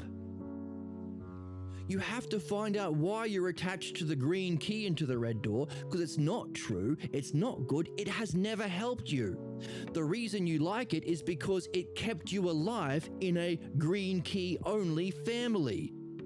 So long as you do not examine the way your parents were functioning when they crushed your learning and development, you will stay loyal to ignorance and harm. One is true. That when it can be demonstrated that only one is true and it reflects a higher truth, the issue becomes critical. It is necessary to say which of these makes intelligible the truths of what are being contested. Through reasoning, through words, and appealing to the kind of experience that comes along with encounter with intelligence. So we mentioned people like our good friend Emma. They're secretly turned on by it. As a fantastic, she's secretly turned on by us talking about her. Maybe, if she's a gooner. Queen of gooning. Maybe she's the queen of gooning. So she's not a nihilist, no rocks. She's not a materialist, only rocks. She's not the current one. Everything is relative to opinion or good versus evil in Armageddon. So she's open to the logos. But she has to have some Everyone has to have some version of pathologos. That's why we're here. So, very good at reasoning. Again, top of the pyramid. There's only a small category of people who lives on the soundboard. But everyone has to have a problem. This is why we ask sometimes that, hey, sometimes a spiritual experience helps, because it alerts somebody who all they know is, all they remember is their physical senses, but to be awakened to the fact that there is a non-physical dimension of reality can awaken you to the second hypothesis, encounter with the intelligence. Or the experience can come after a love of understanding, recognizing that for understanding itself to function, there has to be axiomatic principles and causes that have to eternally exist somewhere to have scope over the physical world. You can't explain reality with just physical things. That's eighth hypothesis. That's why we say even these people have to address their problem, because reasoning about what benefits the soul, the development and growth of the soul is one thing, but you also have to demonstrate that it reflects an intelligible truth that you can directly experience, or people can. That's how we overcome the conservative impulse of fascism. That underlining that is a fear of mind and freedom, and a fear of awakening to a new kind of thinking. A fear of mind, second hypothesis. New kind of thinking, a fear of a new order and understanding that can be difficult to learn, fear of understanding, third hypothesis, and a fear of the freedom of self. It's a fear of 1, 2, 3, making 1, 2, 3, 1, 2, 3. Where's that thing that says 1, 2, 3? Let's just add a bit of nasal now. 1, 2, 3. Now, the other thing that would be happening, which would actually increase that quality, is a very heavy skull that seems to pull down into the throat there. Now, speak. 1, 2, 3. 1, 2, 3. A fear of 1, 2, 3 hypothesis, keeping a loyalty to the fourth. Oh, and by the way, reasoning through words, appealing to the kind of experience that comes along with the kind of intelligence, having freed ourselves from the conservative force that opposes change because we feel we need our old ways of being. Once we're free from that, we can use reasoning to reflect on mind that can bring about a quietness of mind, and one can drop away everything to see what sees. It is then that sight opens itself up to itself, the self. So there's our movement through the second to the first. And equally, the drowning oneself in empty phrases breeds chaos. We read this a long time ago. We're seeing the chaos happen at the end of the book. It's the empty, what we're calling thought-terminating cliches, or... I heard that maybe there's a problem with that expression, thought-terminating cliches. I haven't understood it, but maybe there's something, I haven't seen it yet. So I'm going to say pathologos, catchphrases that function as a counterattack to the logos and dialectic. Is the empty phrases that we repeat. The two jokes that the right-wingers have. One gender. Or blue hair liberal or whatever. Stupid. Repeating the catchphrases you hear on Fox News. Fourth hypothesis, ignorance. So, behind the fear of mind lies another threat that periodically sweeps across the land, bringing death and destruction. When these are the times when literalists gain power. They cannot stand truths beyond their belief, beyond their reach, and nor do they have any desire to make up for their shortcomings. They believe they already have the truth, and they vomit their stupid ass beliefs out and will destroy anything that stands in the way. When they seize control of any of these divisions, they reduce it to what they can understand and burn the rest. All they know is the drama of belief from their family and the fear of the perils of non-belief. They cannot stand to view what they take as true and subject it to analysis. They hold fast to their literal reading that supports their belief. Debate weirdos. Debate dweeb. Yet these beliefs are claims that need to be examined. Surely there is only one standard to examine the truth of any philosophical or spiritual truth. Whatever claim is being made as true needs to be demonstrated by a reasoned reflection and confirmed in experience by those whose primary interest is the love of wisdom, balanced by their experience of the intelligence. Now, this is Jesus saying that. How the hell can Jesus be saying that? Because we've just got him at the end of the text saying, well, we all walk different paths. And the death and destruction that sweeps across the land is evil, and not when literalists take over. And he's been defending belief. But then I see that even though it says Jesus, underneath it says Jesus again. And he goes, true. The way we have been exploring these ideas would be a good model for our task. Our way of proceeding through these divisions have been made simpler and clarified as we went along. So I guess this is Socrates. So maybe there's so Socrates says, the pull to resist the logos change is the conservative impulse, and then Jesus says yes to that. But Socrates is the one saying yes to that because, yeah, this has to be fixed. But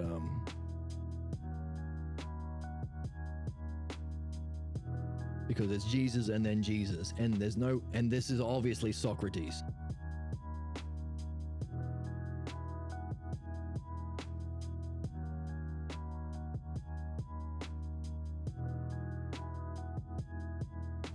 Or maybe we could maybe we could give Jesus the first part. Anyway, it's most likely Jesus. But Socrates. But Jesus is saying he agrees.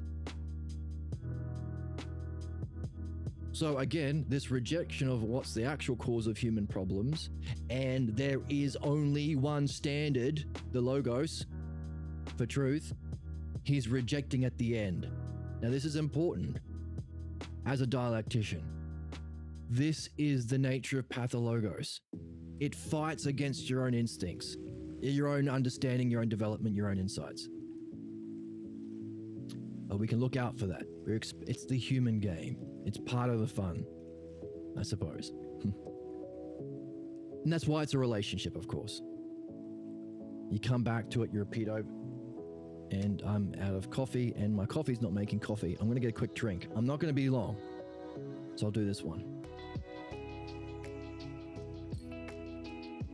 So, one standard for politics, in order to prevent the death and destruction, in order to demonstrate the standard of what benefits the development and growth of the soul, both in removing problems and reaching excellence, of course.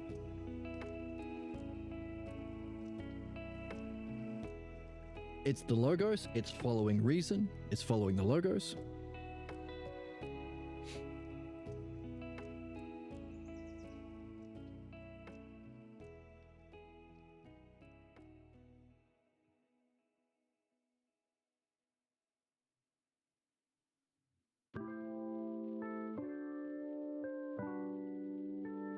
Right, so I'm very happy he doesn't pussy out at the end. We share a path to heaven, while we differ on the road to follow on earth. No, there's no differing. We would have to abandon everything we've understood about truth, about reality, about what's good, about what solves problems, about the standard for truth, reasoned reflection through words, appeal to the highest kind of experience of intelligence. We have to abandon the idea of paradigm. We have to abandon the idea that there is a purpose or destiny of man, or purpose or meaning of life. To abandon everything. But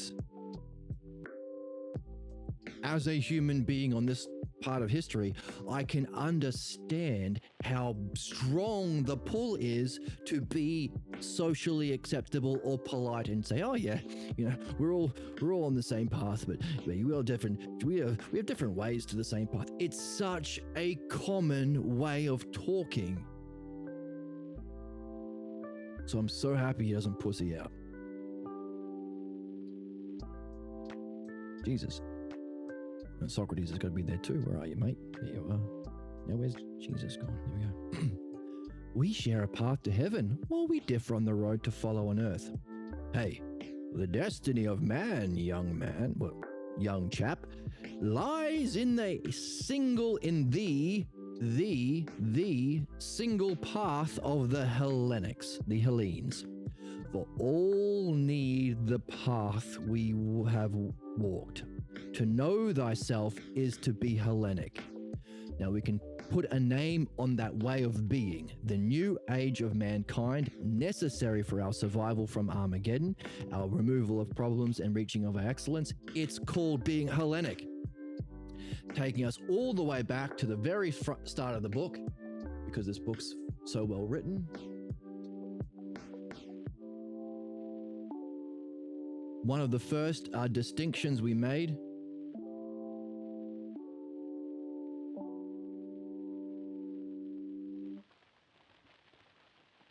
is there is a difference. Whoops. We could call it Socrates versus Jesus. We could call it understanding versus belief. We could call it the Hellenic versus the Judaic.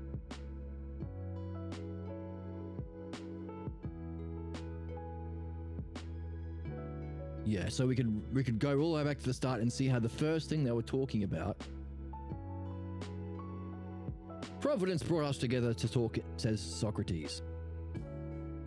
Yes, the divine moves in profound ways and brought us together to answer the question. What's the question? What happened to the gifts we left man? Surely providence has been brought us together.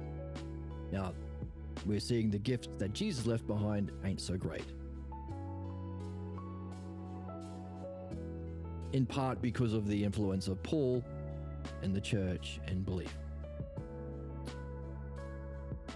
But one of the reasons you are no stranger to Hellenic thought, says Socrates to Jesus. Yes, I was born in Nazareth. I was influenced by Hellenism. We had 300 years of Hellenic influence. We were bilingual with the Greek language playing a major role. So that's the significance. Jesus, in the beginning of Mark, used Hellenic thought to facilitate his growth. His parables were all understanding based. He was opposed to belief. This belief is great stuff was added later. But then, of course, after his peak experience, he made sense of it through his belief and didn't develop understanding without philosophical midwifery. So it's a cautionary tale of the necessity for philosophical midwifery, or what we just saw as what Achilles used to address through philosophical midwifery his loyalty to his family being chosen by the gods, doing dream analysis, addressing his parental figure, and freeing himself from it. Therefore, there is one way of being we need. It's called Hellenic. You could call it true philosophy. You could call it entering the human race. You could call it moving from savage to sages. You could call it moving from NPC to becoming the main character, the hero's journey. You could call it moving from a zombie to being sexy Leon Kennedy. Goon, goon, goon, goon, goon, goon, goon, goon. Yes. It's called Hellenic. So, once again, so glad he didn't pussy out.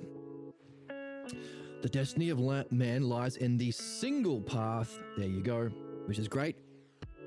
Because for everyone, we all want to understand. We all want to solve our problems. How infuriating is it that there's a million different podcasts, a million different red pill, whatever, self-help people saying, well, I think this, I think this, I think this. Who's to say? There are a million different philosophers from universities who just debate nonsense and they don't solve problems. How many of them? Thousands.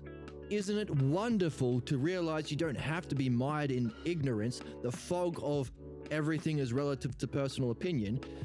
You can recognize that as the seventh hypothesis, as an opposition to the logos, which means the one true way of being, one true free, not 1, 2, 3, but the one true freeing way of being, one true free, let me play that sound again. That seems to pull down into the throat there. Now speak. 1, 2, 3! The one true way of being that frees us from the problems is the third hypothesis. Understanding, learning how to think properly, learning how to reason and reflect properly, that's the dialectic. As a way of being, it's called Hellenic. Demonstrated by the worst possible person, Achilles, becoming the best. Putting all other cultures to shame. Hey, welcome, old madman. How are you going? How's your world? We're finishing the book. It's a banger. It's taken us 180 episodes thereabout. Perhaps the greatest book ever written.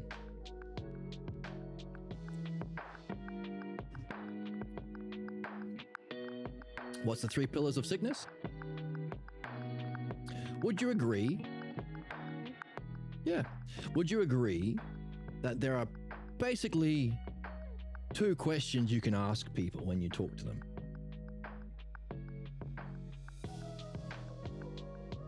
You can ask them, hey, where are you at? Where are you at?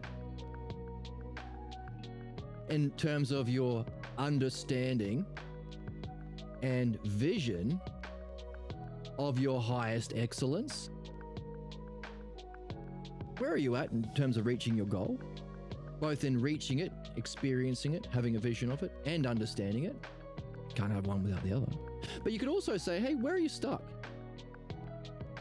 Have you noticed that human beings get stuck from having a high goal of excellence or reaching that goal? And some people have even recognized that the way in which they're stuck has a repeating cycle to it. Whenever they reach a certain level of meaning or beauty or excellence, they sabotage in the same way. Therefore, as human beings, our purpose is to understand our problems. And if we understand them, if we gain an understanding of our problems and its cause, why it's believable, why we're stuck in it, we can free ourselves from the fake vision or image of ourself that manifests in our problems. Fundamentally, those are the 2 questions you can ask someone. Where are you at? Where are you stuck? But you can ask a second question, I suppose. If our dreams give us information on both and give us the guidance on how to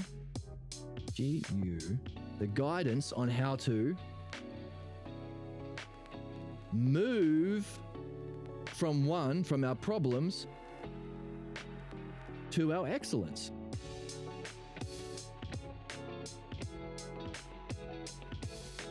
So really, fundamentally, so long as you're not engaged in gossip, there are 3 basic questions you could ask any person that you're having coffee with.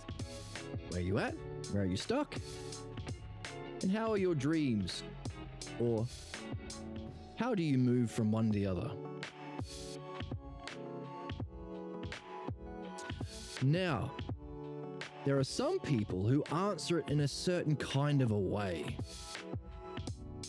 There's a certain very common worldview that is infecting our society, and our current leaders have this particular worldview. Their highest vision or understanding of excellence is God, or Jesus, or Muhammad. It's a God, Abrahamic God, that is at war with evil.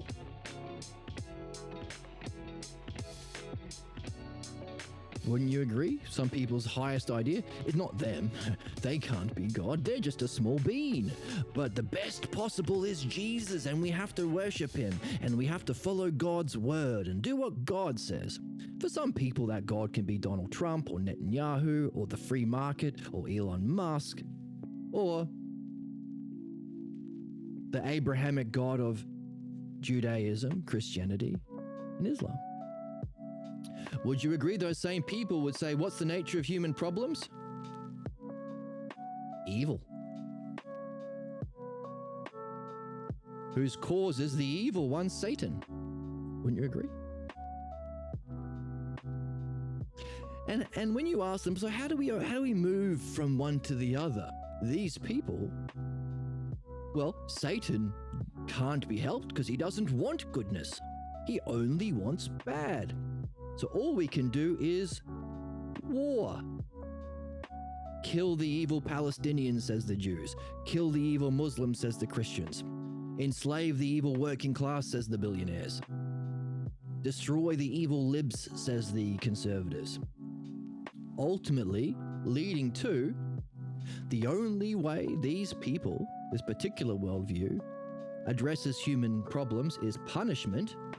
Punish the evil criminals. Don't address the sources of wealth inequality. Don't address the lack of education. Just kill people. Surely that will help them. Punish them.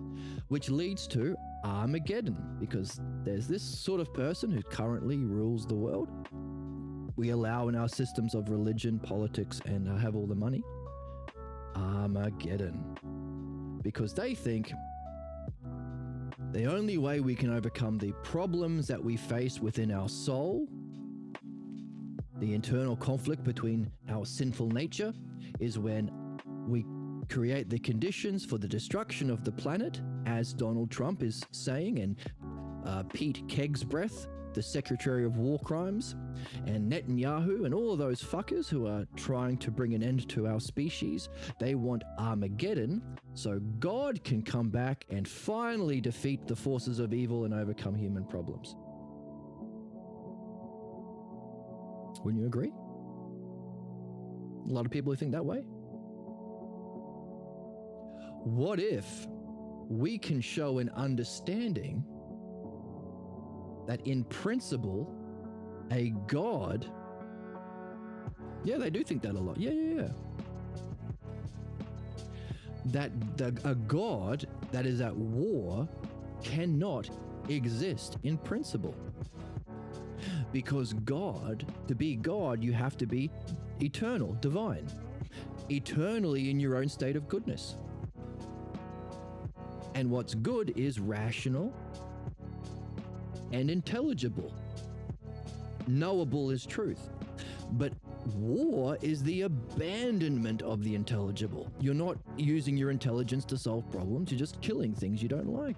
So there cannot be a God at war. By the way, Satan, if he's the personification of what's evil or bad, which is irrational or unintelligible, not following reason or not pursuing a true good that exists, well, Satan can't be at war, because to be at war, you have to use reason to marshal your troops and plan for a war. So if he's the personification of badness, he can't participate in reason or intelligence, which is what's good. By the way, Armageddon, for God, who is in its perpetual state of goodness, and Satan, who's in perpetual state of badness, how can they coexist or clash without God becoming like Satan or Satan becoming like God, if they're occupying the same spiritual dimension?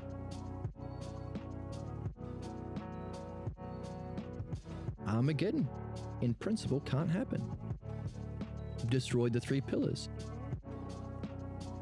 By the way, after having destroyed those three pillars, what if we can recognize that we can understand the nature of our excellence through not irrationality, but rationality, and not unintelligibility or what is intelligible or what is graspable as a knowable experience of goodness, intelligible to be grasped with our intellect, intelligible. Our excellence, by recognizing our rationality or use of words and reason, sometimes called the logos,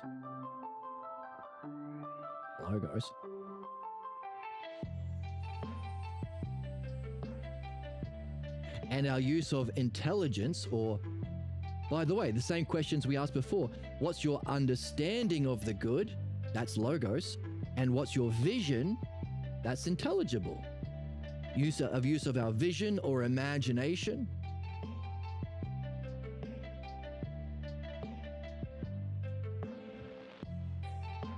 Or our highest knowing experience. There's a skill that uses words and reason and our imagination or intelligibility or ability to contemplate, sometimes called ousia, our capacity to reflect on ourselves. Because, hey, if there's something you can know, it has to be in you somehow. Where else are you going to know it? The capacity for us to turn around and reflect on ourselves is ousia. Wouldn't you agree that what makes us different from cows and cabbages is that cows and cabbages don't have this capacity to reflect on themselves the way we do? We can reflect on ourselves, our problems, how we think, our state of mind. Ousia. We also have words, and apart from those special animals on TikTok that have those buttons, and they have a couple of words like Bunny, the talking dog, and the talking pig, it's our ability for reason, or to follow reason through words, and our ability for self-reflection that makes us evolved. It's what makes us special. If so, then the skill we can learn on how to make use of our language and reflection most properly, that's called the dialectic. How to reason through ideas, systematically through steps, and make sure that what we are reasoning about are true ideas that can exist and can be known, opening ourselves up to higher experiences of truth. If that's the case, we can gain a dialectical understanding and vision, logos and ousia, through the dialectic of our excellence. We don't have to just believe someone else about God. Ooh. Was discussing this with my girlfriend. Show off. Gooner. Sort of. We basically said the three pillars of modern sickness were illusion of what is good for us. We currently have created a carrot on the stick of society through our need for things that will make us happy, but are actually illusions. Yes.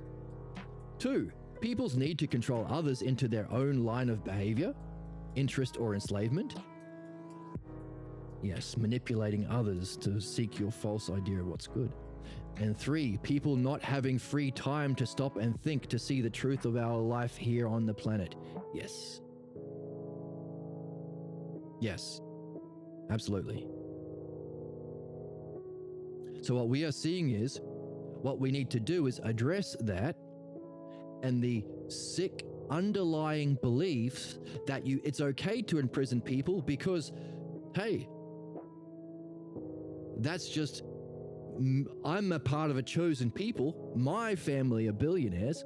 We are the Jews. We get to kill the Palestinians. We are a chosen people of God.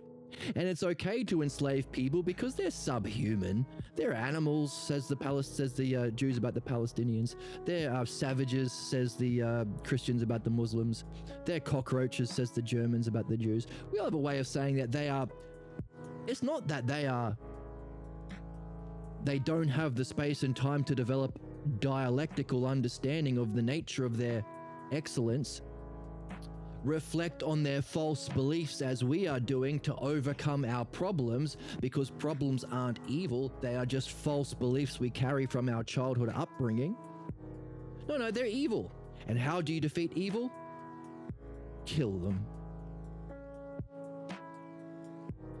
So what we're saying is, can we address these three pillars, that goodness is whatever God says, or the authority figure that represents your own personal beliefs? What the cause of badness is that the other people who are other are just evil. And the only way of solving problems is through competition, enslavement, war, and eventually they're seeking Armageddon. What we can actually see is, having been freed ourselves from what you mentioned, can we develop the skill of understanding called the dialectic to understand and have direct experience of excellence? Can we use the dialectic to understand the nature of human problems? And by the way, the dialectic that's called midwifery. Philosophical midwifery is the activity of surfacing our underlying false images and beliefs. So recognize problems aren't evil, they are ignorant beliefs and images about what's good, about what's true, as you said, about what makes us happy. Therefore, we don't solve the problem through Armageddon, we solve the problem by dream analysis and creating the conditions for mastering of the dialectic. About what's true, about our excellence, and the dialectic applied to our problems as philosophical midwifery, and our dreams gives us guidance to both. Language is weaponized. You see it in a lot of narratives. It's called dehumanization. Absolutely. Defined as devaluing your target through language to make others see and think ill of that said person who are dehumanized. Yes. So what we're seeing is the nature of all human problems is universal or transpersonal. Everyone has false beliefs because you had to survive your upbringing in your house with your parental figures. It's not a blame game or a shame game. And when you talk about dehumanizing them or devaluing them, that's an expression of this idea of Satan. Human beings are not. So what we're seeing is, you can understand that human excellence is the development of the dialectic to master our understanding that we can use to reach the nature of mind or reality or being itself. That's the penultimate, second last spiritual experience of divine luminosity. And if you apply understanding to that peak experience, you can realize that everything has a cause, moving to the self. There's a map that we get from Socrates' teacher that says the self is number 1, mind is number 2, understanding is number 3, giving us a triad of knowing the self as our ultimate goal, with our peak state of mind as the map or paradigm for reality through which we can function through understanding as our highest. That's the dialectic, our highest functioning. An alternative way of solving problems is to say, hey, hang on a second.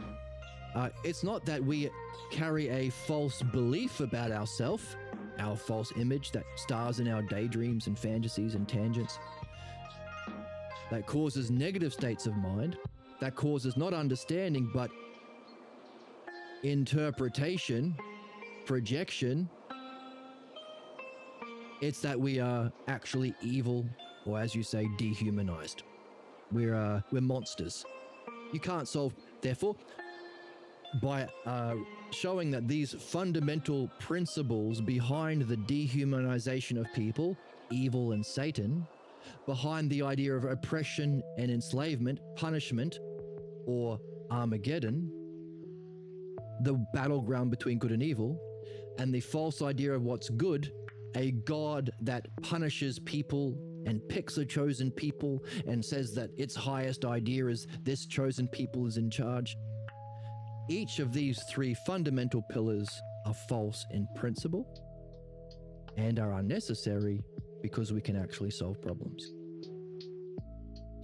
And therefore, If the way of reaching our excellence is the dialectic, the way of solving problems is the dialectic to address the cause of the original teachings, that's midwifery, and our way of moving from our ignorance to the truth, to wisdom, is through dream analysis, which is interesting that you get messages about this through your dreams, and to unpack the messages of your dreams is the dialectic. We end up with one meaning of life. Dialectic, as we demonstrated earlier, was nothing other than making use of our capacity for self-reflection and our use of words in a, as you're saying, not a weaponized way, but in a true way. The true use of words in self-reflection, that's a skill that we are here to master called the dialectic. And in doing so, we can use the dialectic to demonstrate, as we just did, the impossibility of these three pillars of injustice. So that's a little review of what we've been covering today.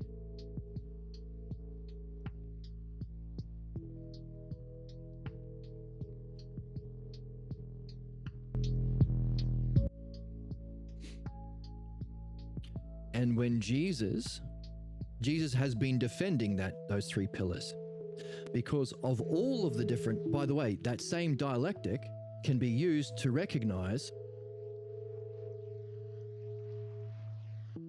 that particular worldview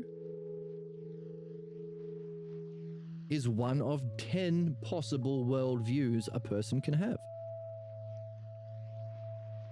So whoever you meet, that one was the seventh hypothesis, you can recognize their stage of development within these 5 stages of moving from image thinking, shapes and colors, like you're saying, that's a bad shape, I hate them. That's a good shape because Jesus' cross is around their neck. That's 5th hypothesis. Some people are attached to their beliefs. I am a Christian, I am a Jew, I am a this, I am a that. Some people are working to develop understanding. That's where we are right now. So that's our line. We all carry false beliefs about ourselves. 4th hypothesis, our movement or our growth is to move into the 3rd, understanding, the dialectic. That's why we read these books that we read. Some people have been doing an understanding, a dialectic, on ideas that exist eternally, like goodness or excellence or truth or being or wholeness or beauty itself or justice itself. Non-physical, but they have a scope over the physical world. You see beautiful things. Things are a whole and a part. Where do they exist? They exist as aspects of being. So that glimpse into divine luminosity of pure intelligence is the 2nd. Some people have recognized that everything has a cause. Even the peak experience of divine luminosity has a cause. And they are people who are moving into reaching the one or the self, the one self or the good self. So you can map everyone's development using the dialectic, because it's the same 1, 2, 3, 4, 1, 2, 3, 4 categories with the ultimate goal. And you can recognize equally using the dialectic, because the dialectic explores what is true and what is not true. Fundamentally, 4 or 5 possible false ideas of reality that block your development, called pathologos. That's the dialectic we've been learning. Now, Socrates has laid this all out for Jesus. At the end of the book that we've been reading.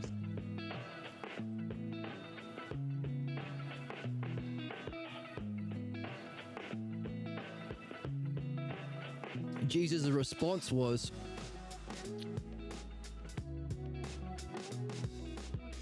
well, yeah, okay. So with reasoning with a stroke of reasoning, you have banished the thought of the coming Armageddon by showing that good and evil, or God and evil, can't coexist or clash in a war. because they are different states having different natures, and so no battle could occur between them. But Jesus is trying to dismiss this by saying, that's just your opinion. That's just your thinking. And Socrates says, actually, I go where reason bids me to go. With her I follow the Logos. So what allows us to connect in this way and communicate in this way and understand in this way, we are both sharing in something beyond both of us called the Logos. Well, intrapersonal. It isn't personal. The patterns of reality that we're participating in for language and understanding.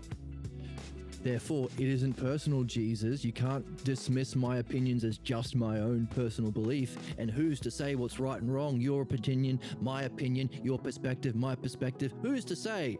Let's just let fascists kill people. Who's to say what's right and wrong? Bull fucking shit. I am following the Logos, says Socrates. Jesus like, well, okay,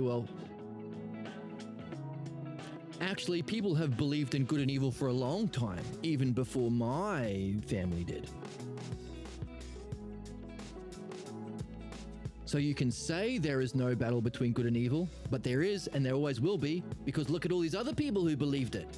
So he's cherry-picking other people's dumb opinions that support the belief he's tied to. He's unwilling to sacrifice. Socrates says, well, give me an example of the worst kind of evil. And he picked, someone who beheaded John the Baptist, who was one of God's chosen people. So, for example, the current Jewish state, the worst thing is ever Hamas, because they killed one of us, the chosen people. So we can murder hundreds of thousands of innocent Palestinian people because, by the way, it's come to light that Hamas was set up. Netanyahu said, well, yeah, we control Hamas, we support Hamas, we fund Hamas because that allows us to control the flame. We've got a perpetual boogeyman that we can use to point to, oh, look, bad thing, so we can do bad things as punishment because of this fundamental view of reality we have unpacked and diminished and destroyed. Perpetual boogeyman to justify injustice as punishment. We have to murder these innocent children because this guy did something bad over there that we did on purpose. But forget about that. So, believers think the worst thing you can do is attack someone within their chosen group, chosen by God. Socrates says, you know what my example of evil is? Not evil for Socrates, of course, that doesn't exist. That's a fantasy used to dehumanize, as you say. Achilles. Someone with your worldview. There is a chosen people. Not just that, the pathologos. My family is the chosen family. My way of being is special.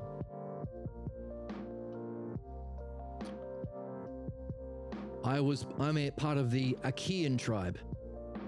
I am favored by the gods, just as Jesus said. So interesting what Jesus said. Hey, our family is chosen by the gods. That worldview makes Achilles the worst possible person. Socrates is dropping wisdom bombs on our ass. Because he never reflected on his family beliefs, continuing to believe he was a chosen people, just as Jesus spent his life doing. He was the most dreadful of men because that fury was the direct cause of the loss of many brave warriors and the needless loss of his friend Patroclus. Jesus said, see, we both have suffered the loss of loved ones. And we realize at that moment something so dear, to us that evil plays out its destructive hand. So Jesus is taking that example of losing something you love as example of evil. Notice, that's stupid. That's an emotional argument. It means nothing. But that's his thinking. He's blocked from the Logos because of his beliefs. He's not evil. By his definition, he would be evil.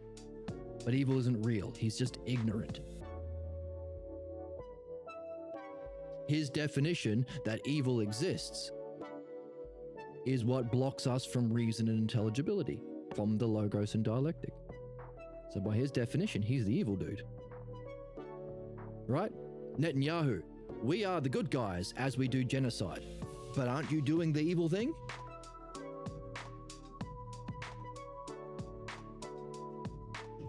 Same shit. Christians, we are the good guys doing a crusade to kill the non-believers. Capitalists, we are the best people. We deserve to be billionaires as we destroy the environment and enslave everyone and murder people for profit. So Alan Watts in the chat talks about this, how everything is perfect. Keep going. So even with suffering in the world,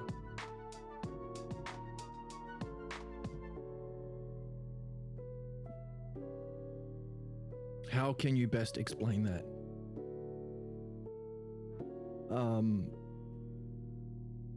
Well, there's two things here. First of all, I don't think Alan Watts was challenged to learn Socrates by one of his good friends, the author of this book. The author of this book was best friends with Alan Watts. And Alan Watts, like most people, run from that because this is intelligible, this is rational. It will challenge your beliefs. You need a certain level of character, intelligence, bravery to read these books in a way that threatens your own false image of yourself to overcome your ignorance. Many people, the guy who wrote The Hero's Journey, L. Ron Hubbard who did Scientology, lots of people crossed paths with this philosopher in their life and were challenged to learn the logos, learn real understanding, learn philosophy, read Socrates, and they ran. So we could get into Alan Watts, but the idea behind the question is, how do you make sense of suffering in the world?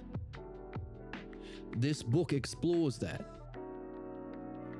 Either we live in an unjust reality and there's no purpose to suffering, or there is a way of overcoming suffering through a learning process. So suffering isn't permanent. That learning has to retain through multiple lifetimes. Therefore, for there to be a just universe, there has to be reincarnation and a learning process. The name of that learning process is the dialectic. If that dialectic extends beyond this lifetime, it is necessarily what we are here to do. How can we learn something like how to, manipulate the markets? What the fuck is that going to do for you after this lifetime?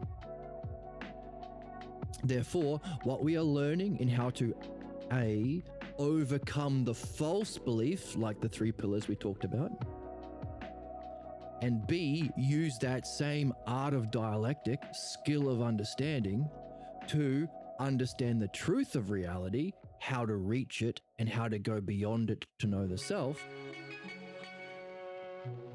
That same art, dialectic, can be used at any time, at any place, with any problem, in any reincarnation, in any dimension. It has to be able to overcome the suffering in the world, and there has to be some significance in returning to higher dimensions of self and reality with this learning in our back pocket that we wouldn't have benefited from had we not been carrying it.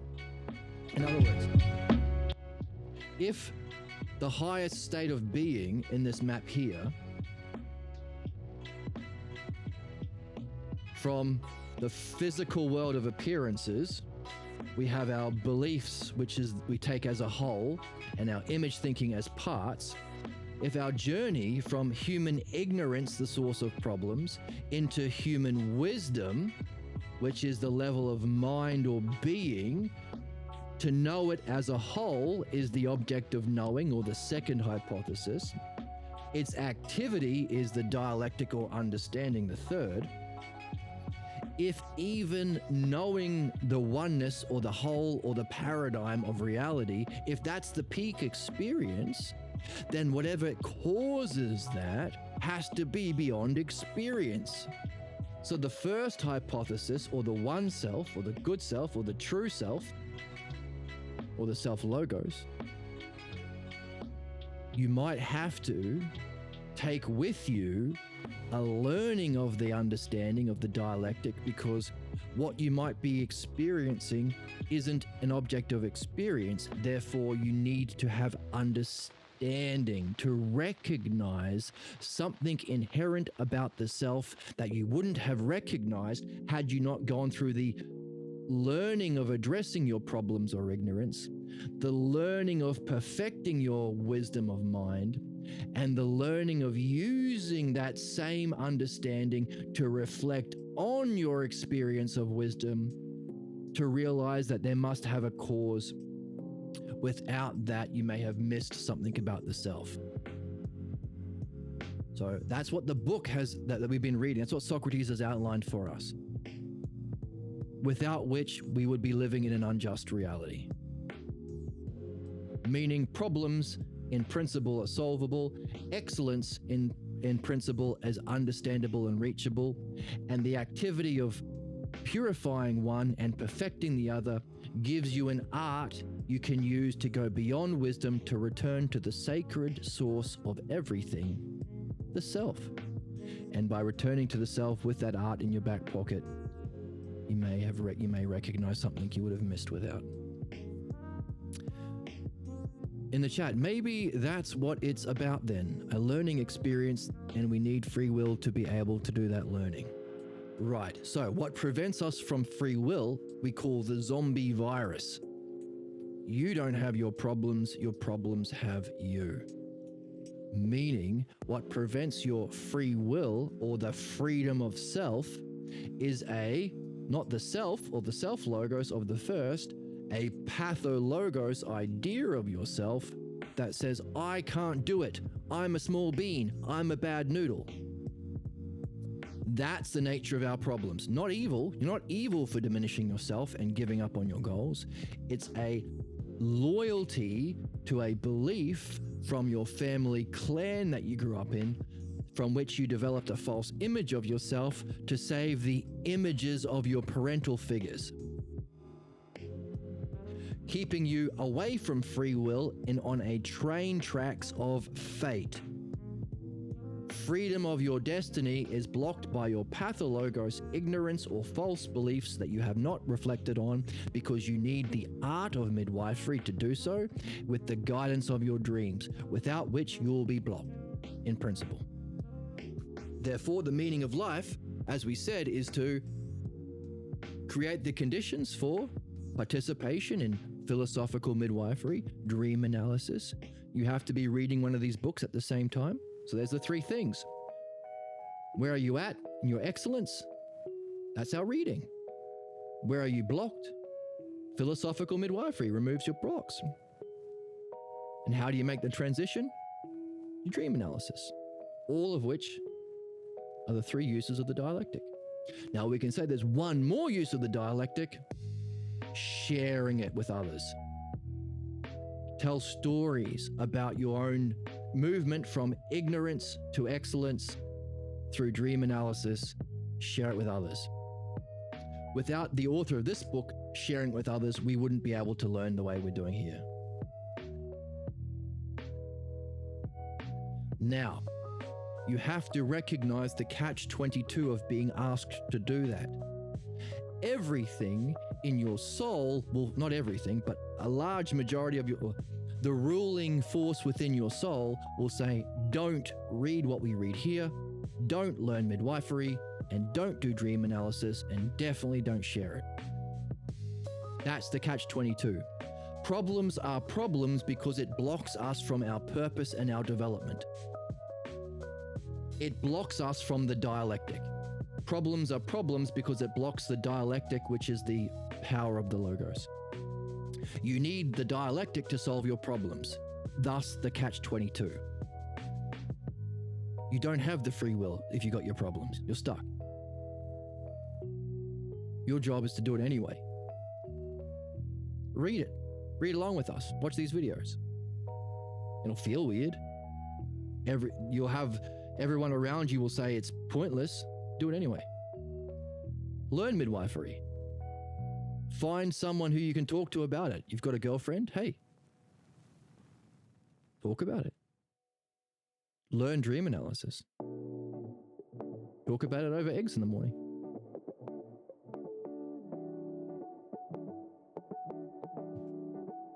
Is it possible? This brings us back to the text. Socrates' example of the worst kind of person was Achilles, but you'd love our combos, Jed. That's fantastic. I'm happy for you.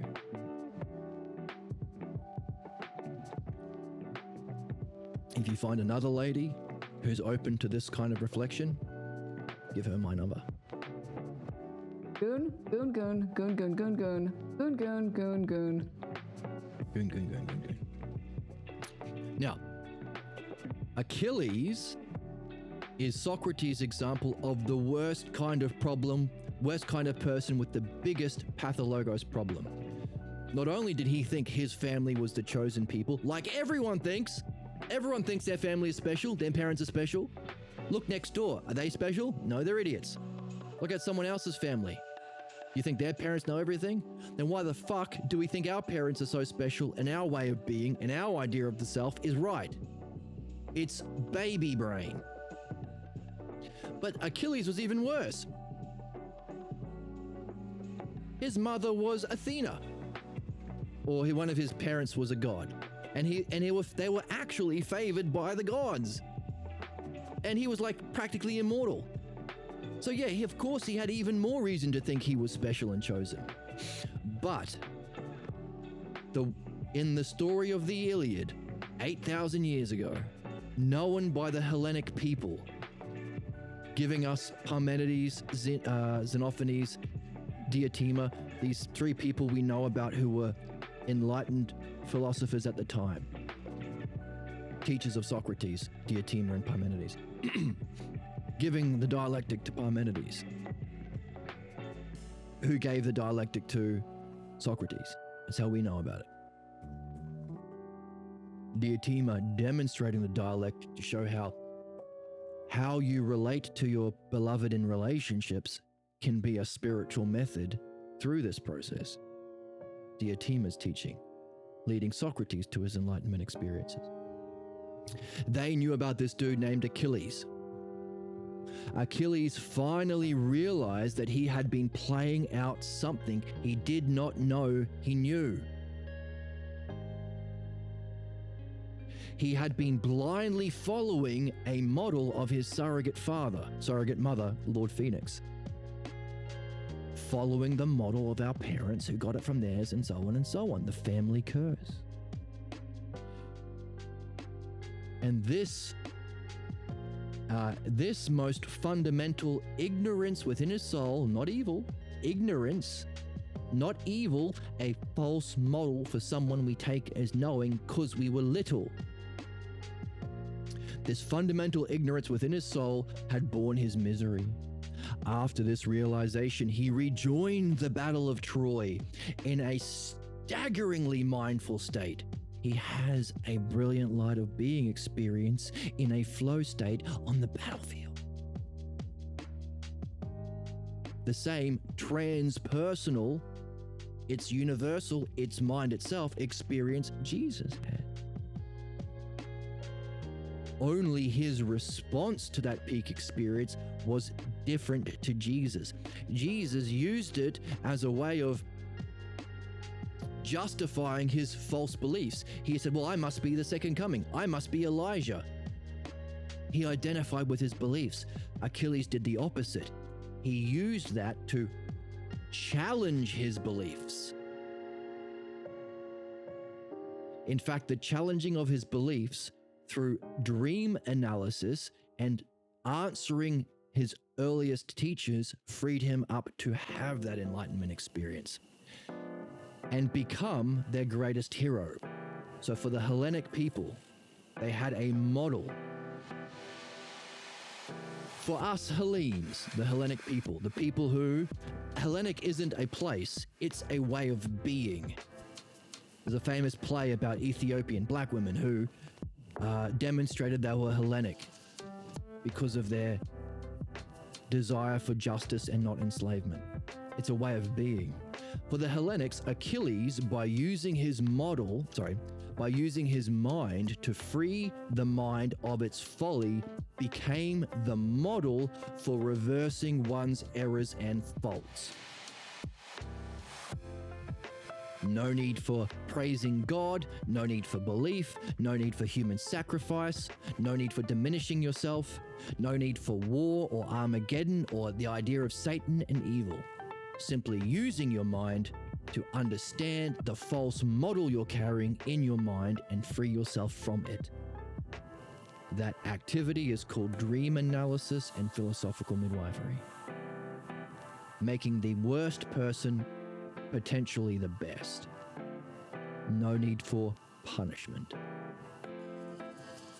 Jesus says,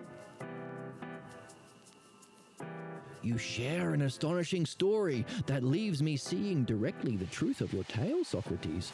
Then without the wisdom of the goddess, Athena, he freed himself from sin or folly." Sin and folly.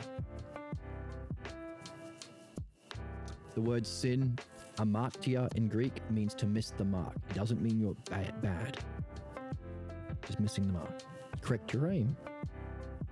Socrates, now we have developed his art, the art of Achilles, into the way of the philosopher. As a midwife, philosophical midwifery. Be right back, phone call. To free man of his folly and guide his way through the study of dreams.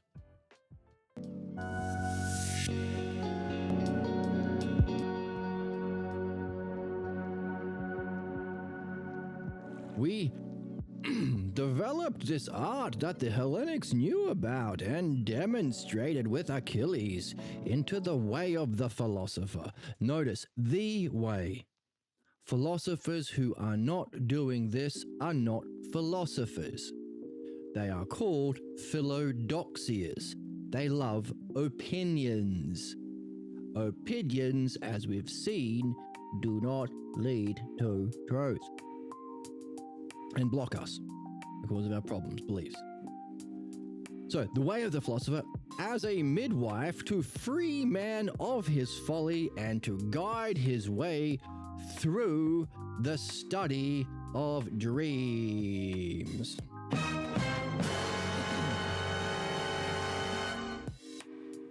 Okay? So a model. A model for how to solve human problems. And again, we could read it if we wanted to because we have a Balboa translation of the Iliad. So there's a possibility for the channel in the future. Jesus responds, hey, a drop of rain does not make a storm. True enough, but his ideal shaped the soul and spirit of the Hellenes into a mindful people. Wow. Amazing. There's our game. There's our game. Achilles. That has put all others to shame.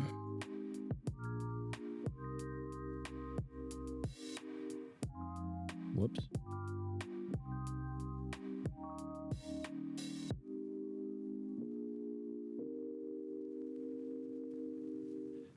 Now, this is the thing. We share a path to heaven while we differ on the road to follow on earth. So we're on a bit of a tangent, but let's bring it back to where we were. This thing is great. I called him not pussying out. I don't mean that in a sexist way, Emma. They're completely lying to you. That's anti-feminist in some way. I don't mean it in an anti-feminist way. I mean it in... he's not wimping out.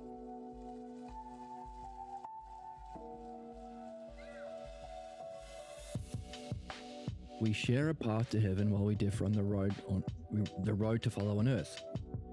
Seventh hypothesis. It's all relative. And there's a spammer in chat again. I hate to have to tell you this. That was fake. That was AI. That was AI, man. But you shut up. You shut the hell up for a shut the second. hell up. You're not real. You're not Dumbass. real. You dumbass. Dumbass. Dumbass. Now, Socrates' response I love. The destiny of man lies in the single path of the Hellenes. There is only one. For all need the path we have walked. To know thyself is to be Hellenic. So now we have a name nailed down for the new age of man. But also, if you're familiar with midwifery, it solves problems in a way nothing else can. So by saying there's only one isn't being a rude to the other methods, it's you've recognized this is the only thing that works. Because of course it is, it addresses problems rationally. So our friend in chat said, hey, what about Alan Watts? Alan Watts, Albert Ellis, from cognitive behavioral therapy, L. Ron Hubbard from solving problems through Scientology. Who else is on that list?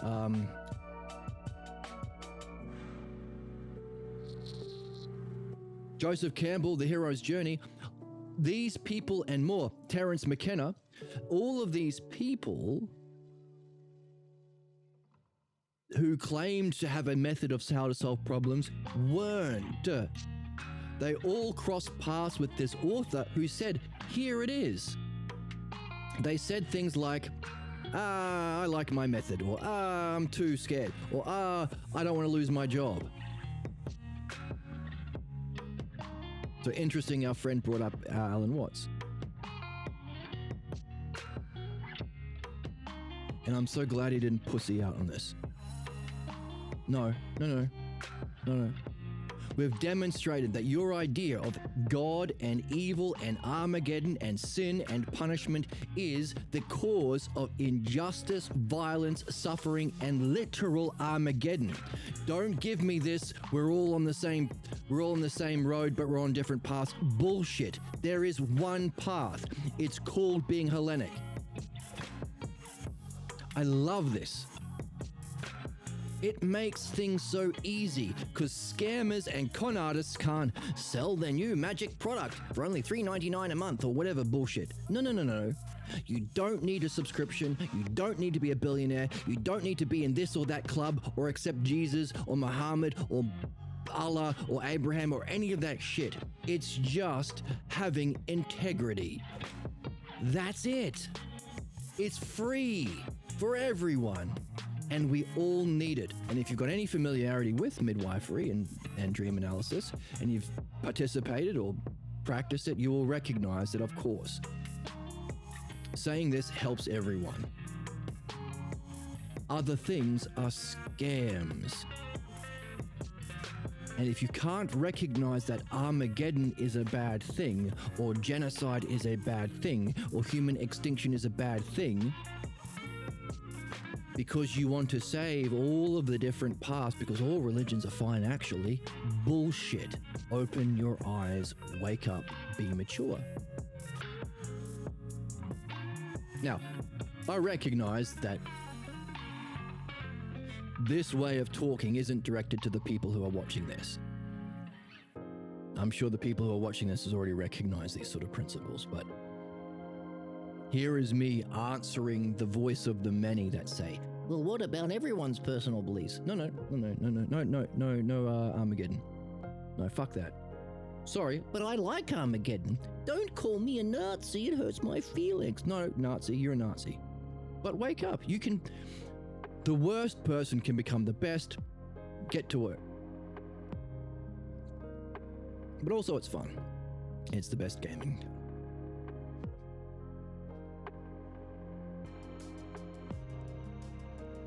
How does Jesus respond to the idea of truth? Objective, transpersonal, benefiting all, universal principle that can be universally applied to universally benefit. Again, opposed to the seventh hypothesis, everything is relative, There is no hierarchical structure of understanding. It's everything is equal and they don't touch, whether it's good and evil or your view and my view. He responds. By the way, fucking brilliant book. How many other books point to this thing and give us the opportunity to reflect in this way? Isn't this book amazing? The answer is yes. The more holes, the better. Emma. Damn, you really are a gooner. You're really a gooner, Emma. Jesus says,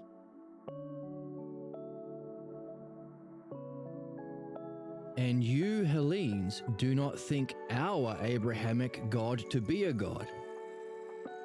What have you been doing the last 3 episodes? We've demonstrated it's not possible several times. Nor do your people realize that in the soul of man there is fucking brilliant. The healing power of the Logos. Wow. That overcomes the pathologos, the sick image of the self. Hooray! Brilliant. The dialectic we've been doing ourselves based on the clues from the text, the impulse from the text, concludes with, remember our map? Not just recognizing that, what's this little bit in here?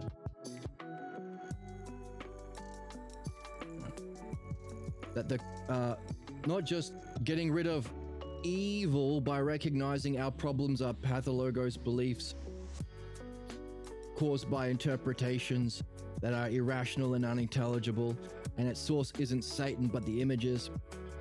Whereas what is intelligible and rational would be the definition of goodness, which would be the functioning of the good self or the highest idea of God. That happens to be the dialectic, which is the skillful use of the intelligible or rational, or our contemplative ideas we reflect on with the dialectic, opening ourselves up to experience it, and our rational method of inquiry through the structure of the dialectic, or power of the Logos as it's called in the text. Making us, so the idea of God isn't the warring God, but is one that is the good self perpetually in its state and functioning through the dialectic himself. So when we do the dialectic, we are becoming like good, which is confirmed in the text that we are elevated through Hermes by being like Hermes to the good self. It's a quote from the text. It also benefits others because those who are in the path of what's bad is not evil or not Satan, but the fact that we can recognize our pathologos beliefs and its source as the unexamined, unchallenged images of our parental figures, like Achilles did with Lord Phoenix, his surrogate mother, parental figure. Therefore, as Socrates says, what did he say? We developed this art that's into the art of midwifery and dream analysis. So there's our confirmation of this part of our mind map. Holy fuck, we did pretty well, didn't we? And also putting an end to the necessity for war, punishment, or Armageddon. No need to kill people or enslave people or blow up the world. And today therefore we realize that to solve problems, to reach excellence, to benefit, and therefore our purpose is the dialectic, which Socrates says feels like you are following where reason bids and going with her, following the Logos. Today we added the extra little bits from the dialect, from the text. When we defeat evil or Satan, or what we recognize in this dialectic, our pathologos beliefs and human problems, they are vanquished or overcome. When they are vanquished or overcome, they are thoroughly defeated or annihilated, meaning only good remains. Meaning, in conclusion of this great mind map, I encourage you to put on your fridge, the pathologos is removed completely by the art of the dialectic, both in this life and in reincarnations. Going back to our friend in chat asking about the nature of suffering as part of a perfect reality. Reincarnation, to do the learning, which is the dialectic, which allows you to overcome problems completely leaving only good remaining, meaning the good self or its good functioning as the dialectic. Or what we just read, the healing power of the logos, midwifery dialectic dream analysis, overcomes the pathologos, which is the sick image of ourself. So that comes back and confirms our idea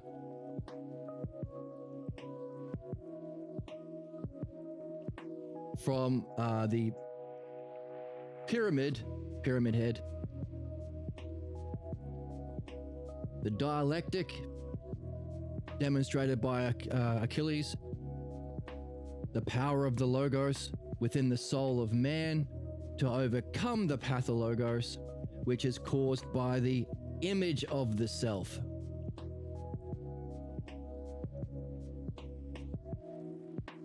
Which limits our state of mind from being like Achilles and limits our functioning, causing us to be the worst, but allowing us to become the best. So, the first three aspects of the pyramid, or I know you're all thinking it, pulled down into the throat there. Now speak. 1, 2, 3. Actually, 1, 2, 3. now the other thing, that very heavy skull, but actually 1, 2, 3. 1, 2, 3. throat there. Now speak. 1, 2, 3. There we go. 1, 2, 3. Levels of the pyramid. Isn't that exciting? Said perfectly at the end here. Jesus saying, you Hellenics don't think our Abrahamic God to be a god. No, of course it's not, you idiot. It's a veneration of the pathologos, sick image of the self, concealing truth with piety. It's not my ignorance, God says so. Yeah, and we've demonstrated it. Transpersonally.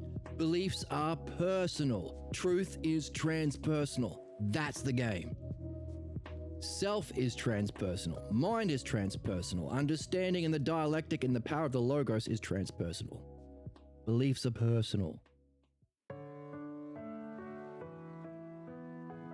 Fucking brilliant. And there's one path. Everyone needs it. It's called being Hellenic. Therefore, in principle, if human beings are to overcome their suffering, their injustice, and prevent the destruction of our planet and species in Armageddon, we all have to become Hellenic. There's the new age of man.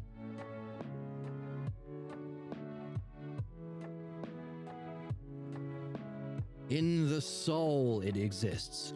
You don't have to pay a subscription to Spotify or buy a franchise from McDonald's or pledge loyalty to Lockheed Martin or Blackwater or any religious cult. It's in the soul of man. There is a healing power of the logos that overcomes the pathologos, which is ultimately, as we said,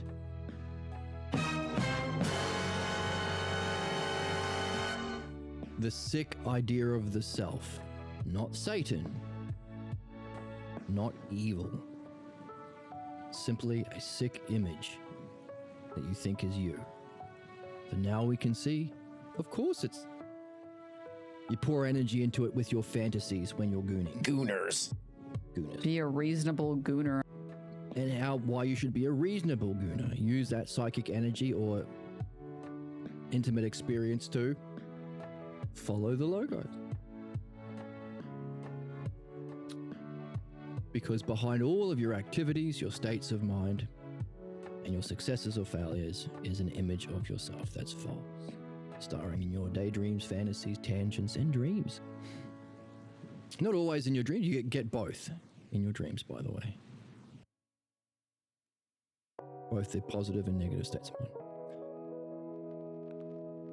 So, no need for Armageddon. Philosophical midwifery and dream analysis. No need for an idea of a warring God. The highest idea of God is the self, the one self, the good self, the true self, or the self logos, beyond experience. No need for Armageddon. The healing power of the Logos within the soul of man that overcomes the pathologos, which is the sick image of the self. What a fucking banger sentence. Put this on your bumper sticker. That sounds like an insult. Hey, put this on your bumper sticker and smoke it. I don't know. How important is this? Very important, right? Off the perky, call me Kirky. This is off the perky, call me Kirky level of importance. Funny and cool? Hey, leave some for the rest of us, man. I'm not gonna. Gotta keep it all for myself, funny and cool. Right, Emma? Making ice cream is a good and courageous thing. Emma, you and ice cream. Jesus says,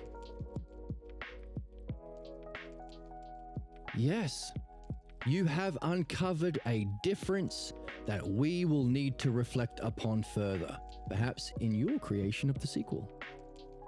And I will wonder in our future talks if our future talks will benefit both those here and elsewhere. Interesting. Talking about a drop of rain making a storm if you were to create a sequel, which has been encouraged in this book. I am sure I will find that out when we meet again to discuss further the nature of the divine, the way of benevolent providence, and the nature of the self. So, we've already been encouraged to do a sequel called Socrates and Buddha, A Dialogue in Heaven of the Oxherding Pictures. But here we are being offered from the author for you to do a sequel discussing the nature of the divine with Jesus, the way of benevolent providence, the nature of the self. So the nature of the divine, or second hypothesis, the way of benevolent providence, third hypothesis, dialectic, and the nature of the self, first hypothesis. Or, if you like,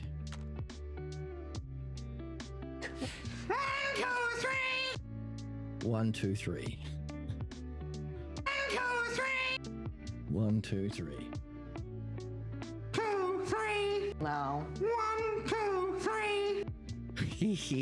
1, 2, 3.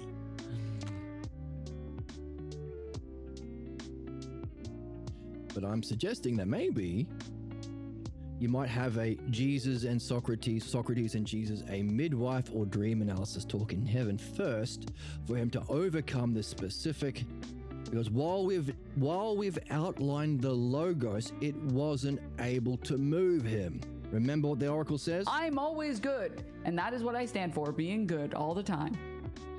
She does say that, but she also says, the problem is that you can't reason someone out of a position that they didn't reason themselves into. He didn't reason himself into this false belief in image. It's a false image, this false belief that keeps him loyal to this ignorant belief about the Abrahamic God, Satan, and Armageddon. And also keeps him not violently, but fervently opposing his own.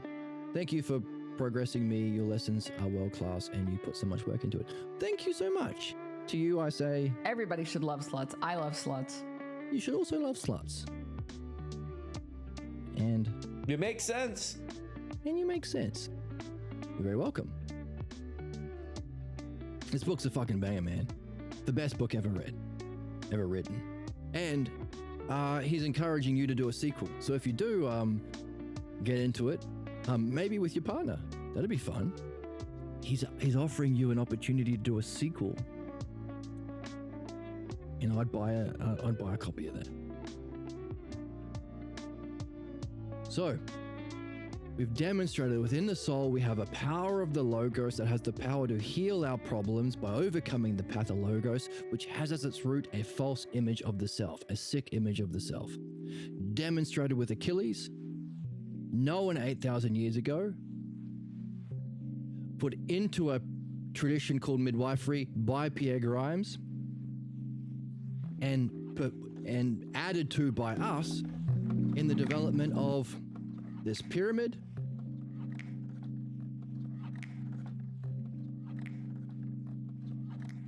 the map of our development and problems, the personality test we worked out, what One Piece character, Friends character, Hogwarts house, and Pokemon are you?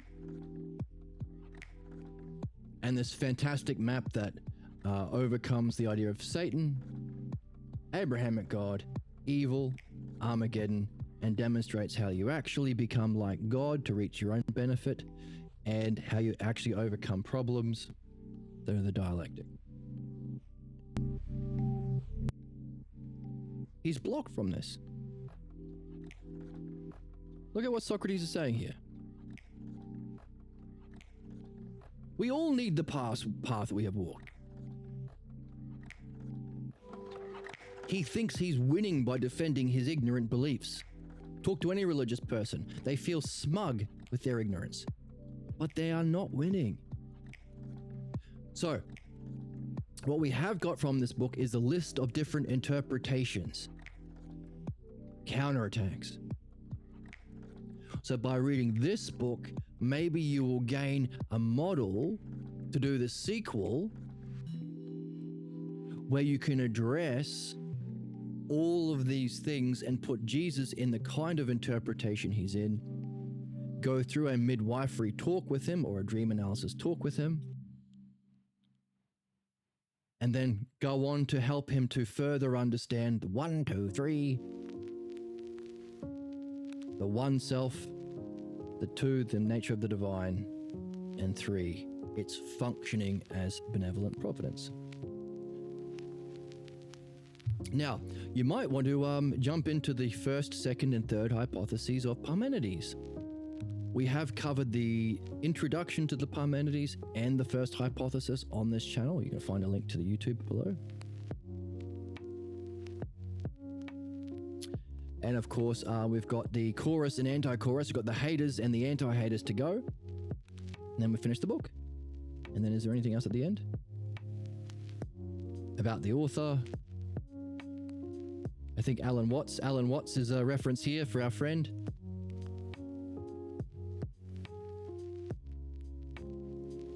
And additional works by this guy who's amazing. Bibliography. So next time we'll go through how have the haters respond. Remember, the haters have been hating on everything, but they did show a rare interest in the logos last time. How do the haters respond to this conclusion? How are you going to respond to this conclusion where Jesus wants to talk more about the nature of the divine, the nature of the self, and benevolent providence? If you were to write a sequel, what would it look like? And of course, we have to go back to the ox-herding pictures because we have puzzles in our back pocket. Our puzzle is, while we've been asked to add to the Parmenides hypotheses, as we've done by adding the 10th hypothesis, we have a question. Why is there a whole and part, model and activity within mind, second and third, and within ignorance or the physical world, appearances with beliefs and image thinking, but only one hypothesis of the self?